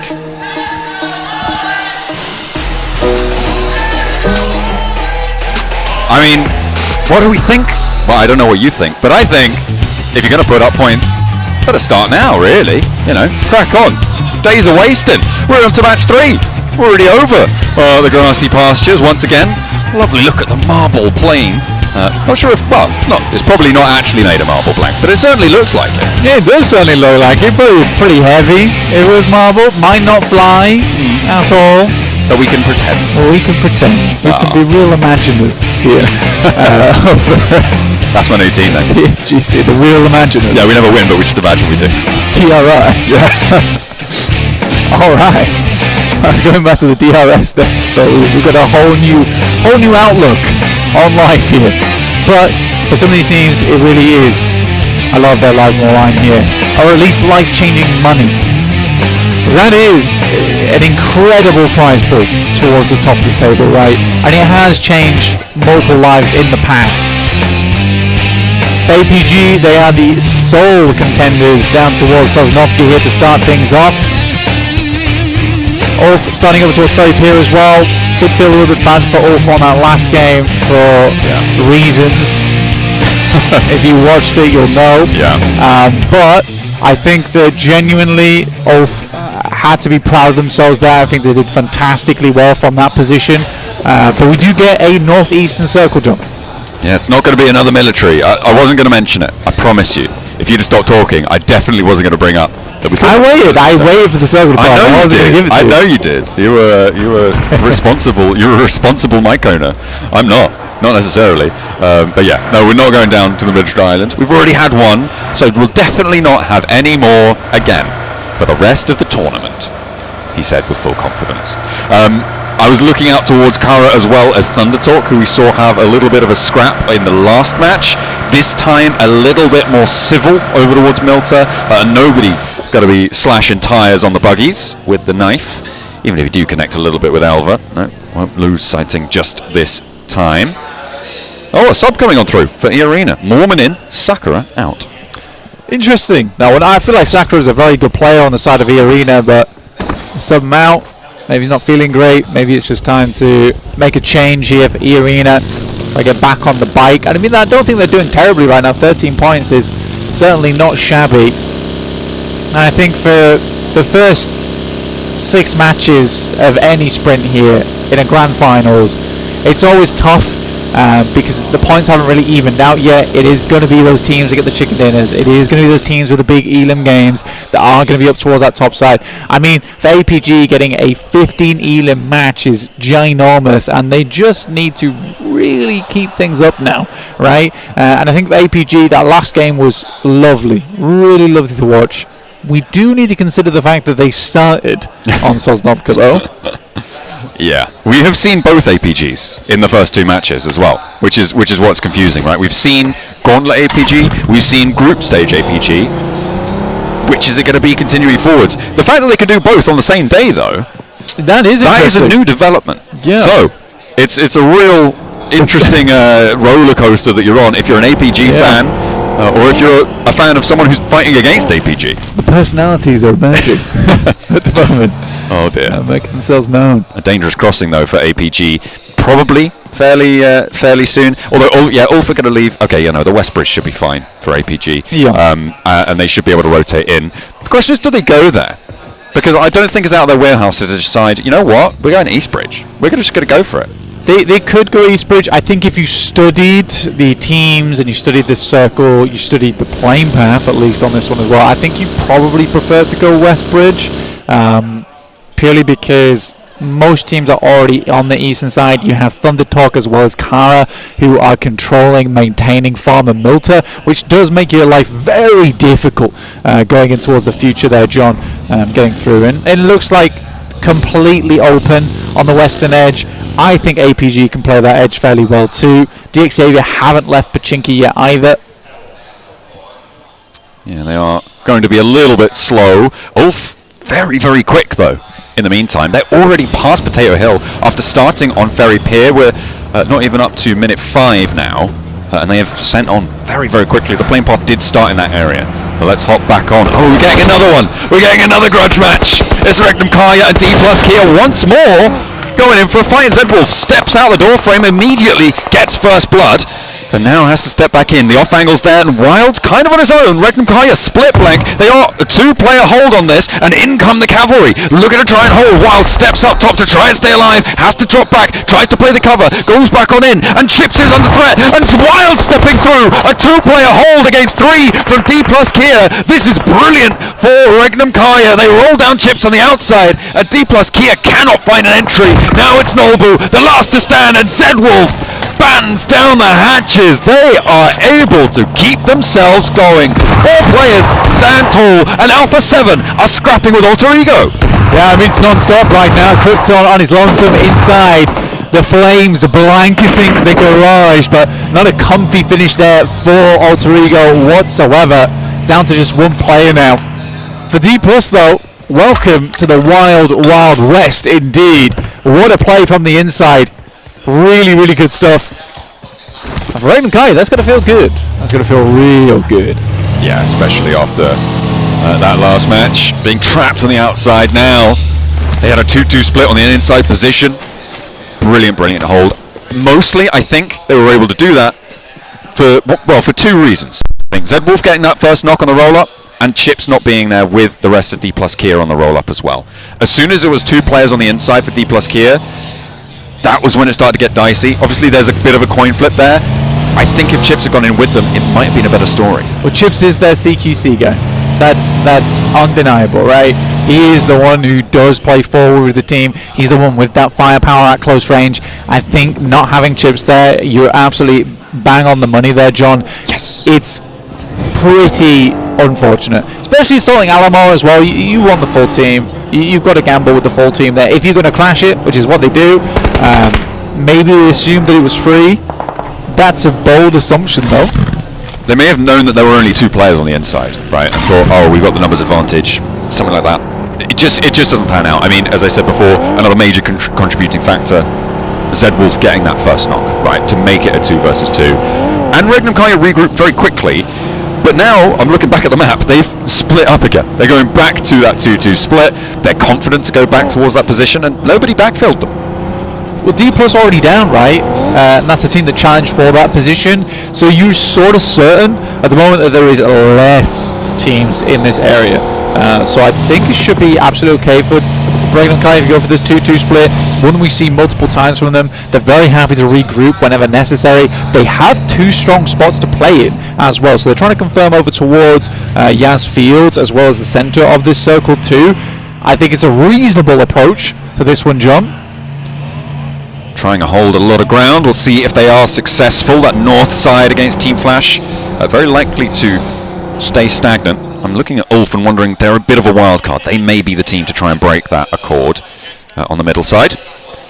Out on the east, we're on board with the last player from Alter Ego after their conflict with Alpha 7. Rosemary definitely wanting to keep this one going. Spray down, does manage to land it. That is a big pickup for Rosemary and a nasty surprise for Alpha 7, along with the circle. A nasty surprise for everybody else in this one, going up towards the Asfields and even north of that beyond, touching Stalbot and the mountains there. Rosemary, okay, he's still going. Alpha 7, they lost one earlier, they've now lost another. They're 2 players. Alpha 7 getting ruined there by Rosemary. Final player left alive. Obscure still going on. Side to Pubg. But yeah, up towards the north side, a little bit awkward. Regnum Kanye should be regrouping fairly shortly over towards the south side of Yas Field. Don't really want to enter it just yet. I can't imagine this is heading over towards Stalbot, but if it does, what a circle that's going to be. Great game starting out there for DX Xavier as well. The Mad Bulls, but they do have neighbours now, right? DX Xavier and Mad Bulls potentially clashing in the near future. Huge amount of space inside of Yasnaya though, so it's a matter of time and when this is going to happen.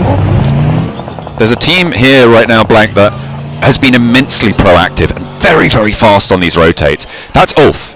They started down towards very here, they moved very quickly out of there, and they have now once again moved to a very central position on this circle to the east of Yasnaya. I think they're going to have a good time of it. And now they're able to take shots like this over towards this fight with DX Xavier. Yeah, I mean, DX Xavier already taking a knock there is pretty rough, and it's from no other than Aaron himself. Really, really skilled player, has had an unbelievable come up over the years. So lovely to see. Zeus also spots over towards DX Xavier, sending shots now range towards them. And although they're in the zone, they have not always fared the best. Is the age of the DX Xavier circle over?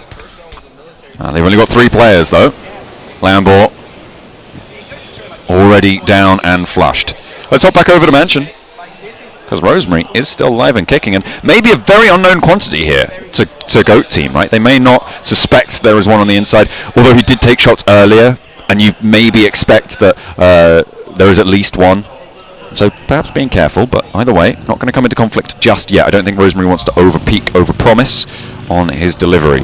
Alpha Gaming rotating very close to Joker, who he's just going to be real chill with it right now. He's just hanging out. And they are going to diverge. This is on the north side. R8 are also up here on that north edge. Oh, hang on a minute. Rosemary.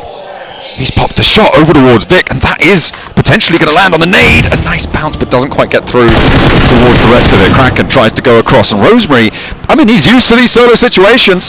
Doesn't quite get across the fence on that vault, but steps forward to the rest of it. Side angle. Rosemary making the mad dash across into the open.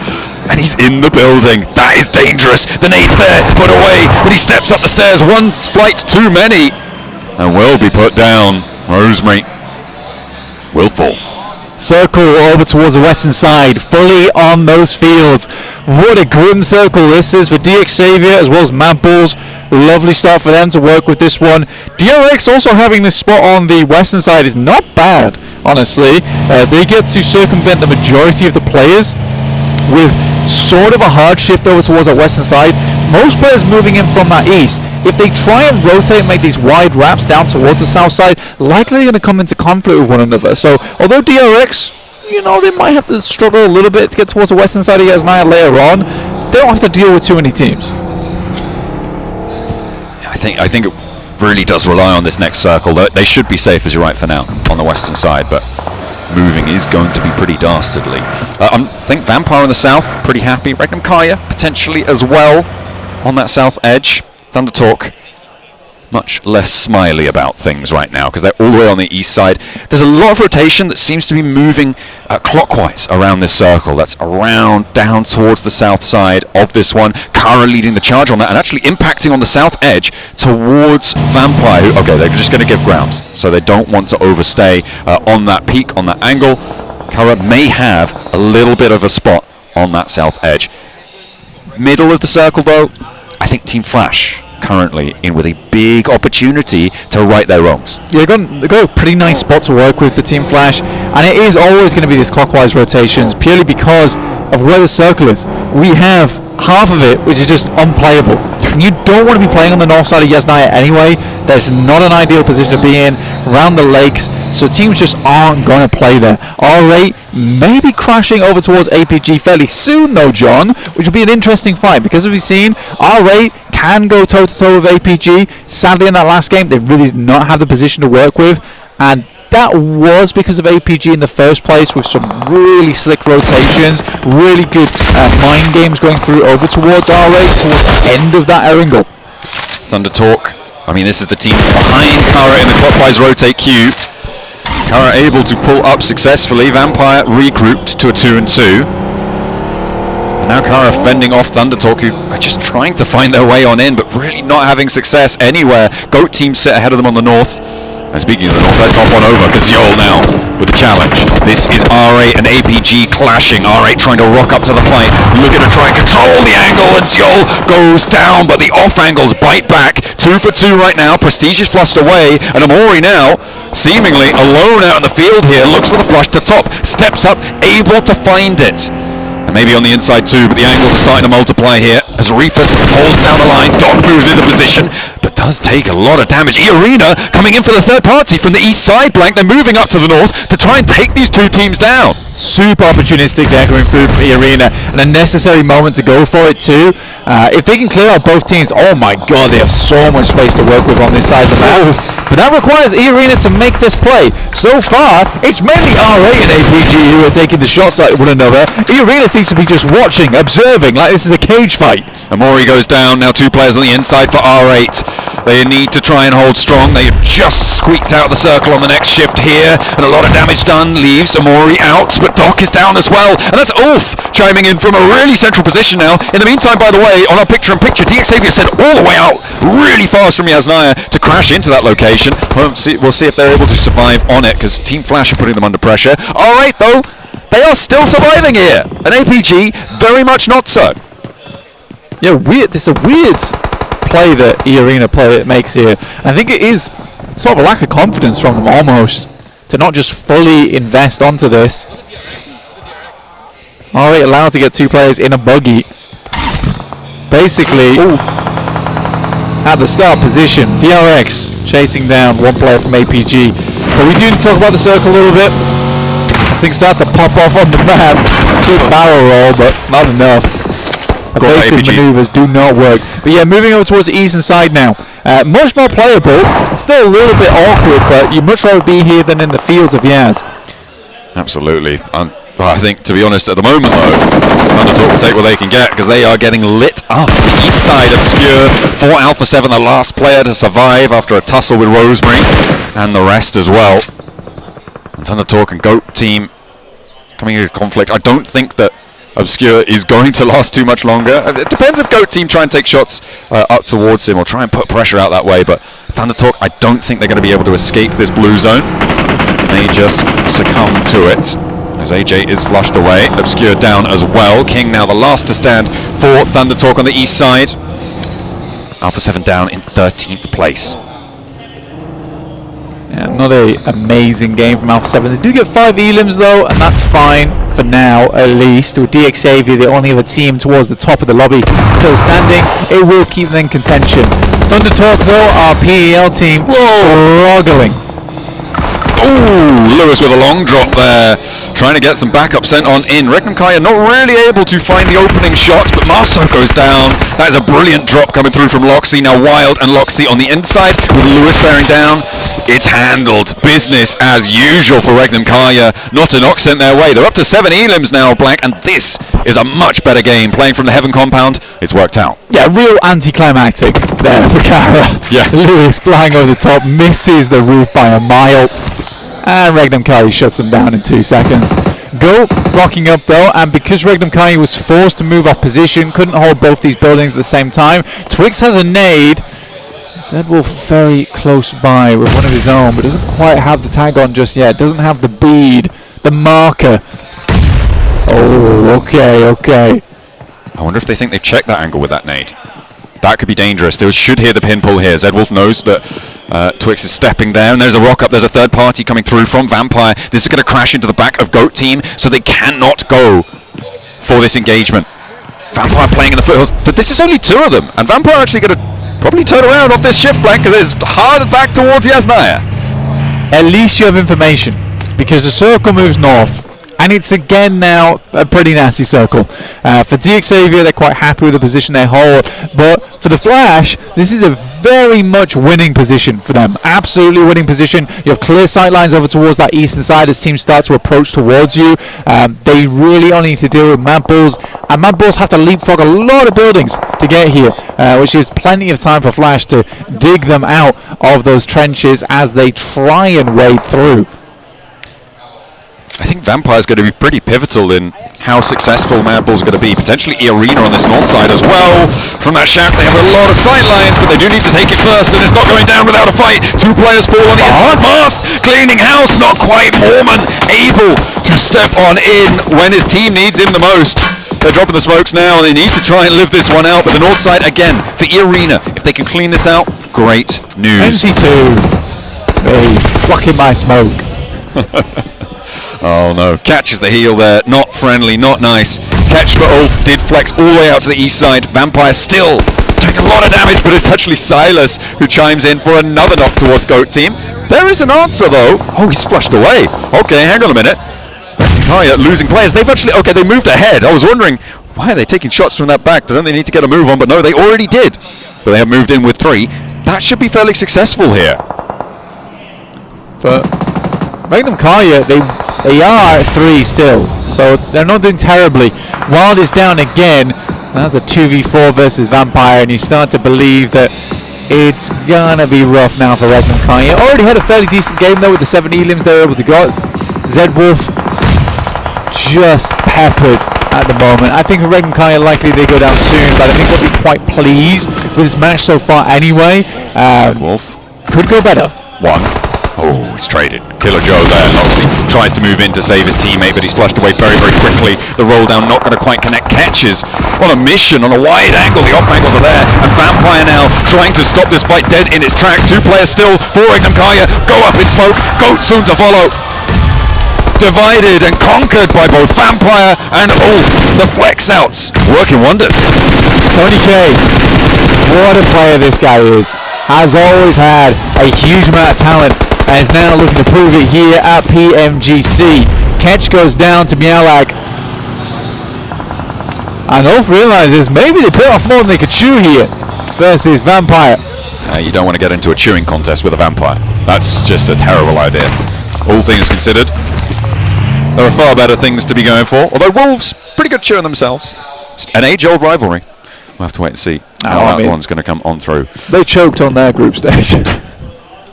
Yeah, okay. Alright, that's fair. Vampire didn't even play a group stage. Shift into Flash's favour. How many points do they have though? 0. They've got no elims right now, Blank. And it is very much one of those late game, not gambles, but investments, right? It's a late game investment for Team Flash.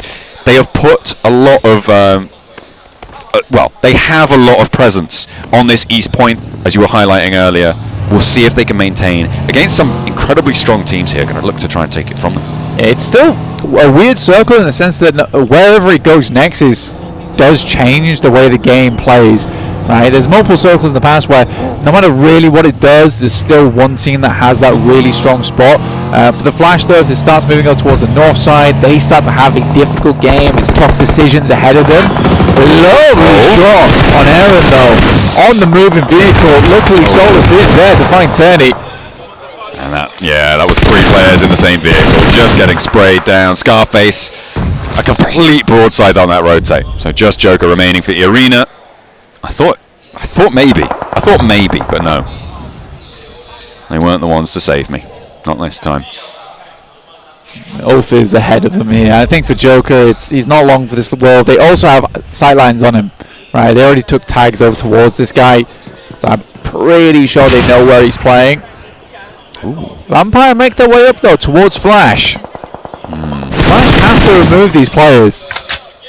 The window shots not quite landing on towards Vampire on their approach. And already found an opening. This is not good news for Team Flash. Not many placement points if they go down here and now. That is not ideal. Joker trying to make his open dash. Zeus will be getting rest in the meantime.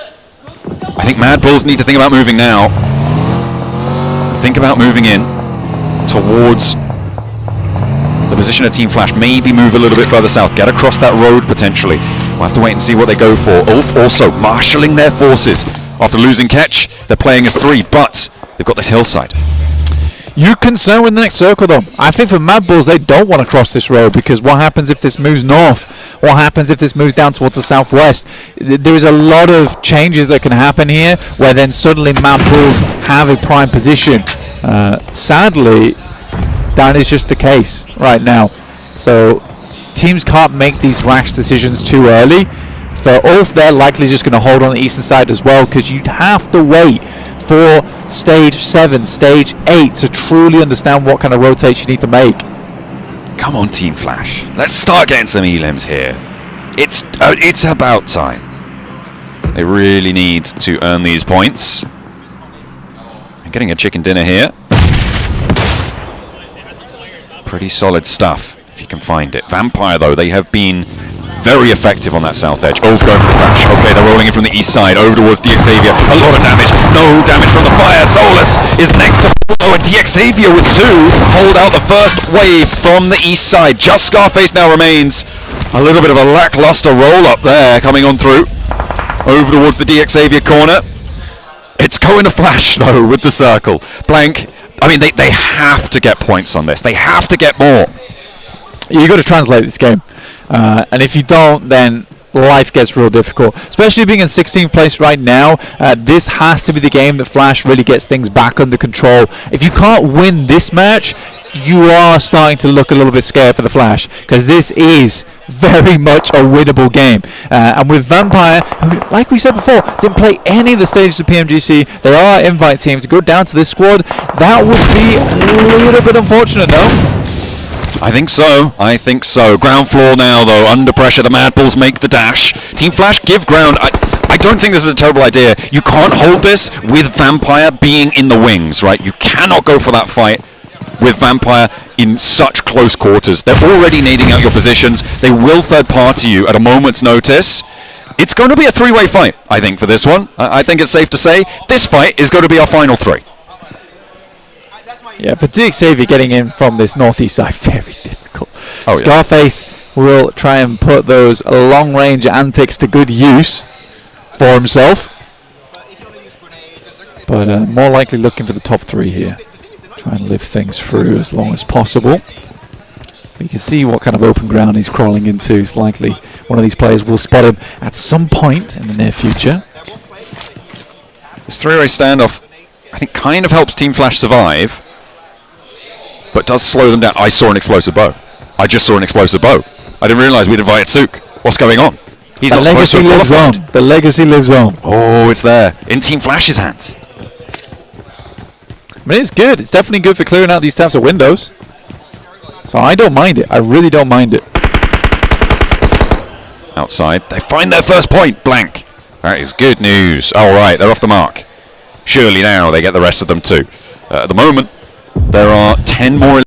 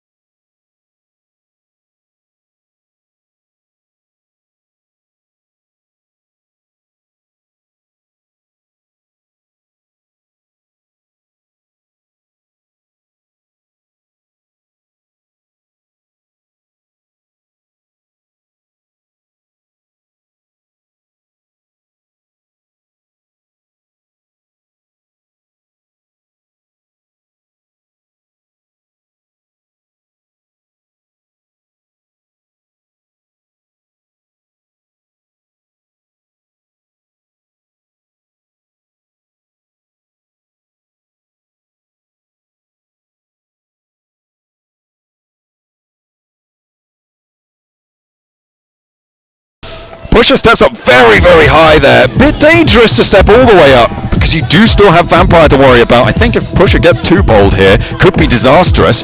Paragin getting... Okay, yeah, surely not. Paragin across. He stir steps. There it is. He stir steps it. That's actually very cool. And the nade does not make it far enough. The stutter step was crazy, as he runs out, stops it early, and if you're tracking that via gyro, that really ruins your whole spray. He's across, you said, if they get up to the wall, it's dangerous, but there's only one of him. Surely he can't do that much, but a knock over towards Team Flash. I mean, the blue zone's going to push everyone in. Blank, this is the final zone. Our last three teams. Top can't connect on the spray. Paragin evading these bullets. Another nade is getting cooked up, and Top's just looking to pop a stim. The res is coming through in the meantime. Vampire are going to have to close on this one. Tops finally gets rid of the thorn in their side. 4 players now on every remaining team. Another point added to the tally for Team Flash, but only 2 so far. They need more. Vampire looking for this chicken dinner. It's an awkward position to play. They are lacking the high ground. We're in stage 9. We're about to close all the way dead center, and no one really has advantage here because no one wants to play in the courtyard. Great nade from Flip though to start things off. That should be a flush, nice and easy, but another knock goes over towards Vampire. Now that goes down. That should be reasonable, but Blue Zone's putting a lot of pressure on Vampire trying to dash across. Zia's trying to track through the smoke, but a little, again, a stutter step coming through. Lemon moves out in the meantime. Now he's up close and personal. Nade's still in the pocket for Vampire, though, but a lovely lineup from Zias to find another onto Vampire. Mad Bulls, the only team now with 4 players alive. 2 elims on side. Mad Bulls will be denied entry. Nobody now healthy. Pusher moving forwards. Team Flash starting to lose players. Wind drops down in the off angle there, and is the last player to go. And he will go up in smoke. A low elim game, and Team Flash denied. God. Vampire now burning in the sunlight under pressure. But 4 players alive, just about dodging it. A bounce on the nade, and 2 Mad Bulls now looking to charge through the Vampire on the off angle though. There is oh no, it's self-nade. Disaster strikes, and Lazarus with a bad bounce steps up a challenge. 2v2. Yola now needs to go up big. Goes for 1, goes for 2. No, how on earth do they let that go? Vampire on their home ground fall to a self-nade. Lazarus, what are you gonna do? And a miraculous turnaround for the Mad Bulls. Actually, diabolical moves towards the end there. That nade ruins everything. But I will say one thing: the Molotov sent through the window. It got sent through the back window, through the side window, onto the shack, and that was really, really well played from Mad Bulls. Super good knowledge of everything in that area in terms of terrain, in terms of building geometry. Gorgeous. I mean, they were helped along slightly, and I also really wish that Meowlight came out of the shack a little bit earlier. Yeah, I feel like maybe that could have gone either way. The 2-player lineup with an auto shotty, you can make it happen. It does exist, right? But they were on the snap, and they were able to find that shutdown. But yeah, a big misplay there for Vampire. Give that one away. Team Flash, they cannot make it either. We're going to be heading back to the desk. They're hopefully going to have some insight into how that match happened.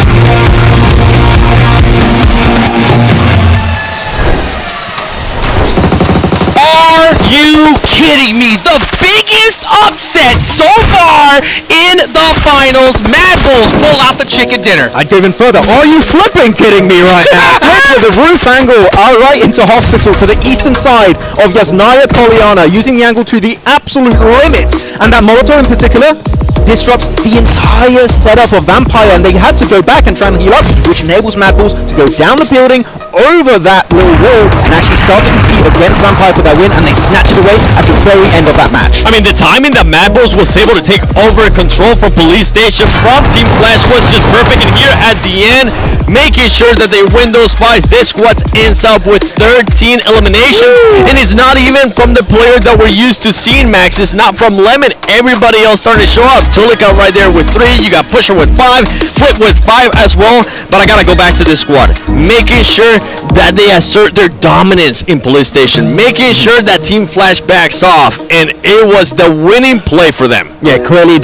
Also a good play from Team Flash, because like we have these two really strong buildings. We can't hold the two buildings as a full squad. We have to relinquish one over. And I think Mad Bulls understood. They're just going to say, hey, we want to take control. They give it up. They kind of work together. A symbiotic relationship, right, between Team Flash and also Mad Bulls. And it works out beautifully for them. So Mad Bulls, again, keeping up that momentum they built up during the league stage. And to be honest, I want to see Team Flash be a little bit more assertive or their dominance. They shouldn't have given up that one.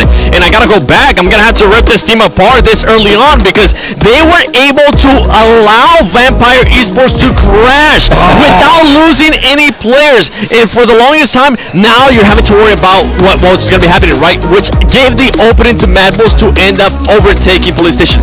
You gotta be able to make sure you defend a building, Team Flash, early on in that match. You cannot just be considering those buildings over and over again to this top teams, or you're gonna end up like this. If they would have stayed in Police Station, guess what? We would have been talking about Team Flash getting the win. Yeah, it could have been Team Flash to take the win, but unfortunately that was not the case. You know what was the case? Regnum Courier. Yes! Once again, it keeps happening. They have a vendetta right now after they're like, no island finish can save you this time around in 2025. It's been looking good in the early stage, but man, late game, so many wide rotations. Yes. You saw RA go for it, trying to go for this fight, but APG, at one point, Dog was going to split. Yes. The fight breaks out 7, and he instantly regroups. They don't win the fight, but it's good to see that he's willing to fight with a team in close quarters. Hold on, Max. Repeat that for me. What did Doc do?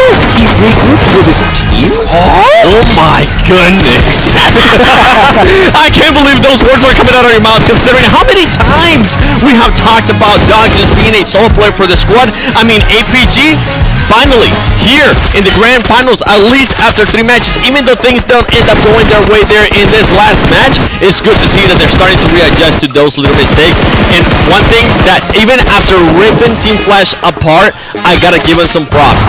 This team, from what I saw in this game, is much better at pushing the action than defending the action. If you find them in a spot where they're able to defend it, they're gonna give away that round, but there at the end, when we saw them being a little bit more proactive, they were able to get some knocks. Yeah, I do like how they're willing to give positions away if needed, so there's not going to be too big an issue. There we go, looking at the wide rotations. We had Regnum going for their very clear rotation, and so will Vampire, that are renowned around the world as a very slow edge-focused team when it comes to their rotations. And here in particular, the circle going up north, they just go control Alamo, have an initial 2-2 split, and then you're going to see here this play is very good because you have Kara fighting Regnum, and then go into Heaven South, and they see that like, well, we can just leapfrog that and take that position.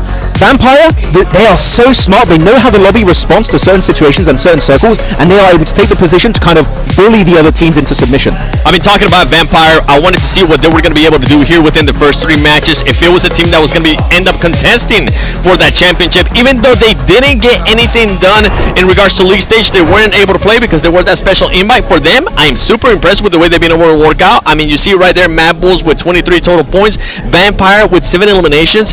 Props to them for deciding to back off with the fight. I think it was against Goat, and Goat ends up crashing on Regnum Courier, and just asserting, as soon as they noticed that, Vampire was like, you know what, Tony K, get a little bit closer, start sending some nades. It's good to say also that normally as a Primorsk team, this is a circle that's very far away. We're like, okay, we're Military Island, the previous game, they're very close, easy rotation. They're almost on the complete opposite side of Erangel this game, right? Naya, and they have a very good rotation. The slow rotates on moves like that are very appreciated for Vampire, and I feel like Vampire, for a team that did not play the league stage right, we have to keep that in mind, are looking so damn ready. The amount of homework they should have done behind the scenes for these finals, the prep was done, Hodgix, and so far it's been performing exactly as planned. Yeah, the work has been done for sure. I mean, the zone timing, the shifts, these teams are on point here. You know, and speaking of, we're talking about zone shift, what about utility usage this game, right?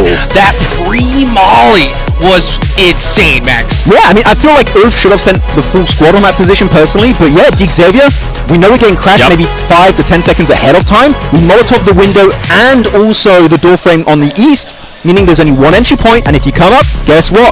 Instant shotgun to the face!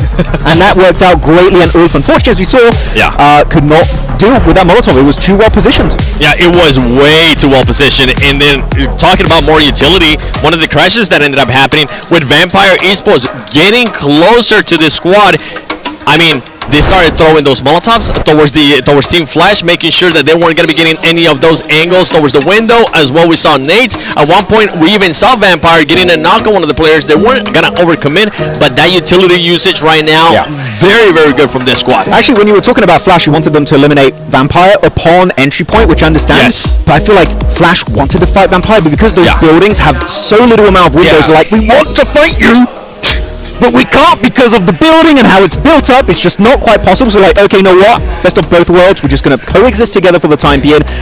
They wanted to, but this situation, what can you really achieve? I didn't want them to commit. I just wanted them to make sure they got at least 1 or 2 eliminations with Vampire coming in, because they didn't have anybody else getting enough angles. Sometimes we end up seeing those teams make that push, leaving 1 player behind. That was not the case for Vampire. Vampire full push with the squad. They had 1 solo, another solo, and 2 in a vehicle, and it worked out for them. And I mean, that utility that I just mentioned is honestly what gave Vampire that 2nd place finish. Hey, crazy plays from teams, crazy utility usage, but also some insane plays from a single player. Can we talk about Parajin right there towards the end? Parajin making it happen, Max. Parajin! Very happy about it. No. Genuinely, how does he make it so far? Dude, that was wild. Who was he going up against? He was going against, who was it? It was Flash, Team right? Flash, yeah, exactly. Flash. Once again, Flash. Just letting teams get too close to you. Come on, Flash. Ooh, flip MVP of the game, and we expected it. Actually, I'm really happy they used that roof angle on Hospital to the east of Yasnaya as long as they possibly could. He had to jump off eventually, because Blue Zone will not let you stay in that position for too long. But he's like, okay, at least even if I can't get the elims, I'm still going to get information of where the players are positioned, and I can kind of direct my team in the perfect entry point in that circle. They do win it off the back of that, so that information gain from Flip, and also the frags, like the 5 elims, were so impactful for them to make sure they got that chicken dinner. I agree 100%. I think that was the reason why they won that match. Just be able to have a good idea where Vampire is, where Flash is. They put in that work there towards the end. We take a look at the leaderboard, 7, and we definitely got some shakeups. I mean, we still got APG right there at the top. Look at the top 3. DX, now Mad Bulls with that performance pushes Vampire in 4th place. Something I want to keep an eye on, though. I want to go all the way to the bottom. You're defending PMGC 2024 champions, D+ Kia. So far, they've only been able to put up 5 points coming through eliminations, and guess who's stopping them? Yeah, that's right, the 2nd place team, Regnum Karia. Oh, that's right. 2nd place. Oh yeah, from last year. From last year. Is this a targeted attack? Right? Are they like, we now they rotate, we now they drop, we've done the research. Is this a vendetta for real? I don't know. It could be. I just saw Silas. He winked at me. That's crazy. But you know what? We got a quick break, guys. We'll be right back.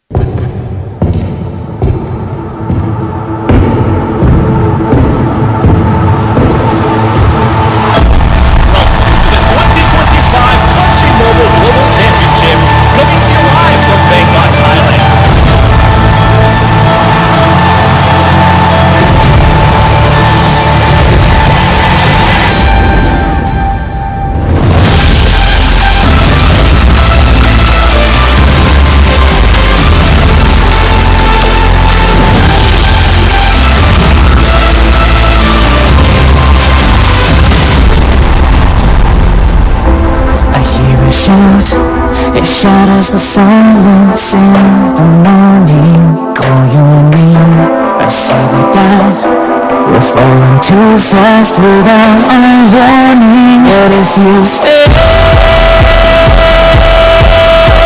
your battle by my side, you'll never ever win the day.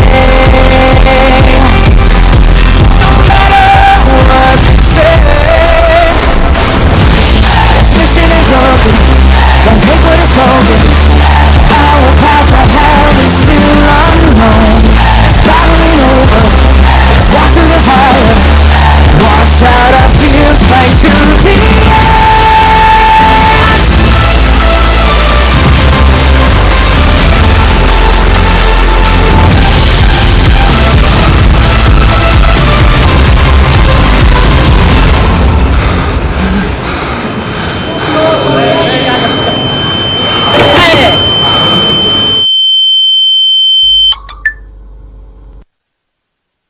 Here we go again.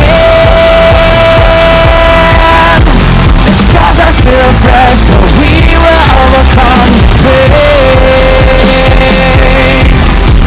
The lights will never fade. This mission ain't broken. Don't take what is spoken. Our path to hell is still unknown. It's battling over. Let's walk through the fire. Wash out our fears, fight to the end.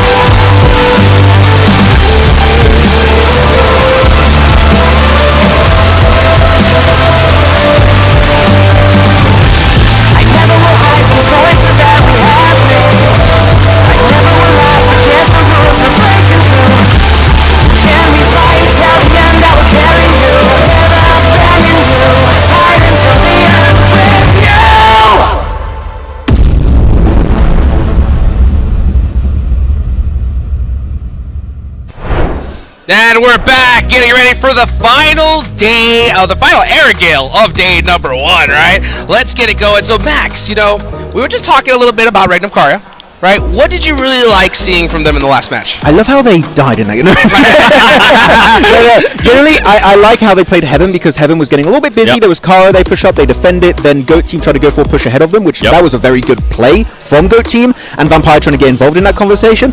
Most teams, I feel like, would just be like, let's wait for the fight to break out and third party it. But in that case, move ahead. Really smart play from Regnum. Yes, well, of course, we got to go give some big love to the Infinix GT30 series, the official gaming phone for 2025 PMGC. Engineered for precision, performance, and victory.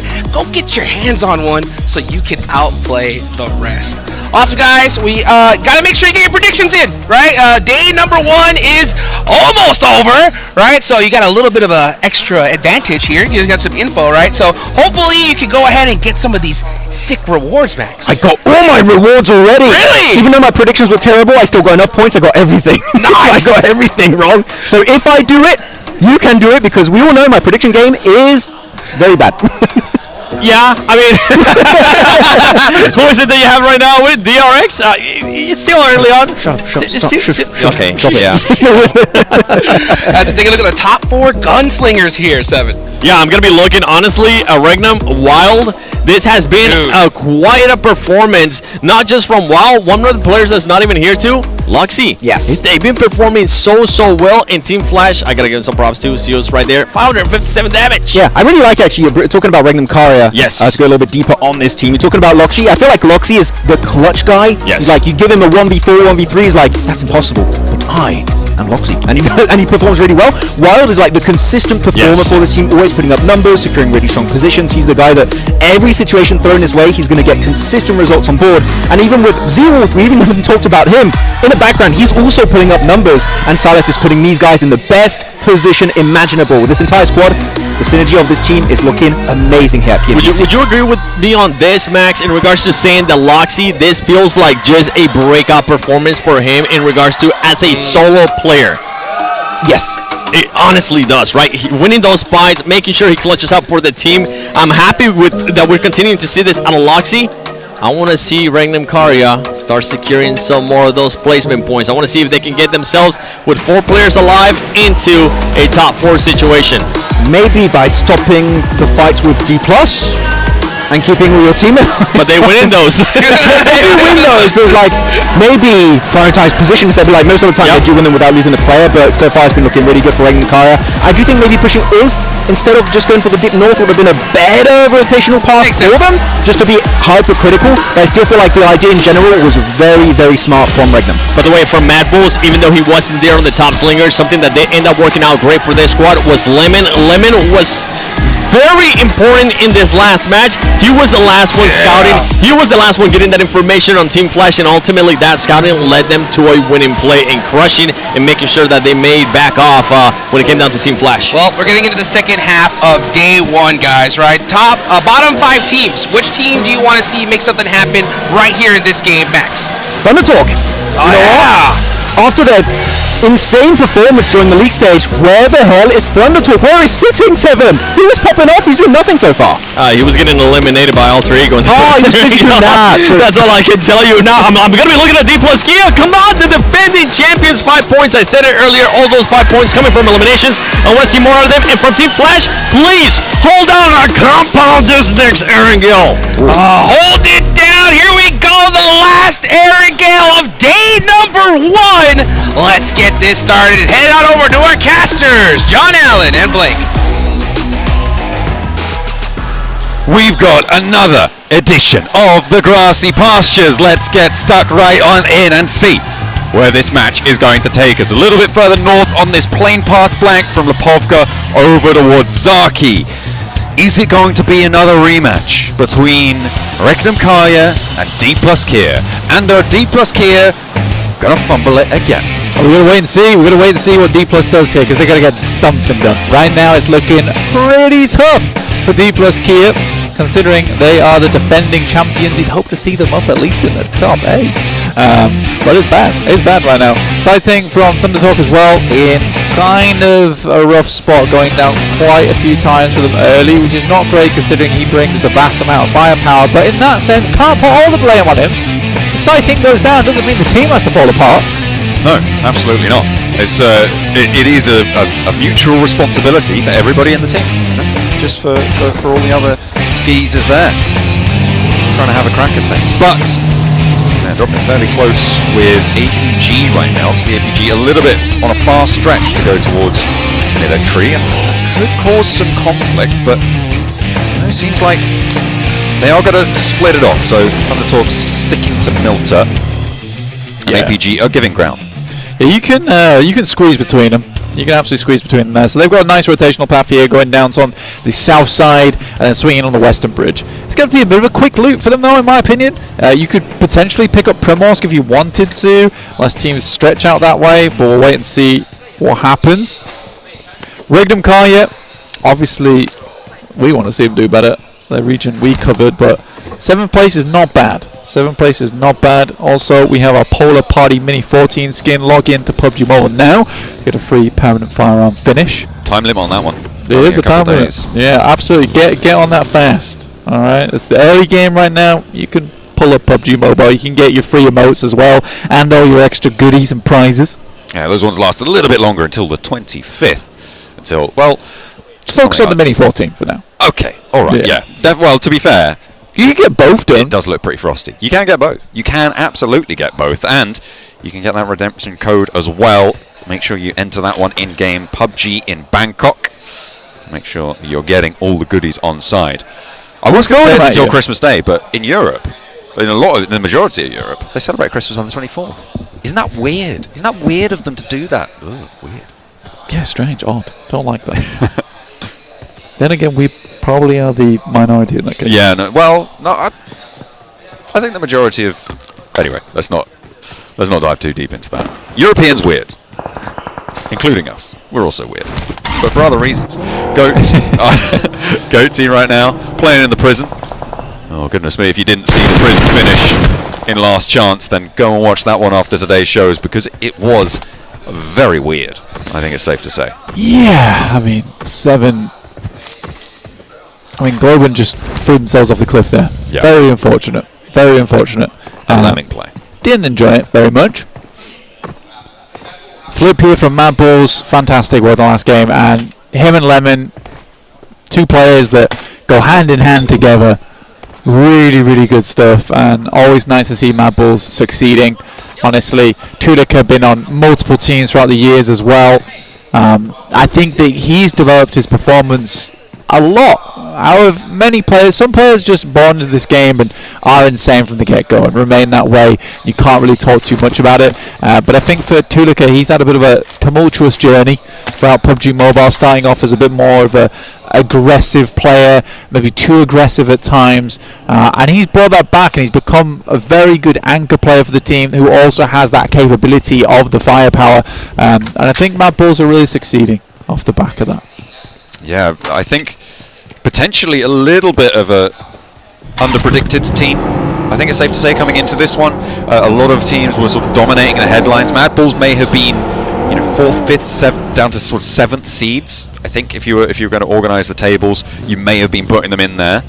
But definitely at the moment, impressing. But given the fact that APG are in first place right now, almost entirely off the back of their single chicken dinner, with 7 points earned outside of their chicken dinner. It's still very much anyone's game at this point. Circle over towards western side. Let's refocus on that a little bit at the moment. DRX do head out a little bit further towards the west early. Ulf is going to be playing around. Ferry Pier holding the yellows as well, waiting for that approach from Kara. Likely Ketch is going to back off as soon as he sees that happen, but hopefully doesn't get caught out. It does happen occasionally. DX Xavier with a decent starting position for themselves, and they are at their post ready to sprint across the circle. But always a curious one. We do have a little bit of Sosnovka cut in here. There is a small chance it heads down towards that bridge, but probably not for long. Much more likely we head over towards Everest or even the swamps around Quarry, which I really wouldn't mind considering so many teams have got a long way to go to get over there. It would be a massive mad dash for a lot of our squads. Really have to get the old sneakers on and moving. Absolutely, going to have to keep moving. I have the question of, are we getting Gauntlet or League Stage APG again? We've seen, as I said before, both of those 2 teams today playing under the same banner. Greg and Kaya are going to try and jet their way out towards the middle of this circle, get over towards the west side, get closer in. We'll see whether they're able to pull up. Right now, not too much contest ahead of them. Mad Bull's going to be potentially crashing to their western side, so could be trouble ahead, but I'm sure they'll find a way to navigate it. Alpha 7 splitting out, getting another vehicle on side. Playing from the west side, seems like they're going to have a good time setting up. We'll see where they choose to go. I mean, regardless of Vampire not getting that win last game, they have dragged themselves to the table quite a bit, right? 4th place right now, 23 points. It looks quite good. DX Xavier riding off the back of their 2 matches, let's be quite frank about that. But we are still just getting into match 4. So there's still time for these things to even out. But I think for DX Xavier, out of all of these squads, this is the team that has had a few more freebies. Yes, they've played a good game towards their first match of the day. They're over there on Rondo in the open area. I think that was actually a very nice match, but they had the zone for a long, long time. I want to see more out of DX Xavier outside of just those 2 games. Yeah, I think that's the story for both of our top 2, as we highlighted earlier with APG. We do want to see more. Well, I don't know. I mean, for APG, to be fair, they displayed a huge amount of class in they there. They played a crazy air angle. They did play it incredibly well. What I mean I want to say. You heard me. Yeah, I was like, I heard what I said, and then I thought, I know what he's going to say, and so I jumped back in because it is fair. Absolutely, their Erringer win was absolute class. Ooh, that is a sit down there, and Thunder seemingly not able to talk, a little bit muted on this tournament so far. And that's going to be another flush sent their way. Nasty stuff, but brilliant pickup. Let's be able to find that point. Alter Ego, happy. That's a ridiculous shot, though. No? Wait, Alter Ego got that point. That wasn't go. Oh, okay. I wonder if it was all Alter Ego shot, because like I said, that is a ridiculous shot. It was on target.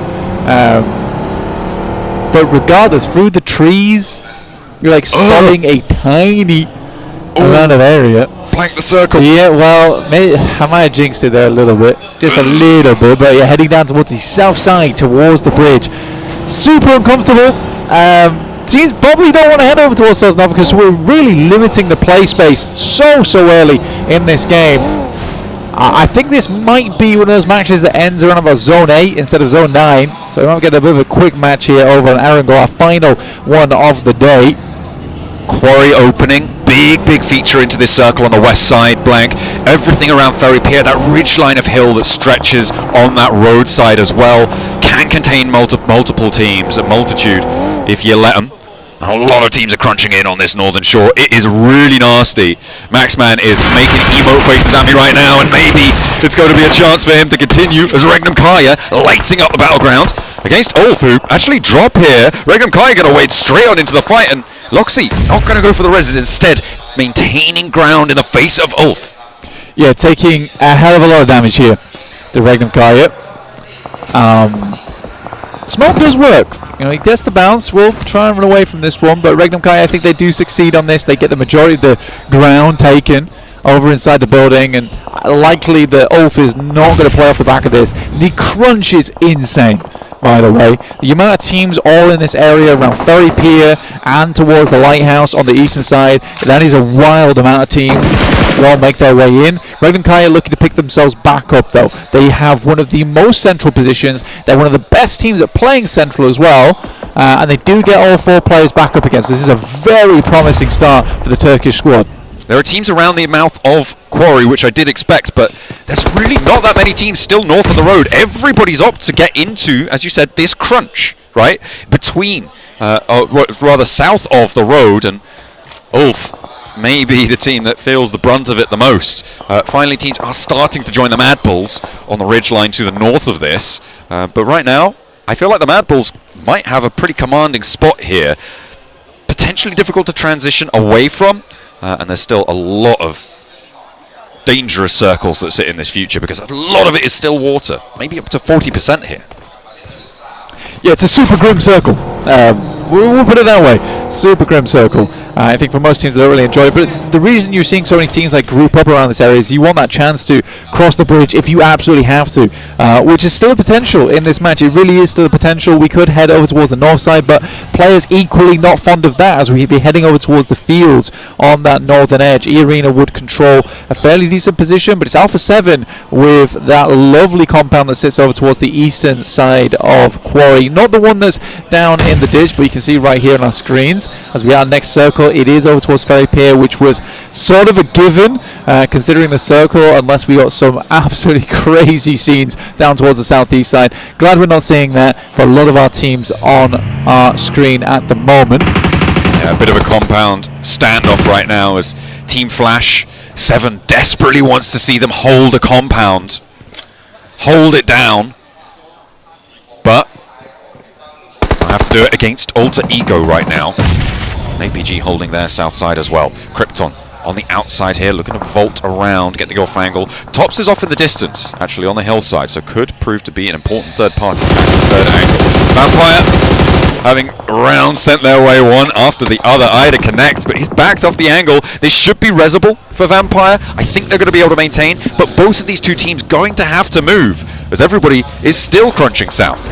Yeah, Thunder Talk. It is going straight back in. Thunder Talk, yeah, they made this ramp, right? It was a weird ramp that they made down towards the southeast side. E-Arena looking over towards Alpha Gaming, who were sent away from this position, playing a little bit split there. But if they can regroup, I'm not too angry about it. I'm honestly not too angry about it. They got themselves a little bit of early warning signs from teams starting to make their way in. They are very central as well, John. Very, very central indeed. The arena went very quickly through the middle of all of that from the northern side, and APG back off. They don't want to keep that fight going. So another team joins Ferry Pier with DRX on that west side. He's really, really front to back on that. Little settlement there. And actually the fact that only Ulf has lost a player in Ferry Pier right now is pretty nuts. It is pretty nuts that only one team has lost a player in that spot. DRX also playing as 4. So we have 4 4-player teams, 1 3-player team playing in the same settlement right now. Yeah, the old Regnum foresight there once again. Clairvoyant Silas kind of understanding where the circle probably will go. Looks to claim a position nice and early, it absolutely does, and that's where that Ulf elimination came from. Sighting up over towards the island. Sits between Sosnovka and Ferry Pier.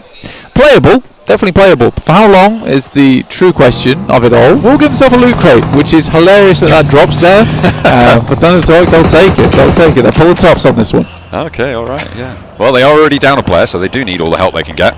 D plus Kia, they are moving in from the north side and potentially looking to challenge Mad Balls, but they don't need to go that far just yet. DRX should be aware of Thunder Talk maneuvering around on this south side. It's actually not too many teams that are going to be within render distance of Sighting's position. There are... Okay, no, it should be most of the teams in Ferry Pier. Maybe just about. Maybe not APG, but... It's going to be a limited hard east shift. Regnum Kaya slap bang in the middle on the east side of Ferry Pier. Yeah, this is big news for Regnum Kaya. They're going to love this one. It's going to give them a massive opportunity for a big win off the back of this game, but they've got to hold out. They've got to hold on. They have a fairly good compound to do it from as well. Great shots from Weezal. Again, you are going to see this regularly over here at the PMGC Grand Finals. Players are getting so good these days. Players are getting insanely good. When it comes to those long-range shots, especially just with the assault rifles as well. Very surprising to see, but they're happening more and more often now. Ooh, Team Flash on the north. They're winning their fight with Alter Ego, busting them down to 2. Haven't lost a player yet, but that could all change. And D plus Kia, in the meantime, by the way, off in the distance. Nice little pickups coming on through. 4 Team Flash go moving out in dribs and drabs across the open grounds here. Vampire making their crash in the meantime. Again, looking to join in on Ferry Pier. As another team getting into the mix. Oh, the needle threaded there. That should be resable as soon as the smokes bloom, but Yala needs to be careful. Needs to be a little bit tentative. Come on, guys. Come on. That's a little bit of communication is all we're asking for. Not much more than that. Okay. Looking towards the circle though, Blank Thunder Talk have made landfall on that south side. Yeah. Thunder Talk has probably the weirdest playstyle I've ever seen out of a single team. Their ability to go from tactical, aware, methodical to chaotic and just pushing teams like crazy. It doesn't make sense to me, but I love that they can just flip that switch on a dime during the game. It's really great to see. Not a lot of teams are able to shift gears like that quite as easily as Thunder Talk are. Gives them a real advantage when it comes to those moments where they absolutely have to change that play style in the moment. Absolutely. D plus Kia, I mean, they've been able to patch themselves up, but will fully lose 1 now in their engagement, their standoff with Team Flash. Alter Ego obviously losing half of their players, but getting down all the way to the south to one of the piers, one of the outcrops there. Alpha 7 on the northwestern side right now. Look at her try and push on through. Oh, it looks like, yeah, Arena and Vampire are going back and forth, but it's not going to be a happy situation for Vampire. They may still be able to get that res. Back on, though, with Alpha 7. They have R8 to their south and 3 players from D plus to their northeast. We'll see who's going to go for that crash, or if they're going to try and divert R8 and disengaging. They're going into the west side of Ferry Pier. In the meantime, Everything's popping off on that northern side, or it certainly should be, as the south end actually finds Alter Ego coming a cropper. Alter Ego down, yeah, very surprising. But again, we're getting to that stage of the game now, into stage 5, where this circle can't really hold that many teams anymore, and it's going to get worse and worse and worse. For the time being, there is still compounds available, but as we crunch in, teams are going to start falling like dominoes into the future. Chips here, CQC for D+, but it's looking bad. It's looking very bad for D+ in their prospects. Looking to get toasted here. Alpha 7 rolling in as well, just over the ridgeline. Revo looking to heal. Mad Bulls, I mean, we've seen what they can do in close quarters, and Pusher, Tulika handling their business, moving up, playing now 2 versus 1 on the angle. Alpha 7 not with the backup on the angle just yet. Carrillo maybe looking for it, and a good nade from Revo does bring things back into control a little bit more. These are the only 2 players for the Mad Bulls on the angle, and Carrillo has found another. Last player to stand for Alpha 7, but the Flash are here. They flexed out from the northeast side. They've dealt with the majority of the damage towards Alter Ego, a lot towards the rest of them, and they want to sweep through the rest of this fight. There are not too many remnants left to sweep under the rug. I mean, Flash gets a little bit out of this one, but they've already got 6 elims. Oh no. So they're kind of quite crazy with this one. Alpha 7 Carrillo steps out, but as he walks back in, takes a bit of a tag. Wounded now is Alpha 7. Carrillo, that nade should do the trick when it pops, but not even required, as Bose will finish the job with the DBS in hand. For Flash, at this stage of the game, you know, it's still not too late. But playing in front of a crowd like this, it is nerve-wracking. Especially for a fresh team like this going through to PMGC. It is so, so different. They had nerves cold as steel over in the Gauntlet, over in the group stages, but here it's a very different story. But they do still now have a 4v4. They've managed to win some of the fights, and Bose lands first knock on the off angle as well, stepping up on the side of that tank there. And Ida's not really super resable right now. We'll crawl down and let Amori pick him back up. But in the meantime, Flash need to take initiative. They need to push forwards and use the time that's been allowed to them to look for the pressure on the back line. As soon as that res comes through, R8 start to re-establish. That will start to happen now, and Team Flash not really getting too much done. Siesto moving into this angle, I think that might be the saving grace for them. Look at what he's been able to find. Prestige may be unaware. His nades are coming through fast from the Flash, and the only way I can see this happening is because they've got so many to work with.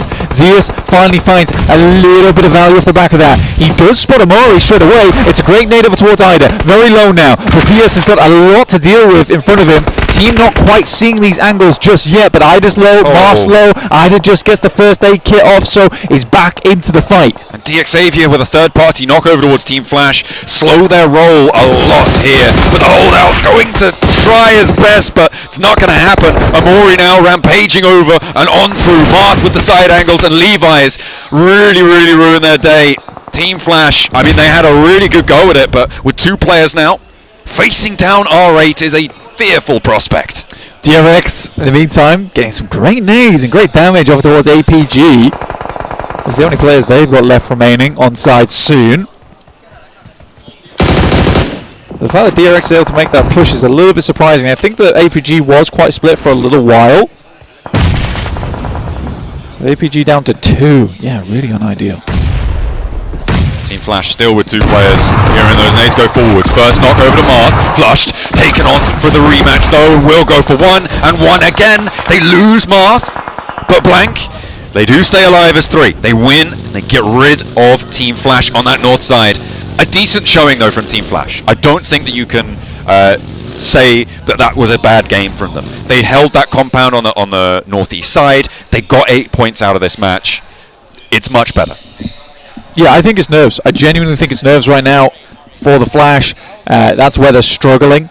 But getting 8 limbs there, that's probably bearing a lot of confidence for them, in my opinion. So they'll probably play better going in towards our next couple matches, but we're on a whole different map. So maybe back to square one. We'll wait and see, though. Hopefully that's not the case. Thunder Talk staying alive towards the pier, I think is probably one of the more surprising things of the game. Interesting rotates from this squad are not to be underestimated. I hope they get late into this game, so we get the rotation graphic that highlights what they did this match. Yeah, it was cool. That very, would very cool. That'd be very interesting. Might not though. If they're going to get picked off like that, DRX taking shots out towards AJ. Yeah, not going to be getting away with that. So it is just Sighting and King.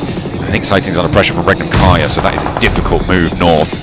I don't think they're getting through this one. Bit of a blockade in the way. Kara coming up against their own blockade. It's DX Xavier in some buildings. They are very used to this today. They've been practiced, old hands, but Kara seemingly finding that opener. Marso backing off the wall very, very quickly. Wow. I bet he wish he hadn't. I bet he wish he'd stayed tucked on in. That's a penalty made for you right there. Running on out. Oh, and there's R8 chiming in as well. Lewis goes down to that off angle. DX Xavier not really too phased at all by Kara's runner. Not at all. Lovely nade off the back of the stair window as well. Bounced out towards Marso, immediately took him down. Oh. CEO will nade Marso out. So, no points for you, Pubg. That's one way to do it. That is one way to do it. Alright, are still taking these shots on these off angles. CEO got a couple more nades. I think this will be the last one. Looking for the cook, and it's not on target. Mori spots him. CEO goes down. A nice lineup. Brilliant on target spray there. Yeah, that's a very impressive spray coming through from Mori. Basically, no kick on it as well. Well done. Well done. Now just Poser moving forwards, and he's down. It's Regnum Kaya to pick up the point. They've been on this east point of Peri Pier for a while after some... Peri Pier? Yeah, they picked a peck of pickled peppers too. But they do manage. Okay! Wow! What do they call that? Because Zol's just landed a double. Oh, he's the last player to go, but he's still going to put up a hell of a fight. Does he have more in the tank though? QXC now in on the ground floor. Zol meeting downstairs, looking for the shots, hopping around the door frame, doesn't quite connect.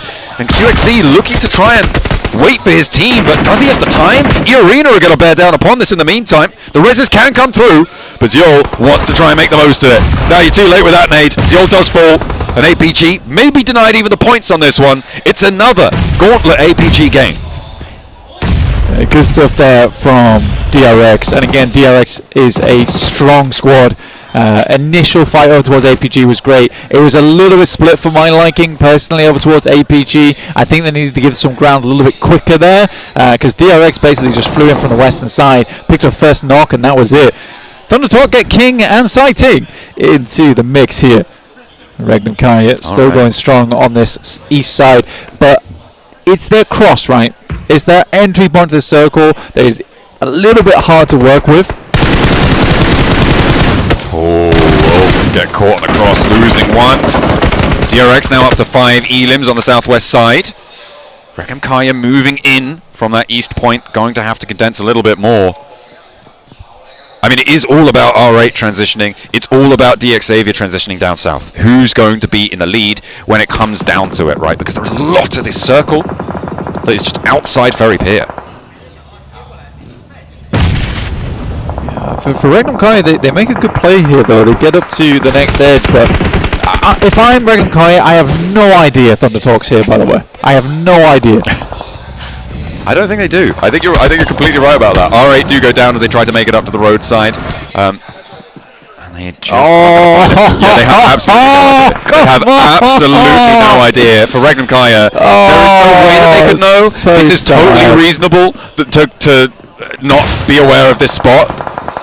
As soon as the pit waits and Wolf spots it. Okay, they know. He goes down, but they have got the info now. They know that there's threats in the sidelines, and this should be a bowl. Just pour those bullets on down, but the nade is there, the answer. King goes, Sighting now, steps up, goes for Loxy. Silas and Wild now need to hold their nerve. No third parties yet. DX Xavier have moved in the meantime, but I don't think they're looking at a third party. Not for the time being. They had a knock outside. Sighting goes low to another nade. Regnum Kaya now with 2 players. Will they go down to the wildest off angle we've ever seen here? Sighting looks for the push. The res is starting to come on through. He steps in. The smoke is blue. Silas with the challenge, and he holds his nerve. Regnum Kaya need to put themselves back together because they are cracking. That's a gorgeous smoke from Silas, but more than that, Zedwolf. I love that guy. I love that guy. Oh, what a Who checks that? Who checks that? Other than Zedwolf. Oh my god. Like I said, they had no idea. They had no reason to have any idea. But the fact he checks that really shows that he is playing at a PMGC level. Anywhere there could be a player, I'm checking it regardless of whether it seems so silly or it seems so insane, which it absolutely is to check that angle, but he does it anyway, so very, very well done. Yes, he gets knocked off the back of it, but the information he provides is life-saving. Brilliant stuff for Regnum Kai to be able to check that. Now up to 3 elims, adding those 2 to their tally. DXavian not quite able to push all the way across is brilliant for them. They can flex out to that east side, start to establish lines up towards the north. They're going to need in this next zone. We're into stage 8. You thought it might close down a little bit earlier, Blank. I think you might be wrong, given the Ferry Pier situation right now. Ulf very much on the ropes. The nades still finding their way into the ground floor of the Wizard Tower, but not quite getting the full job done. They're going to have to do the rest, maybe a little bit more up close and personal. Clash over to Scarface. It's found, it's traded. DXavian, DRX rather, lose 1, lose 2 maybe. Yep, DRX getting up off this coast. Hard. Very, very difficult. Eventually, it was going to have to stop. Great 1-2 punch there, coming through from Ketch. Instantly on target. What a lovely little step up there from Ketch. Last player to survive. Tower defense right now, and to be honest, if one of these 2 teams on the east side doesn't go down, Ketch has a fairly decent crack of getting in towards second place here. Yeah, it's a real question of how many balloons he can pop before he does go down. Oh yeah. Yeah, very difficult to play the center of this circle, John. Regnum Kaya, though, I think their biggest task at the moment is DXavian. How much utility they have remaining, because they had to waste a lot over towards Thundertalk, which is quite frustrating for them. 2 players in a vehicle that is smoking. This is a dangerous maneuver. We're getting over towards the Wizard Tower. Okay. The arena might try and challenge it. DXavian, remember, they still have angles. That smoke to Zedwolf's right-hand side right now is so important. It's on the clock, though. Evades the damage from the nade coming on in. And actually, DXavian take a knock from Turney K. Arena helping out this approach coming through from Regnum Kaya. DXavian now with a little bit of trouble. Wild spraying pretty wildly, but does connect a shot or 2. Ketch is still there on the ground floor as a nade finds its way on through. Everybody now looking to try keep the territory they've earned, because this zone is going dead center. Ketch now on the ground floor, looking to just try and last this one out. Silas not connected with an 8. Zedwolf is, though, with a spray over towards DXavian, and they hop out. But immediately Ketch! No. Oh, Ketch, no! You can't do it to him, not like that! Zedwolf falls too, and a nightmare lineup. Ketch with the catch out. The 2 turkeys take themselves out of action. Oh, it's a nightmare. It really is a nightmare. Nate C takes some nasty nade to the back of the head, but E-Arena looks to keep pushing right now, but it's looking too little too late as DXavian, they step it up once again. The heat is in the arena for the Spiders. Hey, they didn't get the circle fully blessing them this time, but they are able to pull through. A second chicken dinner for DXavian today. A great result for them. Real tough times for Regnum Kaya, though, during that match. Thundertalk and Ketch both proving to be a little bit too much. The full force they can handle. It's those sneaky little solos, those duos, a little bit too hard of a hurdle. Yeah, this Vietnamese team has been in a lot of very, very big tournaments, and they are great at controlling area. They always have been, always will be, but it feels like they're really thriving under the pressure here at PMGC. I think it's always great starting on that chicken dinner because it gives you a huge amount of momentum to just keep going. And look at how happy these guys are just about that win. Fantastic. Brilliant, as they should be. A nicely controlled game there coming through from DXavian. For Regnum Kaya, I mean, they still got decently into that match. I think it was fairly low on the elims though, Blank. I don't think they were able to get too many.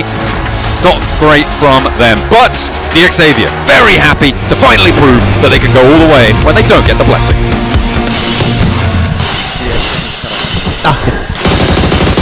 And here we go, the second chicken dinner for DXavian, man. These guys have just been so dang consistent, Max. Well, the dingoes, they're looking great here. Second chicken dinner. They get one on Rondo. They do it here on the Wrangle on the last one.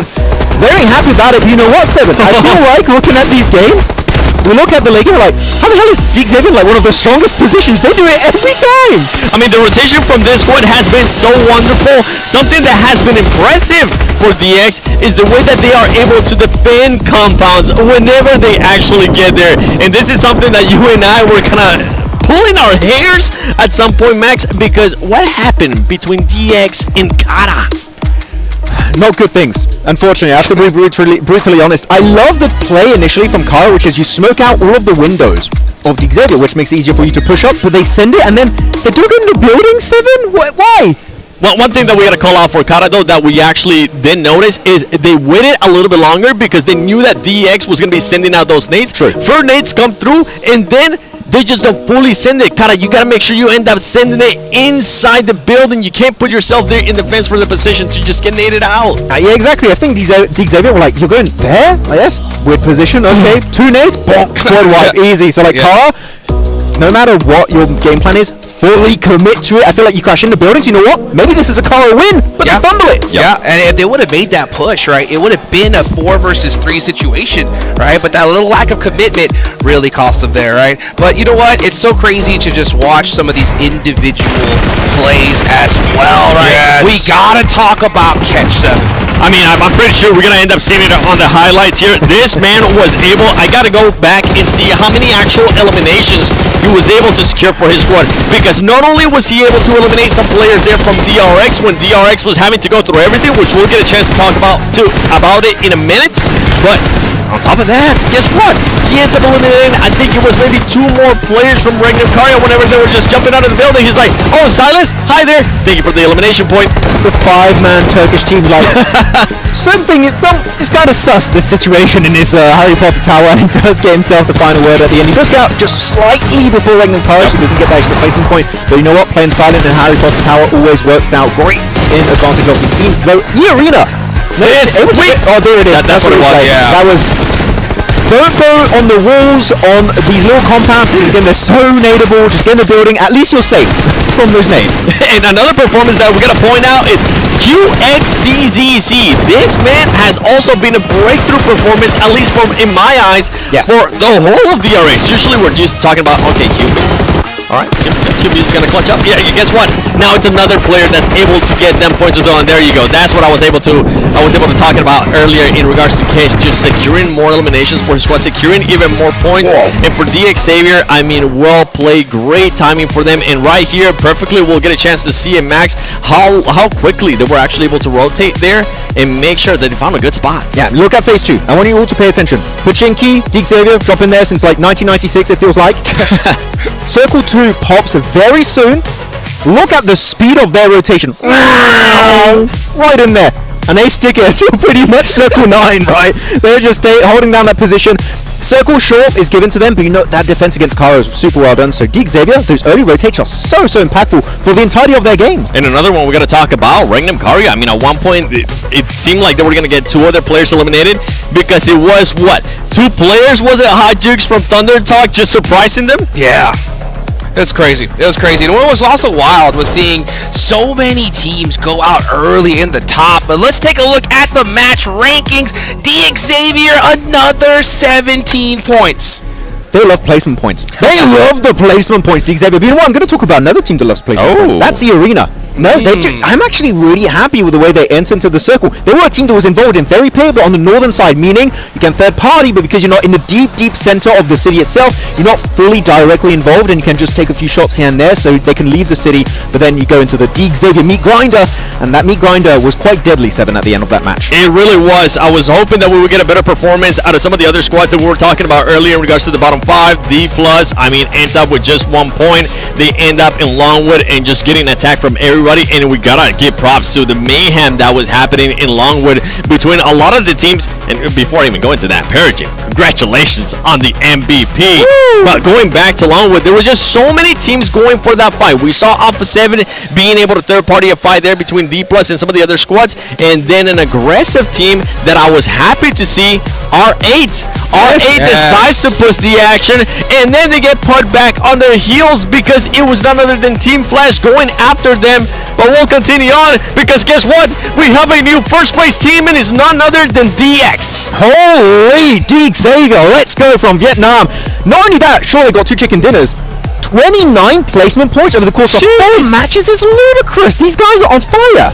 Unbelievable. More placement points than 6th place combined total points, right? Okay. That is unbelievable consistency. That is it for Erangel, though, right? We're gonna go into Miramar next, okay, guys? We talked about it at the start of the show, all right? A possible big hot drop situation, all right? Break it down. What do you guys feel about it? You gotta tell me which teams. Oh, you're talking about Ringnam versus Vampire. Yeah. There you go, Hot Jukes. Before we go into that one, top 4 players, no surprise, both from Team Flash, as I was mentioning earlier, and then Amori once again.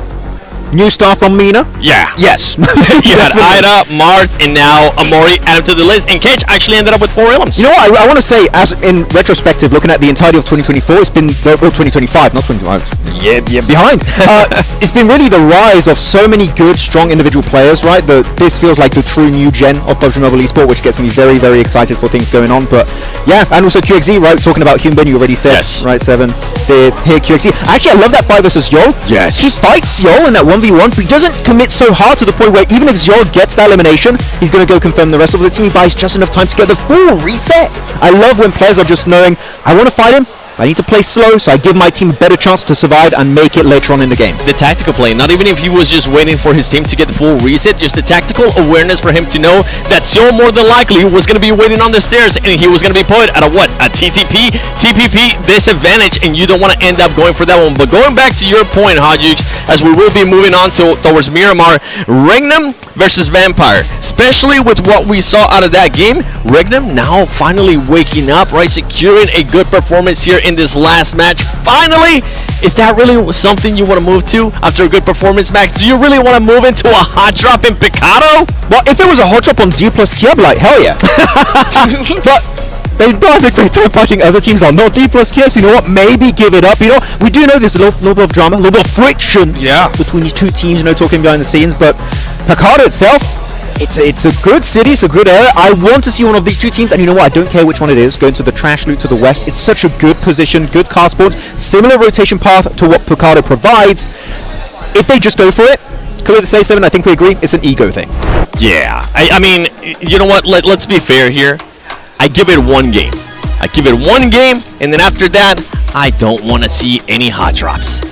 I think that's fair. That's fair. Absolutely. I mean, this is the biggest tournament of the entire year, right? Yep. You can literally ruin your entire chances. The prize pool jumps so significantly each place as we go down. Risking it a hot drop is wild. So yeah, maybe we see one happen and they get it away, or I mean, Random Car has been pretty consistent. For the memes. Yeah. The thing is, you have Vampire right now 25 points away from first place. You have Ringnam as well, currently 18 points behind. Do you really just want to throw a match? And throw a match in an aspect of, even if you win the fight, right, you end up getting what, possibly 4 eliminations? Yeah. But then you're going to be hindering yourself for the later of the round, for the rest of the match. It's not even that, because of course you're going to say, oh, you're hurting yourself in those fights, because if you lose a single player, your chances of a win go down drastically. But also, when D Xavier being so consistent, you give them an opportunity to keep on increasing their lead every single game, and they have been in the past historically very good on Miramar. We'll see if Blank agrees this time, but I'm telling you, Miramar is one of their main battlegrounds to get points on. And I got a chance to talk to Sertani before that match too. He was saying he's liking the uptrend that the team is currently on. Sertani, I'm pretty sure you're watching this one. If you're not, just in case, continue on the uptrend. Let's see if that hot drop is going to happen or not. Yeah, you know what, speaking of uptrend, I want to talk about a little bit more about that last game, right? Flash, right? They got 8 eliminations in this game, so they put up sub points. But what do you think about their performance so far, 7? Their performance, I enjoy when they were being the aggressors towards R8, and then it flipped around back to what I was saying in the previous match, which when this team has to defend, they're just not able to react quite well on it. R8 was able to fully overpower it. That's why I was giving props to R8. R8 once again continues with the eliminations, finishes that match with 8 elims. But for Team Flash, if you're going to be the aggressors, you're gonna have to commit. It came down to RA just clutching up. Yeah, I think Flash played it very well up to the point where they were clashing directly with RA, and I think it's not an issue of the fight was taken poorly. They were very indecisive because they were thinking, Circle's not going to go longward. Do we maybe go onto Xavier's position? Do we fully commit and clear RA and then move? They're thinking too much about it. Sometimes commit to a play, even if it's not the best and most optimal play, commit to as a full squad, you might have a higher chance of just coming out on top and maybe making it to the later stage. That's one of those chances when the first time at grand finals, right? You're having those little jitters. Okay, now maybe you end up doubting yourself here and there. Maybe they'll be able to lock it in here in the final 2 matches of day one. I mean, it makes sense though. I mean, especially after that Aaron Gale we saw before this one. You know, they had that hospital, they were splitting it with police station, and it's one of those situations where you kind of get a little greedy, right? Because you have so much real estate, you want to cover every angle. But I think you're right, Seven, right? You just got to commit to one play, right? Commit to one spot and make it happen. As we go into Miramar, we have that hot drop happening, right? What else are your expectations going into Miramar, Max? I mean, when I think Miramar, internationally, the team that comes to mind for me is Alpha 7, but that was old Alpha 7. Yep. With Guizao, Obscure.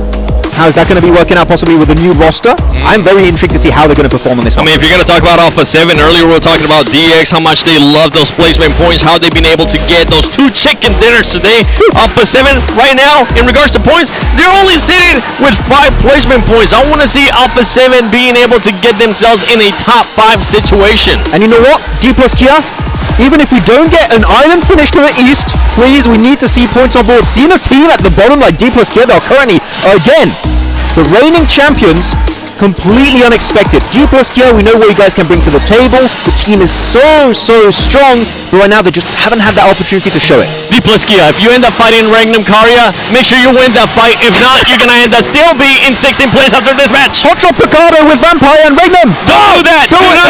Yeah, stop that! Actually, no, don't do it! D plus Kia, is it time for you to wake up? Yes. We are going into Miramar. Will they make it happen? John, Blank, what do you think? Well, I think, you know, it's always time for a chicken dinner, you know, no matter what. No matter what, it is time to get stuck in to Miramar. And as the desk alluded to there, or, well, kind of spelled out, Picardo could be troublesome here. We hate Picardo hot drops. Maybe we'll see another one in the year 2025. I don't want it, but it might be on the cards. We'll have to wait and see. Is the team going to back off from the angle? I mean, especially here on in PMGC, right? Grand finals. Do you really want to be hot dropping?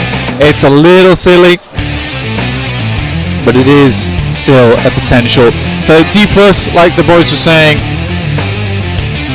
we can't keep saying this over and over, but it's not even just D plus. It feels like it's every reigning champion and defending champion is just horrendous the next year. I think the only exception, Silence. Yeah, I guess so. I think he's had his rough spots, as is every player, but I do think that the only exception is Silas. You could maybe think back towards. I think you could say Alpha 7. I think, but they're not the rating champion. I think you could think back towards maybe King, going back-to-back years on Nova. I think that's the only other time, but even then, it was a very different game back then. I think so too. Yeah. Absolutely, definitely agree. But yeah, you're absolutely right. Alpha 7. I mean, they got their PMWC win. Yeah, and then it was never made after and then that. Nothing else happened after that. Yeah, but before that, they were very much second place team, which was cool. So although they weren't defending, they were at least getting close each time. Defending that second place, mightily. Very much so. We don't want to win. Oh, here we go. We're on board. Hey, we're in Picardo. Blank. And Regnum, they're running scared from the vampires. Where did Regnum Kaya go? So they did drop to the west, because not only is vampires in Picardo, so is Ulf on the northern side. Yeah, I think this is fair for Regnum Kaya. Very efficient drop to go for. Still works out just fine. I think this is a drop spot that Max was even speculating about in terms of getting over towards the western buildings, getting the good vehicle spawns as well. So I think things work out just okay for Regnum Kaya, and for Vampire, they get to play Picardo. It's not as explosive as we would have liked it to be, John. Well, but at least we aren't having to deal with watching two teams sit around in apartments. Until minute 16. And then die to the blue zone. Yeah, because the problem with that is that observers get like brain rot, I think, when we have Picardo hot drops. Oh, yeah. The brain rot really bleeds in. Loser! He's invisible. He is the bush. Poser has become bush. Look at him. I've got to fully finish my point there because I don't want to just say the observers have got brain rot because they don't. Well, they did just there. It's just it's Picardo hot drops where we 7, am I right, observers? Yeah, that's right. Where the observers will just keep coming back to the Picardo apartments. It's like, please, we don't want to see Picardo apartments anymore. There's been so many great fights that you've been catching, but you just keep coming back to this, and we want to just leave it alone. No, it is true. It is absolutely true. It's such a horrible result for everybody if you stick to your guns on that Picardo hot drop. You can see it like once at the start of a tournament, and then someone has to move. Someone has to move, and the issue is ego gets in the way a lot of the time on that one. So it's good to see that teams have figured it out, and at the moment, the Vampires, the alpha of the pack, Reckon Kaya, tail between their legs, off to the west side. I don't think Vampire's done terribly, honestly. I think I'm fairly impressed with Vampire, all things considered. I think this is a good result. We have seen worse results from teams coming into PMGC as an invite in the past. But again, it sort of depends on where we end up after match 6 for Vampire. And even more so after match 6 for tomorrow, because there's a big chance that Vampire drop down towards 16th place tomorrow because we haven't fully proven them just yet. Yeah, it is something you do need to. I mean, you to an extent you need to prove yourself. I mean, getting here alone is already proof enough, I think, in terms of making sure that you're known, your name is firmly in the history books. But if you want to go that full distance, especially here at such an historic event here at PUBG United, 2025 being a brilliant collaboration coming on through. See if our teams can find that internal collaboration within their teammates. As Alter Ego looking to play towards the center of the circle. A lot of the south side of this circle blank is occupied right now, and very little of the north at the moment. We're coming up to 6th or 7th minute on that north side. Hey, that one just happened. You gotta stop this. I straight up didn't even expect that one. You really have to cease. Okay. It's becoming an issue. Probably, yeah. Yeah. You're going to have to avoid those 2 numbers for the remainder of the tournament. Which numbers? Thank you. Very well done. Great answer. But you are right. A lot of teams down towards the south side, purely because the playing path was so southern and on a horizontal cross. And we've had a lot of those that are not fun to play. And I think if you've listened to any of my commentary over at PMGC, you'll know that I dislike that playing path. The amount of times we've seen it is criminal for a lot of our teams. D+ heading over towards El Tahar, so starting usually over towards Impala. They're going to get themselves clean and clear over towards the eastern edge, which is great news for them. Vampire also swung past Picardo towards Hacienda. That did mean that they got ahead of Regnum Kaya. A little bit of a ahead of the curve there, but Regnum Kaya going to swing low on the rotate here underneath King, who backs off. Not really going to find shots as well from the high ground.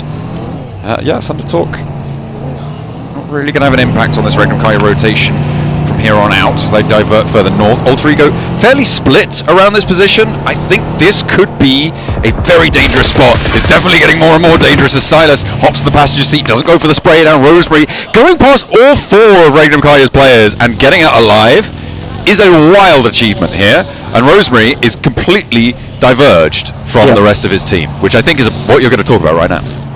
No, actually, what I was going to talk about is that I think for Regnum Kaya this is a fine play to go for because they want to confirm over towards Longhouse. And I think that if you see a play like this heading up the road, you're worried the rest of the team is heading towards Longhouse before you. Alpha 7 get themselves first blood over towards Oath. Great news for them as they're crossing in from the western side. They clear out their competitors over towards that east edge, which is great. makes their rotation a little bit easier. But for Regnum Kai, as a distraction play for Alter Ego, that would make sense for Rosemary to make that play to drag Regnum Kai away from Longhouse so they can take it and backfill them. So I think Regnum Kai just kind of ignoring them there and securing that position is the right play. Still though, driving past like bumper to bumper, wheel to wheel with Regnum Kaya is so dangerous. Absolutely, but it's 4 vehicles. So you know that if they want to take shots, they have to switch seats, which is also really hard to hit when a car's going straight past you.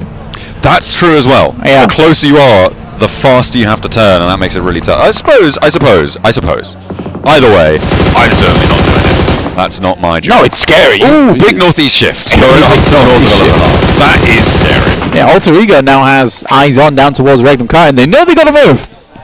Because they're closest towards the northeast edge, other than maybe D Plus and E Arena.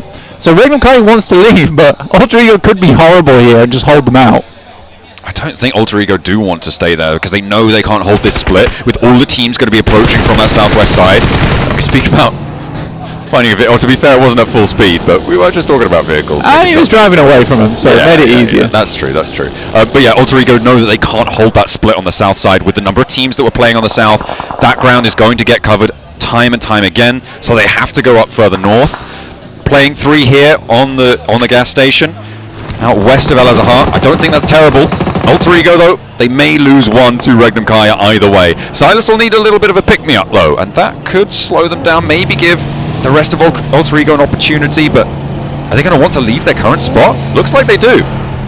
This is a fine position though to play, and again for Wild, this is not leaving, this is scouting. And make sure you see as much as possible around you, because you don't have a lot of sight lines whilst you're in that ditch, so you need to maintain vision, right? And so they maintain vision whilst getting the res off. Smart play from Regnum. I like that Alter Ego tried to get a little bit aggressive with it. Weren't successful though.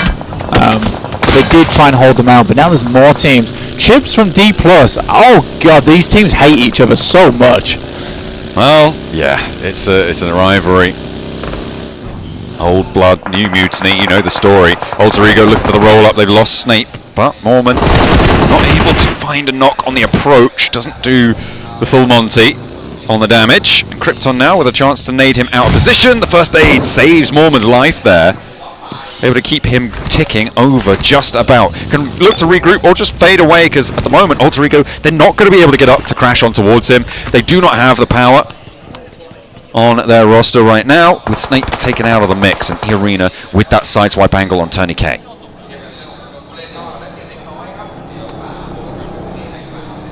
So E-Arena able to get on that north side is good for them. And at 29 points, the Thai team is doing quite well. So although we have the invite team from Thailand in Vampire, I think E-Arena's creating a good show for this country. Really, really nice to see. DRX get a couple of pot shots over towards AJ, but Thunder Talk do need to get out of dodge. The Thunder has been relatively quiet today. Most of the loudness is going through from this F249 from QXZ. QXZ spray down towards King. Not quite connecting, but I mean it is at range on a moving target. It's always tough. Next circle about to pop in just 2 seconds. Where's it going to go? Up north again. Oh, it's DX Xavier in the middle. Okay, that's cool. That's fine. That's actually fine. That's actually fine. Well, I think at this point we need to admit to ourselves that maybe, just maybe, DX Xavier has some killer rotates. Okay. They do need to regroup one another, because we have Parajin as well as Nate, as you can see in the back line here, looking to regroup on top of the rest of the squad who got there fairly quickly. Wow, that's a lot of airtime.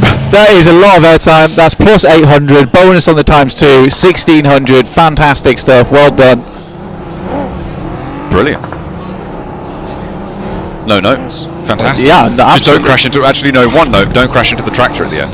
Regnum Kaya move on up towards the center as well. They move first out of pretty much everybody here. Kara stretching out on their north side. E-Arena on the west didn't want to move. A lot of the teams in that area did not want to move, which is why they were the team to move first. But APG are going to try and fill in where Regnum Kaya have left that void. Have left that little vacuum. Silas alone on an off angle, but they do have 4 players alive, so back up. Very easy to marshal that way.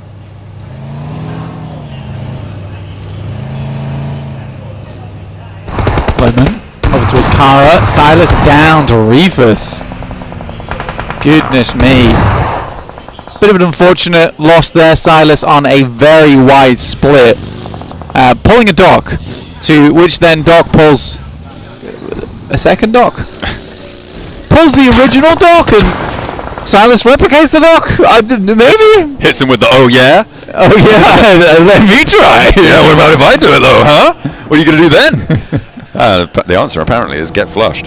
That is not fun for Silas. But playing on a 3, they're fairly central. They do still have legs into this match. Team Flash did get a little bit hyphier in the last game, and with Regnum Kaya losing a player, well, it's only fair that D Plus lose 1-2. That point doesn't go to them though. It will go over towards Team Flash. D Plus still rotating on the south side right now.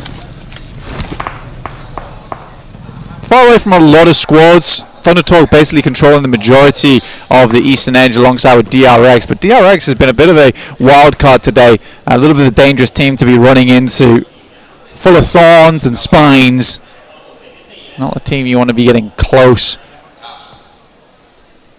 amongst the circle with. There is this very much defining horrid landscape over on the western side of this circle. Very rocky. A lot of defilades available. Teams can be hidden there quite nicely as APG rocks on top of Regnum Kaya, and it is a bloodbath. Alright, we're back to league stage APG. Nice to know. Nice to know indeed. And another nade, and another, and the spray. It's Kara chiming in as well. Trying to take a chunk out of them. Not going to leave him alone here now. Just the one player, and he's stuck in a ditch. Will go up in smoke as Zedwolf to be the longest lasting, but it is not going to be a legacy to remember for them. Not this time around. And that will be Regnum Kaya done and dusted for their first Miramar. Didn't hard drop though, so that's good. No, they did not. And it is Vampire who outlast them down on the southwest side. Very, very interesting circle. DXA basically want the eastern shift. If they get that, they put them in really good stead with the double split they've got going on right now, holding both really strong compounds. Other teams don't really want to full commit over there as well, because unlike some areas of the map, both these splits can quite easily cover one another with the open space that surrounds this area too, which is very, very cool to see. Maintain that space. I mean, it's such an important position for APG that will be necessary. The fact that they held that as a 3-1 on Regnum Kaya, I mean, that's their vulnerability, right? And that's why they couldn't quite condense that.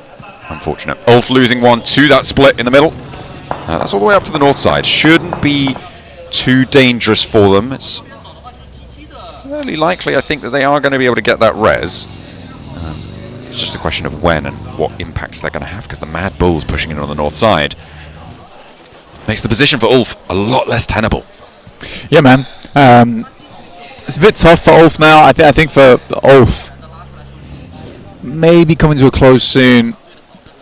Only 3 players left alive now, and it's a slight issue of playing around this terrain with Mad Bulls also starting to sink their teeth in.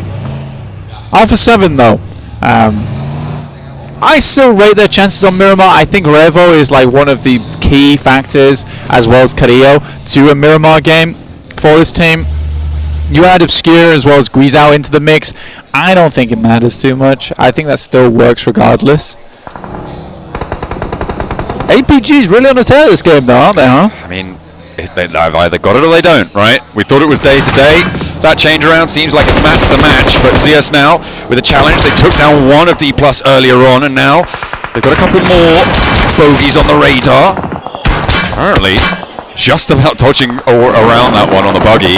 ZS is so low, has to step back with the smoke moving. It's not going to be enough to find the cover. Tops does connect though onto Favian, which is going to give them a little bit more breathing room. Win hopping through that vehicle, dropping another smoke. Ocel trying to marshal his way on into the sidelines, and APG chime in with a third party down towards the off angle for Team Flash. That's going to hopefully, if you're a D+ fan, make it a little bit easier. But R8 are clashing over on the western edge with, well, Alter Ego off in the distance, but it's E-Arena on the plate right now.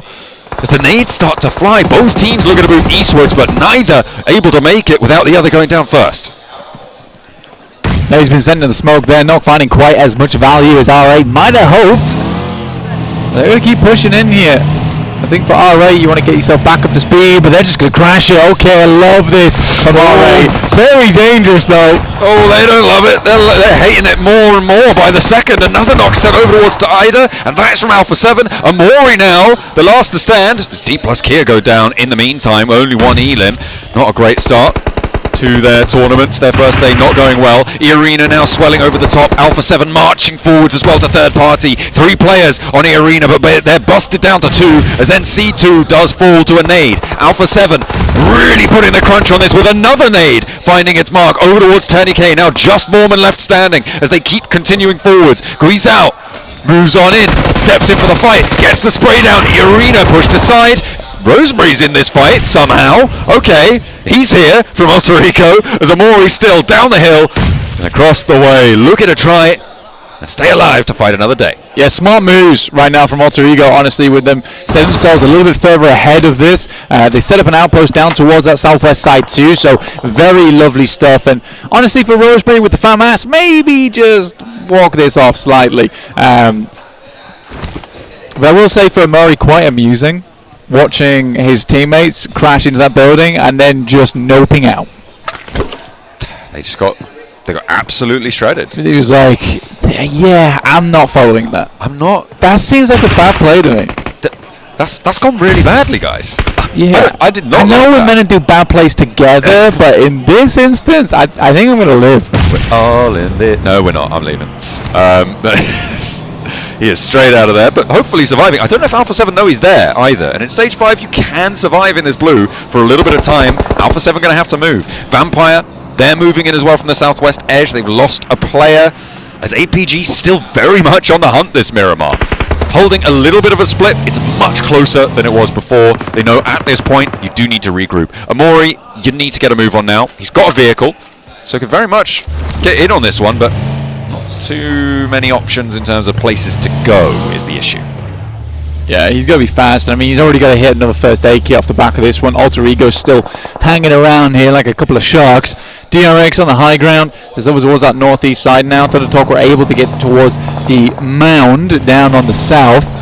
There's Vampire finding those shots. Once again, that's a pretty long distance as well, honestly. But APG should hear those shots. Have a little bit of awareness down towards that side. APG currently trying to fight and climb up to where DX Xavier is currently playing. Great shot again over towards Alva.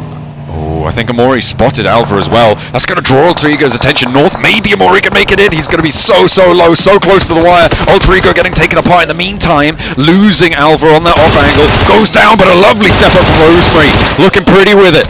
On the spray down towards Obscure, but maybe he's over-focused. There's 2 players to your right. You need to be looking over the ridgeline. The nade gonna send it packing to Rosemary. How do you get away with that? That was way over-peaking on the angle. Way too much commitment on time, but he's just out of there. Hey man, he knew exactly how much damage he could take. That's all that happened. Top though finds Amori. He made his way in. A valiant attempt from him, but not quite fully finding the catch there right at the end. But APG has had a real swivel on them this game. You just never know with that team. Krypton getting naded out of position, finally going down. Had to be one of them first, didn't it? Yeah, I'd be annoyed if I was Krypton. You know, they're trying to nade out Rosemary. They find his position by accident. Unfortunate stuff. Rosemary still alive and kicking though. For Alter Ego, he's in the zone as well, so could have a impact onto Alpha 7, who are playing as 3. Vampire facing them down as well on the hillside. A lot closer to Ziol from APG, who's flexing out onto this fight. Why flex out from this fight? Tony K looking to try and hold the off angle against it. Alpha 7 not really wanted to push in on it. I think they're concerned about wraps, right? Because, yeah, for this exact reason. As soon as they start taking shots, a team is going to want to try and wrap on this and get that ground so they can start moving in from that eastern side. Where Alpha 7 is right now, it's a straight shot over towards the east, which is their landing point, right? But if a team from the south or the north can pick that off Alpha 7, they get themselves a real good spot on the surface to work with. Say, looking to take the fight towards the east side. Kraken takes them really heavily down though. The off angle keeps them safe, but on the north side, the blue zone's moving forward. They don't have a lot of time to pick these reses back up. For DRX, this is really, really dire. But I think they're going to be able to tag on at least one for the res. We'll see if they can get all four, but Vampire now trying to challenge the stronghold that APG have held in the middle for such a long time. Tony K cannot stand the heat, but instead steps into the fire. That's not where you want to be when things are getting hot. Tony K goes down. He steps on towards it. Those smokes not going to be lasting too much longer. And Vampire's position will be given away fairly shortly. APG take a knock. Reefus is down and Top's very low. At least Doc's able to find a shot off towards the side there, able to take down Revo from Alpha 7. Two big dogs in the arena, taking shots to one another right now, both equally accurate, but Alpha 7's way more exposed. This is really nasty stuff, and all the while, DXavier, big chilling in the circle blank. They have had a great time this game again. We're going to see a third today. Well, we'll have to wait and see. Vampire losing another. They are now down on one player. They haven't got any elims yet either. APG though, yeah, they're going to get the full reset here. Miaula cannot really feasibly, maybe, get an aid in. No, he's not going to go for it. Squeeze out. Takes a couple of hits there. Doc currently doesn't even have a vest, by the way. He's been taking punches to the chest, left, right, and center this game. Still continuing on. Definitely bruised though. You know, like with the nade over the top. Doc's trying to ascertain the position. And top punch. That was a swift execution there by Top. Reefus knocked again. The angle, and that bleed out should be coming through fairly fast. Thundertalk as well. They're on 6 elims at the moment, Blank. They've been quietly racking up these points. Now DXavier finally looking to leave. They flex out all the way south and try and push into the hills, but they are being backed off fairly forcefully as Paragen's very, very low. The backline by Lambor looking to try and hide on that high ground, and DRX are going to assist on this as well. But Paragen, he's getting taken down. He is going to get plinked away. DXavier have to turn straight back to where they came from. 600 damage in the game for Doc is starting to be a real good one here. And it does feel like we're heading in the direction of a Doc MVP. Reefus, though, finding Guizhou now. You got to admit, though, that for... Oh my god. Great save. Great save. You got to admit, though, for Alpha 7, some of the shots they've been sending back over towards APG, really, really good.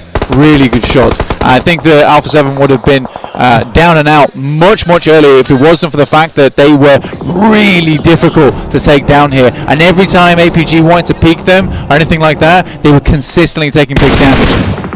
Alpha 7 able to step up, take a flush away from Thundertalk, who were the ones to get the knock. APG are down with 11 eliminations.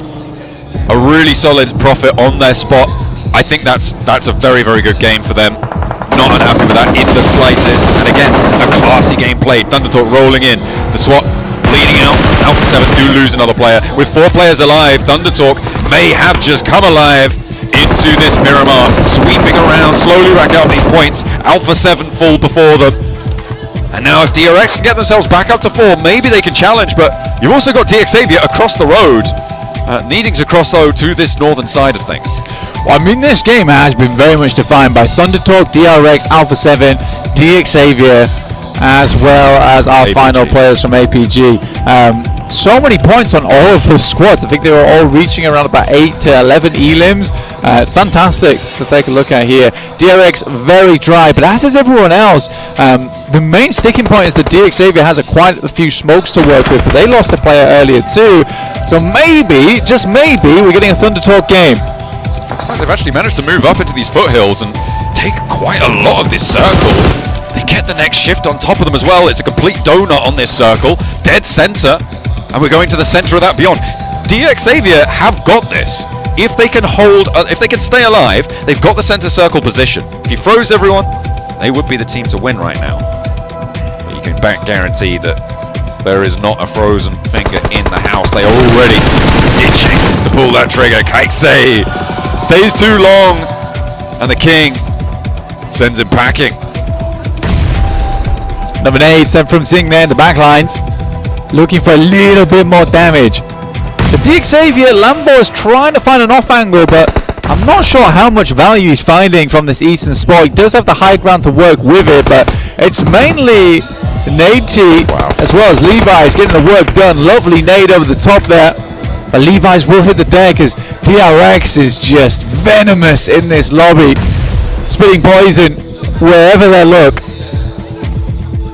Xavier though wanting to put a third chicken dinner on the day today, but DRX, I think they're going to ruin that. I don't think that you can survive Lambo with the auto shotty. Has all of the DRX players now bearing down upon him, has got the cover, has a Nick cooking, no steps out with a shotgun, and immediately put down. QXE has been flushed out in the meantime.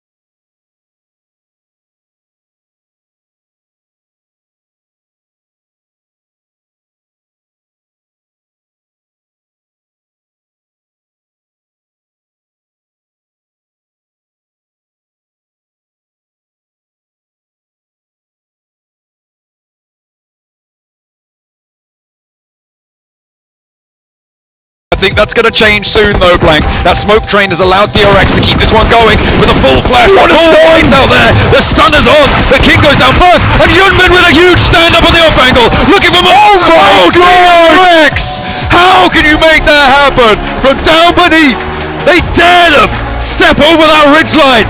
We've got you in our sights.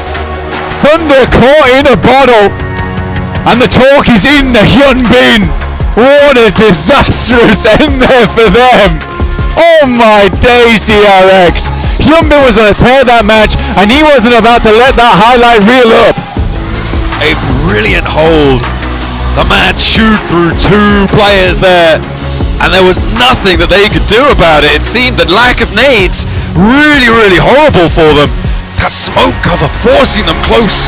We're going to play this shotgun meta. Some say that it originated from Korea. They brought it back home. I mean, Fabian, the DPS godfather. You're looking at the boys there on DRX, and you throw in a stun grenade. It doesn't matter. We're at PMGC right now. DRX is used to playing under the light. Oh, and they're walking off stage together.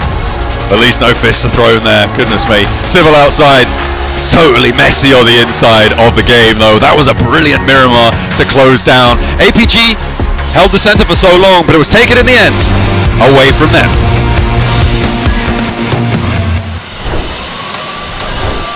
DRX! DRX finally get their chicken dinner here in Miramar. Max, I know you love this one. I've been waiting for DRX to get the big game that they were going to eventually pull off, and this was the one on Miramar. Love to see it from Korea. But man, Hyunbin, I keep saying it, MVP contender. Oh my goodness, his shots in this time of need against the entirety of Thunder Talk was so impactful, Seven. And using these smoke streams to make that transition to this small ridge was even better in my opinion. It really was, and I mean, in this scenario right here, so is too, making sure that he knocked out Pink and providing that extra support too. I gotta go back to this squad though. I gotta back it up a little bit. I was really impressed with the way that they were able to rotate north. They were a little bit north where DX was earlier in the match. They decided to go and hunt down and just clash Gold Gaming, winning that engagement, giving them pretty much all of the north for free, and that was the setup play, I feel like, Max. Yeah, not even that. Also, I think it was QXZ just setting up the entirety of Earth for failure. He just completely clutched up in that situation. QXZ, MVP contender alongside So Easy, Hyunbin, even says he's doing so good for 3 eliminations. I feel like I'm saying every player on this team is an MVP contender because I love DRX so much. You know what, chat? Yes, I am biased, and I'll keep being so until the end of these grand finals. But not only just their fight and clearing the northern side you're talking about, Seven, it's also making sure that if the Xavier do a mistake, which they do make eventually by Levi's getting knocked, they capitalize on that literally instantly. The moment Levi's is down, they rock up, they take the ridge, the little dip, and that is not only just a position to get eliminations onto Xavier, but also to start fighting Thunder Talk because you have that really strong dip to fight them with. You're talking about Xavier once again in a top 3 situation, making sure that they find themselves always, early on to Max, always finding themselves in a position where they're going to be able to challenge. Now, I don't want everybody at home to be thinking that DX is just getting lucky with the zones, because that is not the case. Something that DX was able to do quite great was the splits that they had in Al-Hazar. They had 3 players in Al-Hazar and some as well towards the north.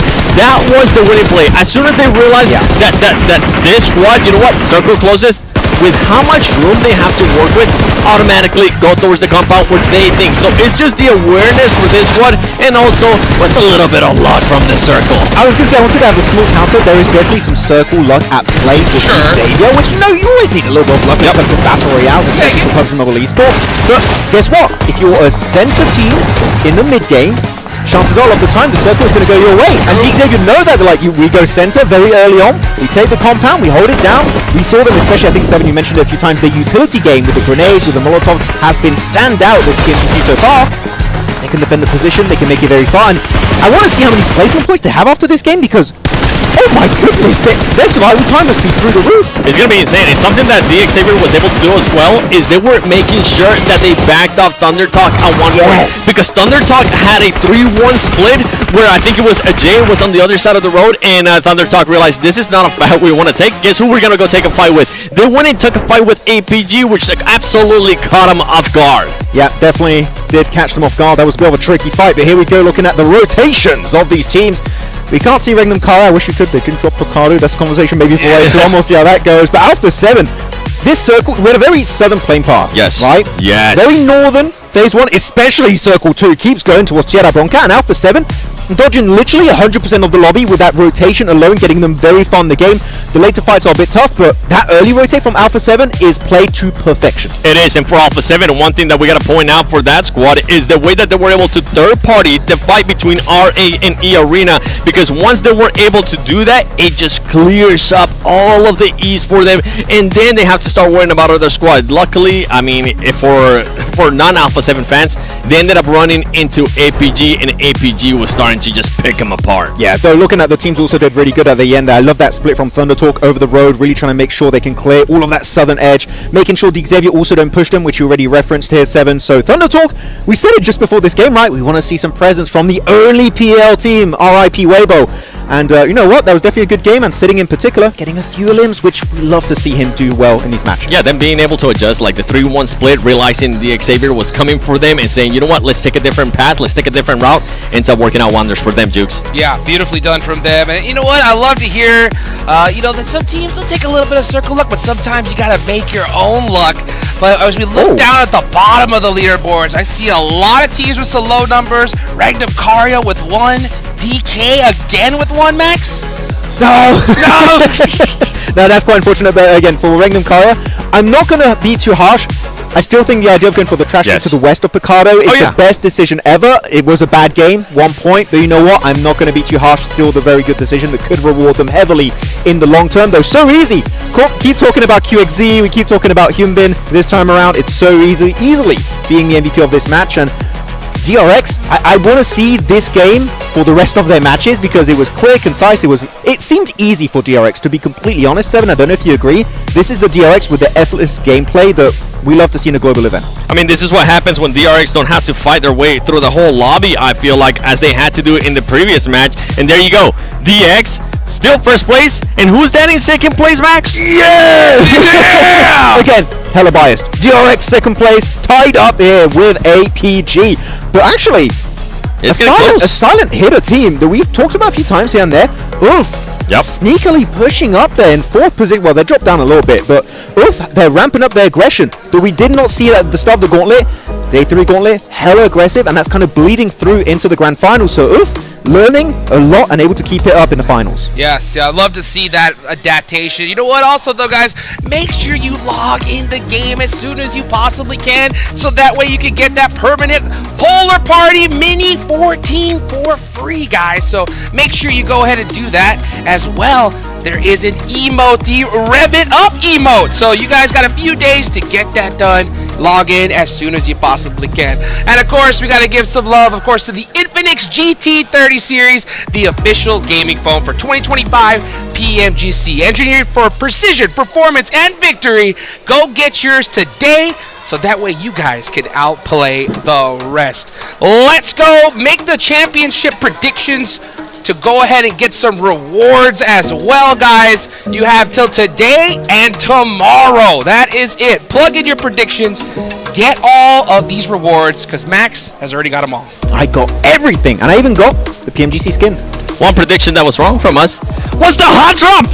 We didn't end up getting the hot drop there in Picado. Actually, as soon as I saw them not hot drop, I ran. And I mean, I ran to the coach's room. You did. I went and talked, and I sat down, and I was like, Regnum Karya coach, when did you decide that it was going to be a bad idea to hot drop with Vampire Esports? And they were like, you know what? We actually decided today, and it wasn't the coach. It was the players that decided to not go for the hot drop, go for that trash loot that you were talking about. And it just goes to show the maturity out of this squad, especially when you have Silas in the squad, especially when he's been in this situation, and they know what's at stake. They know that they cannot just waste one match, even though this match didn't end up going their way. And I'm going to go very hard on this point. This is such a small decision, but they're so impactful that there's a decision making, in my opinion, Hot Jukes, that wins you tournaments, right? Because guess what? Miramar, except for that 1 point game, but that was an exception, let's say, that can get you so many more consistent points on that Miramar. So for me, Regnum Kara, I'm happy you did not go for the ego fight, and that gets me even more excited for the next Miramars. Unless they go for it now, because it would be hella funny, but please don't. I think it's a big decision. I mean, for sure. They needed to go and decide to, you know what, let's go ahead and respect the home team. You know what I'm saying? They got a little home court advantage. Why not give it to them, Seven? I'm always over here thinking about the overall. Are we being spoiled right now by what DX Xavier is currently doing in regards to those placement points? Because you pointed that out to me earlier, Max. And this squad right now is sitting at 34 placement points. I want to see APG pump it up in regards to the placement points. This is a squad that's currently sitting at 14, but they have been fragging out, Hot Jokes. Yes, they have. 10 eliminations in Zone 7 in the last one. How many will they get in this one as we head for the final time to the beautiful hot desert of Miramar? Let's go ahead and take it to our casters, John and Blake. Oh, you love to see some maturity on the desert. The players will call it quits over on the Picado hot drop. And we'll not see that one again, hopefully. But if things get tense, you know, maybe it could break out again. We'll keep an eye out, but I'm hoping that it will continue. Plane path for our last match today will take us along the west side of Miramar, from Bartona up towards La Cabrera. Much nicer plane path though, I'll tell you that right now. Very true. Way easier to work with. Most teams get themselves over towards the west and the east side fairly handily here. Los Leones is open, as is La Tierra, but it's likely going to be Monte Nuevo, El Pozo that teams might clash over. We know Picado right now is kind of solved. I'd say it was solved at this point. You hope so. Although there was Ulf in the wings as well, and so a readjustment from them, maybe target towards Rectum Kaya if they're feeling cheeky. Could be difficult on the outside. It might force them to go, oh, you know what, let's fight for Picardo again. Things like that can start to have an impact. Thundertalk going to try and go long over this one. Potential for some air shots here from Vampire. If they spot Thundertalk going long over their heads, if they touch ground first, they get some weapons early on a rooftop, definitely could try and find a shot, but I think Thundertalk are now out of danger. Circle breaks out to the east side, Blank, and terrible flashbacks for Regnum Kaya at PMGC. Yep, it's not too far out towards the east though, so we're not worrying about an island finish just yet. Alter Ego currently here alongside with Goat Team,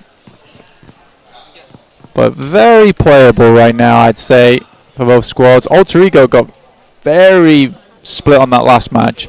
They were in my opinion, right now they're trying to do a little bit too much. Potentially. That's how I feel about it. I think there is a fair few times where I look at Alter Ego and I think to myself, it's a wide split. It feels unnecessary. That play, like, if sometimes Rosemary will send out, but more often than not, it's like all the team. Like Alvaro will make long rotates out to the side, and I'm like, yeah, I don't think you needed to do that. I think you were totally okay to keep just playing your game. As you saw there on the screen as well, for the next few days until the end of the PMGC, you can get your Polar Party Mini 14 skin. Make sure you're logging into PUBG Mobile to claim that one, as well as the MO up until the 25th of December. So not long for that one, but even shorter of a run back on that Mini 14 skin. So make sure you're heading on over to claim that with the PUBG the PUBG Mobile, PMGC, that's the one, redemption code that you can see on your screen, PUBG in Bangkok. That's where we are playing. We're in Bangkok right now. Oh yeah. It's also cool that it's PUBG in Bangkok because PUBG United. It's PUBG United right now. We got PUBG next door. We got PUBG Mobile going on right here. Very cool. Very, very cool. PUBG guys have finished though. We're still trucking on. They're already at dinner. Alright, we're trucking on though. Ah yeah. We'll be here as long as these games keep going. Don't you worry. 7th game? Yeah, alright. Yeah. No, you meant to say no. 8th game? I'm 26th game? I think I'll call it a 6. Quite like the 6 match format. I think any more than that does make the players go a little bit delirious. It's very nicely divisible. 7's a prime number, so you can't actually do that. No. On a day. It's not alright. No. Yeah. It's like volume on a TV. Yeah, I do think 7 match plus is player delirium hours. We do often get like some funny plays on match 6 quite a lot, just because the players, these guys have got a long day. It's been a long day for them so far, and especially on day 1 where you've really got to put all your work into it. If you're D+, you're hating life right now, and it's been a long day, and you're hating life right now. So it's a double whammy. They're getting double whammied at the moment. They really are. They really, really are. They're dropping in Partona right now, Blank. That's how whammied they are. They're so whammied. They dropped in Partona, dude, on Miramar. Holy, yeah, that's insane. That's bad. That's bad. Yeah, I think deep. That's so sad. Oh no, D+, it's okay. You can come back. Probably not, but you can. Yeah, I think. If I'm being real, yeah, I think it's GG. I think it's very unlikely you get a Kara or an APG day in PMGC. We're talking 90 plus points in a day.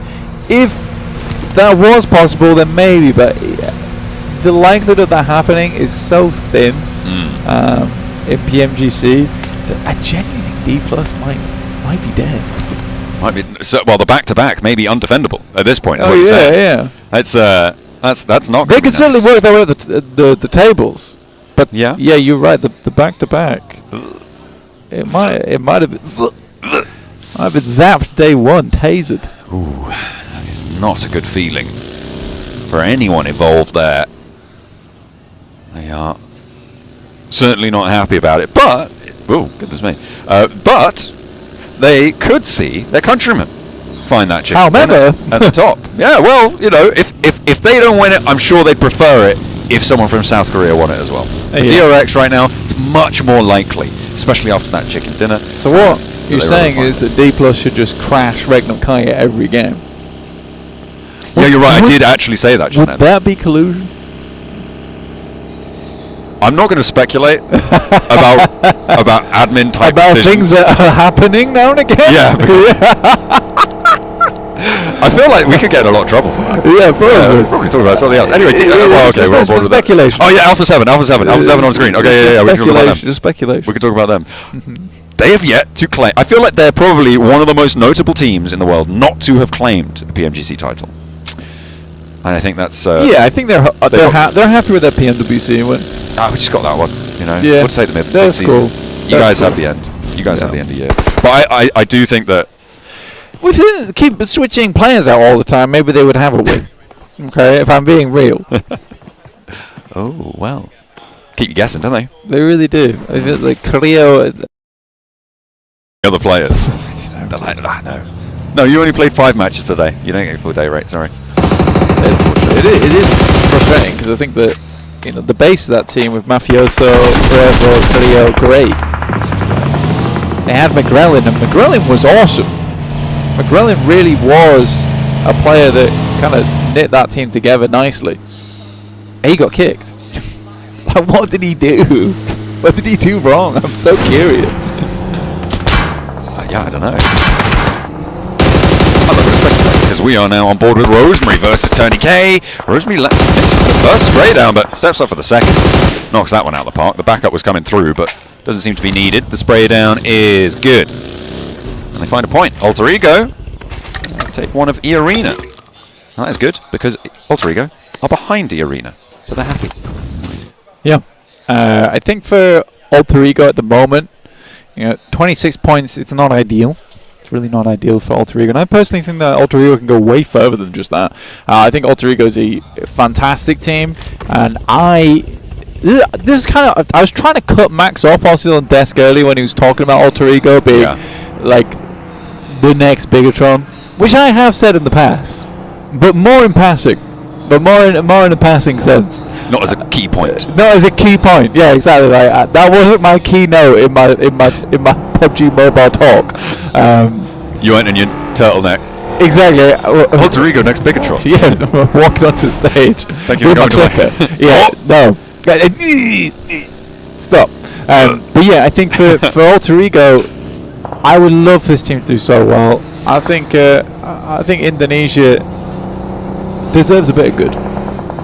They've consistently been getting towards the finals multiple times, and they've produced several strong teams. That's like my main thing about it. Regnum Kai are clashing right now, fairly deep just burst? west of the central. No, it's Team Flash coming off in the distance.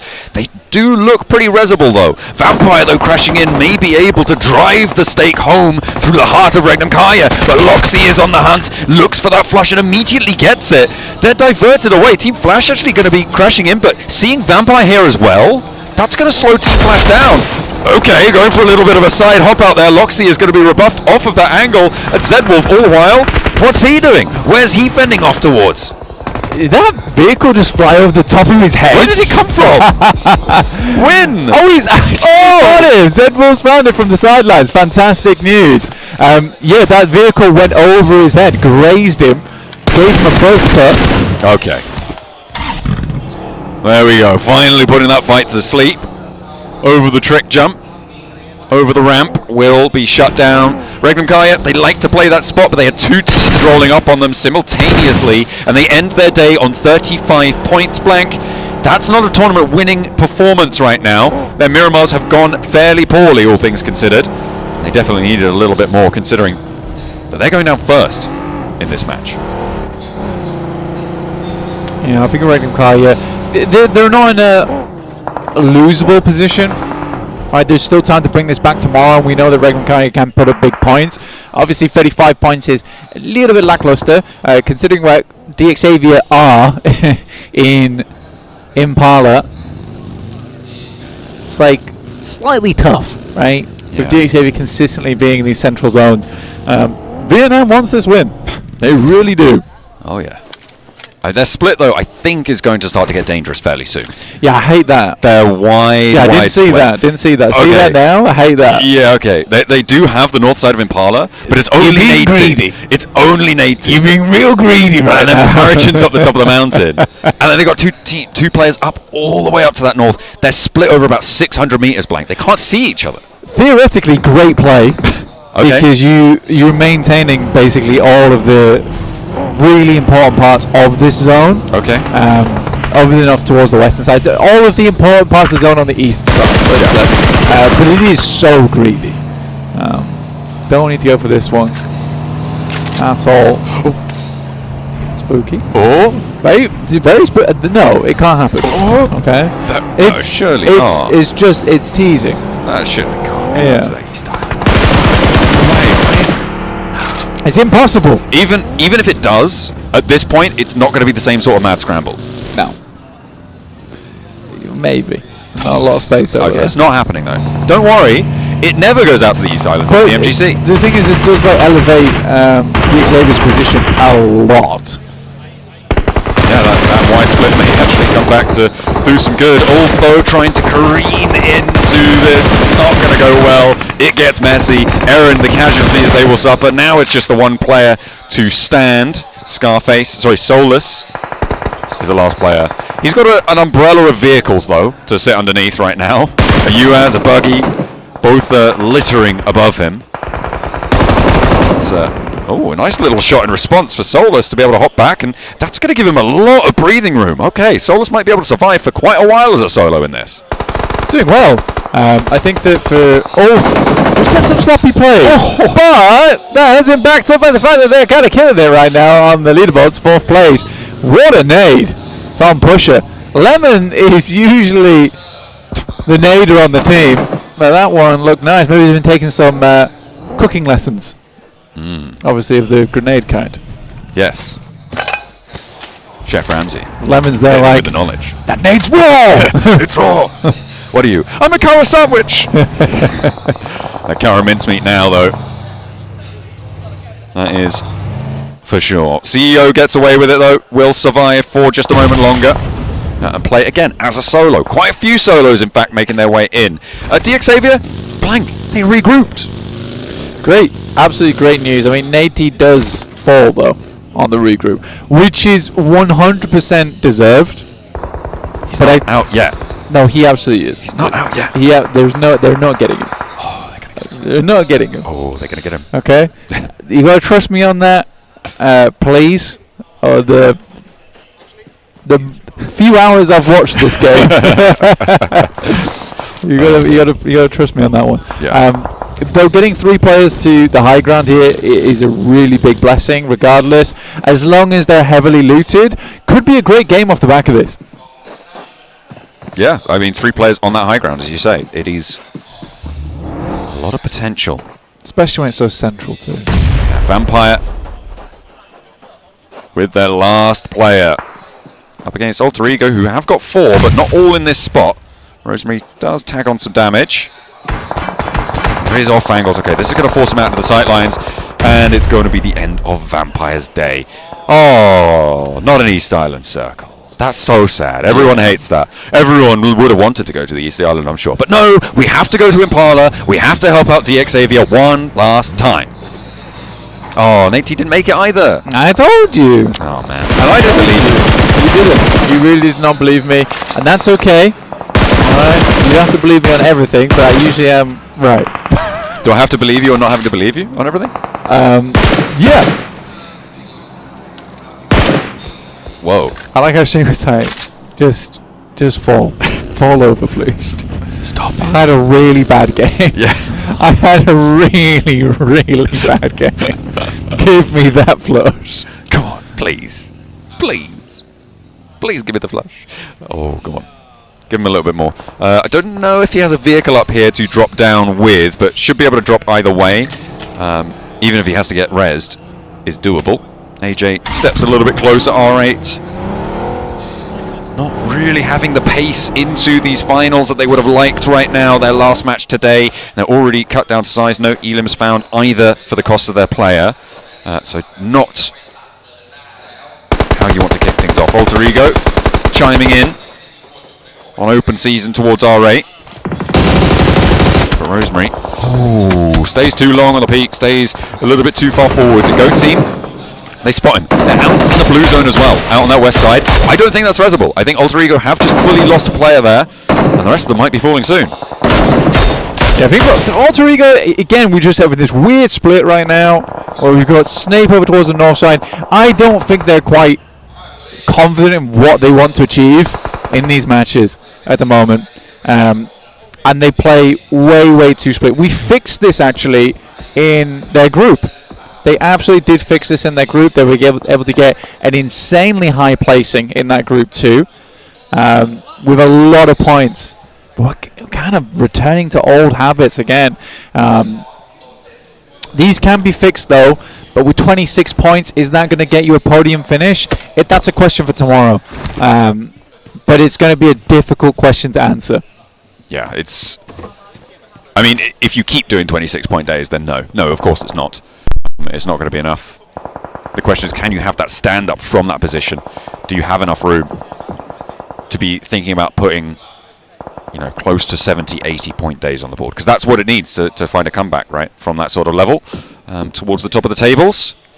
You need to make it up over to that level. Breaking 100 puts you in the contest, right, over 2 days. Breaking 50 today, that puts you in the contest. Getting high 40s, okay. You're starting to get a little bit risky with it, but anything over 60, you're very happy in terms of your competition for the top spots. Oh yeah, I mean the 60 points is actually phenomenally good. For DXA being on 54 here, that's very nice. I think a lot of teams underneath them, because they are down to 3, they'd love them to go out early, but with that spot they've got on the high ground, it's like they're going to live out for a while. And I quite like that maneuver from them. They saw how close they were to that 60, 70 pointer. If they just get themselves 10 points off the back of this game, they put themselves in really good stead. And that's what can happen once you start to build up a points base, right? A points foundation is that towards the end of days, you can start to relax things rather than having to push out, get a load of points. You can pull it all the way back, get an average of 10, and be very happy with your result at the end of the day. You don't have to pull what currently DRX have to do, which is why they're still pushing, because they need to hit another 20-point game to really set themselves up in good stead. I mean, I've said this before, right? If you want to increase your scoring, you're playing an 18-match set. Sure, you can get 18 more points in one game, and that will really bump your score up. Or you could do exactly the same impact by getting 1 more point in 18 games. And so finding those little extras, those little top-ups are really important. Alter Ego try and make their way in, but they do just get pulled apart there. They are now down very low. Mad Bulls probably losing Tulika here as well. We're going to an Impala Circle, Blank. We're going to an Impala Circle. It looks fairly likely that we're going to end up in the town, but it could go down to DXavier's Mountain. It could do. I do think Impala Circles horrid are the best at times. Yeah. So unenjoyable to traverse through, and it really does feel like we're sort of with this big old grandfather clock just counting down until DEFCON 5 when we get through to the central area where teams are just struggling to move their way in. You get across that road and you get blitzed. It is painful. Absolutely. We're nearly at the end of our first day. We'll be a third of the way through our tournament after this game. The only team to get an elim so far on DXavier for this match. Looks for the lineup towards APG, but checks at that one cover. Yeah, Paragen, a little bit difficult to find any value off the back of this so far. It will probably start to bear fruit a little bit more once we get an eastern or southeastern shift on the circle. But right now it's tough. Right now it's very tough. Go in a good position. I'd be quite happy to see Go do some good here, but DRX, one player, looking over towards Reefus. Ooh. I hear the desk oohing and erring over there as well. Bit of a horror game. Yeah, I mean, it really is. It will be. Oh, he peeked up there. So easy. I don't know if Reefus clocked it. Kaisei could really pop this one off, right? If he starts taking shots or like gets a little bit too bold, bait Reefus over. We've seen a lot of overpeaks here. Yeah, this is diligent from Reefus. I'll give him that. Continuing to watch this angle. He's kind of playing Five Nights at Freddy's at the moment. Just making shots that keep eyes on everything. Is that Markiplier? No. That's the only person I know who play. I'm really lacking on that, on the lore from that, but Reefus does step up and Kaisei does go down. So easy still. Silent as a statue. Okay, but did you check the second guy? That's who you're going to be really worried about. What? Okay. He did check the second guy. Check the second guy. The second guy got checked right there. Okay. APG able to get rid of the threat on the mountaintop. And they're up to 4 elims now, Blank. They did lose Yol a lot earlier on, but they managed to move in towards the mountain. That's big experience. Big experience from APG that makes that happen. It's similar to how Regnum Kai were able to spot out Thunder Talk on that Arangel game. You really do have to do your due diligence inside of these matches. And often it pays off with 2 elims there, at least for APG. And it does cut DRX short in terms of the chaser just behind them. Currently now in 3rd place with APG jumping into 2nd. Kara losing CEO and their match. Well, it's really horrible. They did lose the match. They're not playing anymore, are they? That's true. No points. No, you're right. You're right. Nil point. You are correct. Just the way you said it. Yeah, well, you know. We're at the end of the day. It's the way they played it, actually. Yeah. There's no 7th match. Yeah. There's no 7th match. Looks like they didn't know that. There is tomorrow. Just in case people no, there is confused. a 7th match. Yeah. No, it is tomorrow. Yeah. Don't worry. We aren't just finishing now. No. For vibes. Yeah, we're just making sure that didn't come across as a miscommunication. Okay. Thank you for clarifying. Yeah, you're welcome. Team Flash as 2. Just there isn't going to be a 7th match. Try. Not right, but like late. But like not later. Right, but like later. But tomorrow. Hopefully Thunder Talk will be there, because right now it's looking less and less likely they're going to be in the rest of this one. They do have King on the inside of Impala. Well, inside just about in Impala. So they have managed to cross one, but that will be all they'll see. But later. But later. Yeah. But later. But we do. But tomorrow. Yeah. So you know today? Yeah, so you know today, right? But tomorrow. Yeah, but like if you like wait for one more day, then it'll be tomorrow, and then the match will be number 7, but it'll be the first, but only that for tomorrow. So yeah, cool. I felt like that's probably a nicer thing to say than just watching Sighting getting peppered right now. Yeah, I was trying to stay away from that. He's trying to stay away from the bullets, but it's not working too well. We've been on this 3x angle for the last 2 minutes, which is fair enough to the observers, because this is why I don't like Impala, because nothing ever happens. And then it all happens immediately. And that will be the case. Probably moving in towards Circle 7. We have 12 teams remaining, Blank. We are 24 minutes in. Oh, it's such a boring... it will be exciting for 30 seconds. Because right now this lobby there's no reason for anyone to move. Actually, we're filling time for the next 3 minutes. Blank, this lobby is already exciting because we don't have sighting anymore. It is exciting. So true. So true. Well done. There you go. That's some good wordplay from you. You are right. It was brilliant. We all had a good time with it. Usually you're more of a word worker. Where are you going with this? You're all word work and no wordplay. Oh, it's been a long day for us too. We're going to be getting into Impala. I'll tell you, nothing ever happens. It's finally we get a little bit of excitement with this. This circle is nicer. Doesn't mean Goat has to move. I think that's the only team. Oh no, Ulf. The solo. Oh yeah, Alter Ego as well as APG. Yeah, I'm just missing those. Kind of DX Saver as well. Zoomed in on my map feed. It's a regroup. Okay. Yeah. Not a full move. Yeah. Not a full move. Anyway, let's. Analysing the circle a little bit more, because it does bear merit, is that DX Xavier likely in the near future is going to have to drop down either on the north side or down on the west. They could hit up the southern buildings here, which wouldn't be a bad idea, but you would have to fight up against D+, which is slightly hard. Also, for D+, this is a ginormous game. This is a ginormous game for D+. It's a really good chance to get quite a few eliminations, get yourself a chicken dinner. I think if they get themselves up towards the middle of the pack, there is hope for tomorrow. I don't know why Doc just went down. He was trying to reverse a vehicle or something, maybe climb up in the vehicle to the top of the hill. But APG, that was a completely unforced knock and flush. Coming through for that one. And APG will be playing on us too. They're going to have to drop down. They do not have an option. Fortunately, D+ not really watching this angle. Solus might catch them though. As they try and drop down, they will start to cross into sight lines. Teams will start to take shots. Blank. We're into minute 27 now. And there is still 11 teams alive. It's a good wrap from Goat as well, by the way. It's a nice wrap from Goat. That's on the southwest side. They were at the back of the queue here, but they were able to get in. Not too much shots taken back towards them because the team that would be holding them out is King, and he is a solo there from Thunder Talk. And there's no team that is across the road either. So everyone was able to make a pretty astute rotation into this one, which is what you would expect at PMGC. So I'm happy to see that. Point denial. Coming through from Ulf. Yeah, he burns himself out there. Not going to be allowed, but the knock sent back over towards... That is APG. Reefer's actually getting flushed by DXavier, who will have to leave their high ground now for Shawsies on that east side. They're going to have to drop down. And finally, teams are going to start to take the tumble.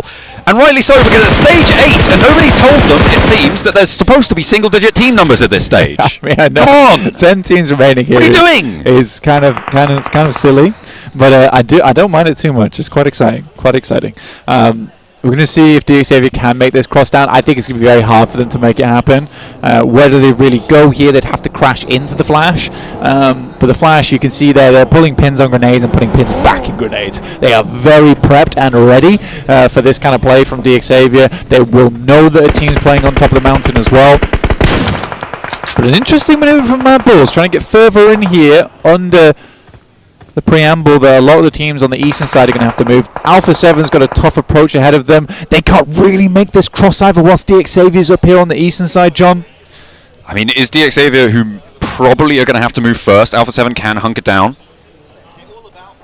But I think DXavier just crash onto Alpha 7. I don't know if they have too many other options at this stage. I mean, you could do the Flash. You could do the Flash. No, could potentially as well. Thunder Talk, last player standing. King, he's been alive for a while. Goat, yet to breach the building. They haven't spotted him, but he certainly knows about them. Waiting for them to jump on in. Oh, I think they've spotted him now. No, they haven't. He doesn't know. Is he going to jump in through a window? He's waiting for the Vault. King is holding his time, biding his time here, holding his nerve. Killer Joe, step in. Get him. Okay, there we go. King's like, nah, we're just going for it now. We're going for the fight. Steps in for more, but won't be able to find the second. Will fall, but at the cost of one, Goat can't march forwards as effectively. Now it's go time. Blank a big nade from the high ground. No, it's not a big grenade. Oh, wait, not. No, it's a terrible grenade. It's a tiny little grenade. Carrillo. What are you doing? Oh my god. And again. Carrillo catches the nade like a seal on his nose. A nice trick, but not one you want to see here at PMGC. Oh dear. Dear me. Sending that one up as well. Unfortunate. But do you get two of the players there? So it was nicely done. They redeemed themselves fairly quickly. King is dethroned from inside the building, but I'm glad at least he was able to find the one knock and a flush. Goat can't really get cracking back up again, back in the blue ocean for him. Now the teams are really going to start to suffer because it's stage 9 with 7 teams remaining. Alpha 7 getting naded out by Team Flash, who have 4 elims. Now Revo is pushing up to the wall side. Obscure on the back lines. Maybe looking to pick Carrillo back on up, but it's not to come through just yet. The nade goes long. That is a brilliant little flush out coming through from Win, but he gets caught. There's the burnout on the sidelines as well, and now it's just Zeus left standing. Alpha 7 may be able to make this cross. So many teams still left in this one, but for D+, Blank, this is what they needed so desperately. With 4 elims on the cards, they want more, they need more, and it has to come through now. Amori doesn't want to let that happen. Come on, Amori, get those shots in. Alpha 7 vaulting into the building. ZS pulls the pin on the grenade, has to put it away really quick as Revo, the shotgun maestro, is here. Won't even need it. Uses the side up against him, basically. And that's Amori to purloin that point from Alpha 7. R8 with another one. Pusher now pushing in towards Joker. Spots him. Launch the nade. Joker trying to play fancy on the beat.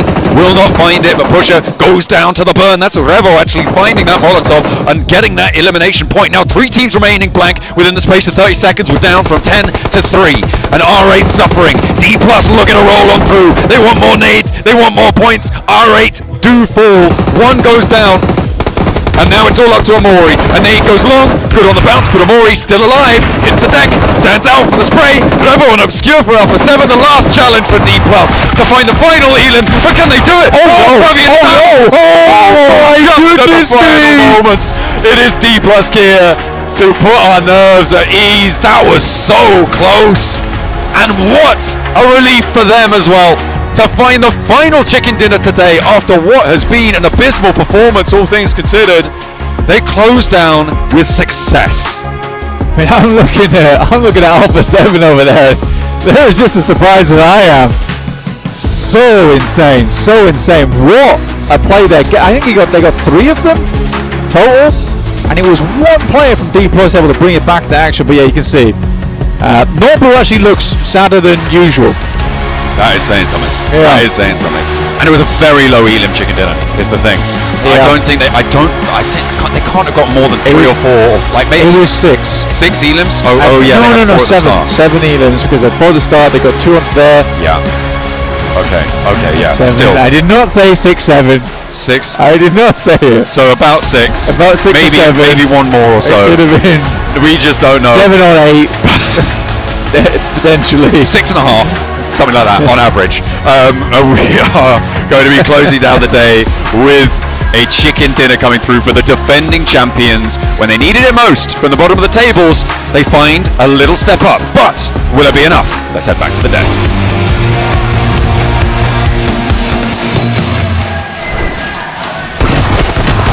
Man, a sigh of relief indeed. Our 2024 champions have been in trouble all day long, but finally here in the last match, they put something on the board. In the weirdest way possible. In a city finish, people are like, we got this. And actually, it was initially because of a setup they had in the mid game. They had the 2-2 split, they held church and a position in the center of the city itself, over to the east of Miramar.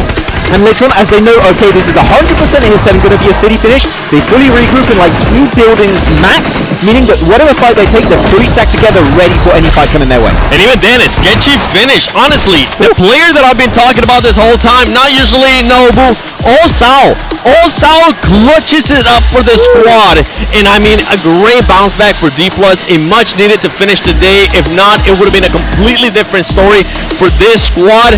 Good to see. Hopefully they can continue on tomorrow, and hopefully it's not when a crazy circle like this happens. I have to give props to one player though. Who's that? At the end. And it's not going to be Carrillo, because Carrillo ended up naming himself, even though he got picked up by a team.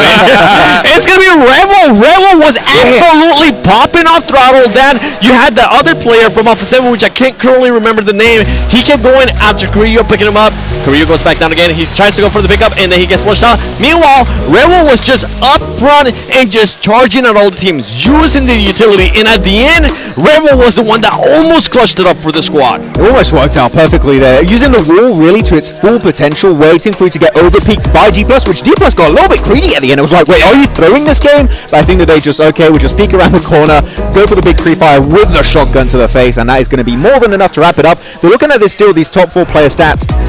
I'm waiting for Chips to perform. I remember right, Hodges. Looking at the entirety of the league stage, Chips, top player, left, right, and center.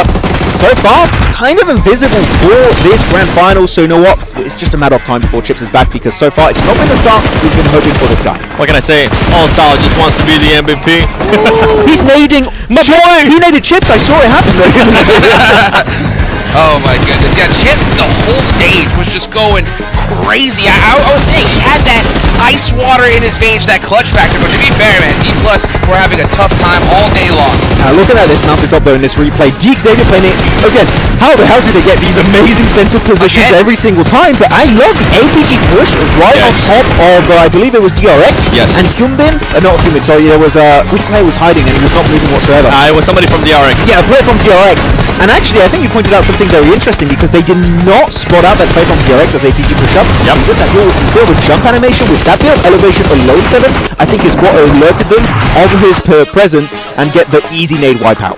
That TPP advantage, you can see Osal there. That's just how much this meant to the team. And now we're going to be looking at the rotations from all the squads. One team, I got to point out, once again, I've been talking about them all day. R8 continuing on their aggressiveness today. They finished off this last match with 6 eliminations.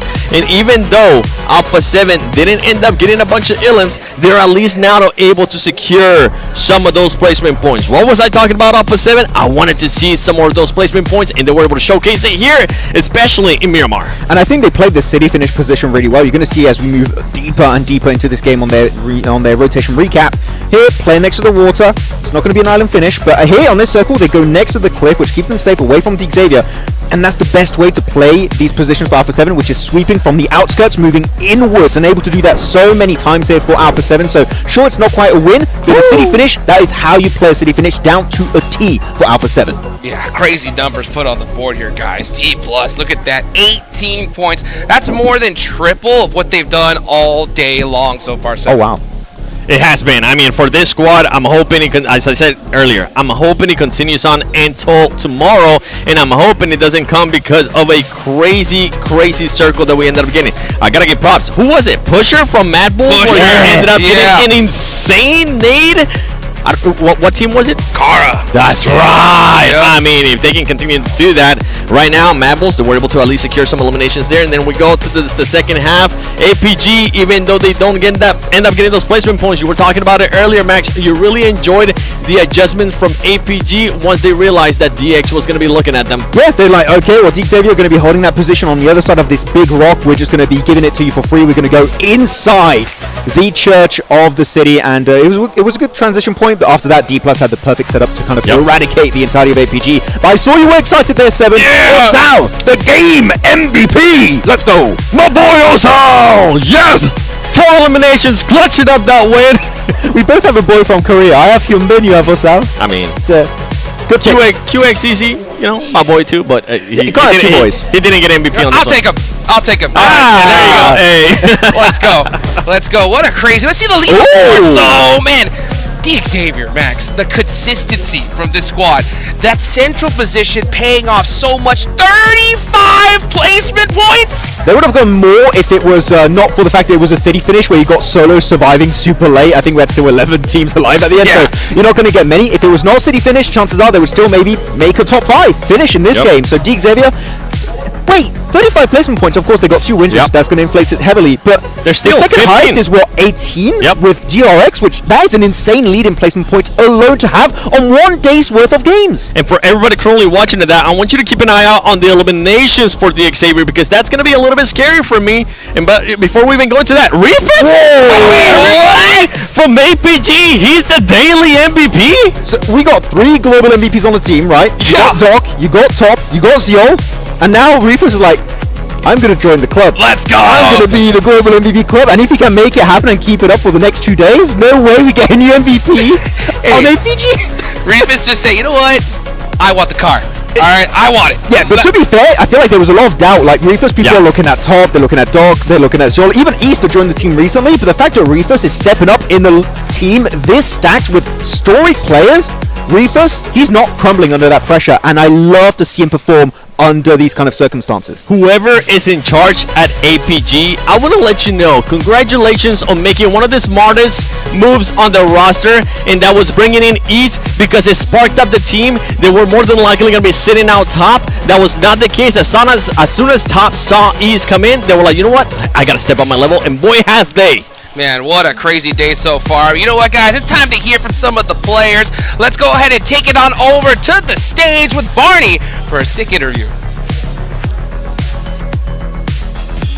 The first 6 maps of the PMGC Grand Finals have now concluded, and one team name sits at the top of that leaderboard, and it is, of course, Xavier. So I've got Levi here joining me for a very quick interview. Levi, what an impressive first day. You know, 2 winner-winner chicken dinners. You guys have been incredible throughout. I just want to ask you a little bit, if we wind the clock back, since qualifying via the Gauntlet, what have you and the team been focusing on in order to come into day 1 so strong? Xin chào Levi's. Thì các bạn đã có một cái khởi đầu rất là bùng nổ. Vậy thì và mình đã vào trực tiếp vòng chung kết từ vòng Gauntlet. Vậy thì đội của mình đã tập trung vào những điều gì để giúp các bạn có được màn biểu hiện như hôm nay?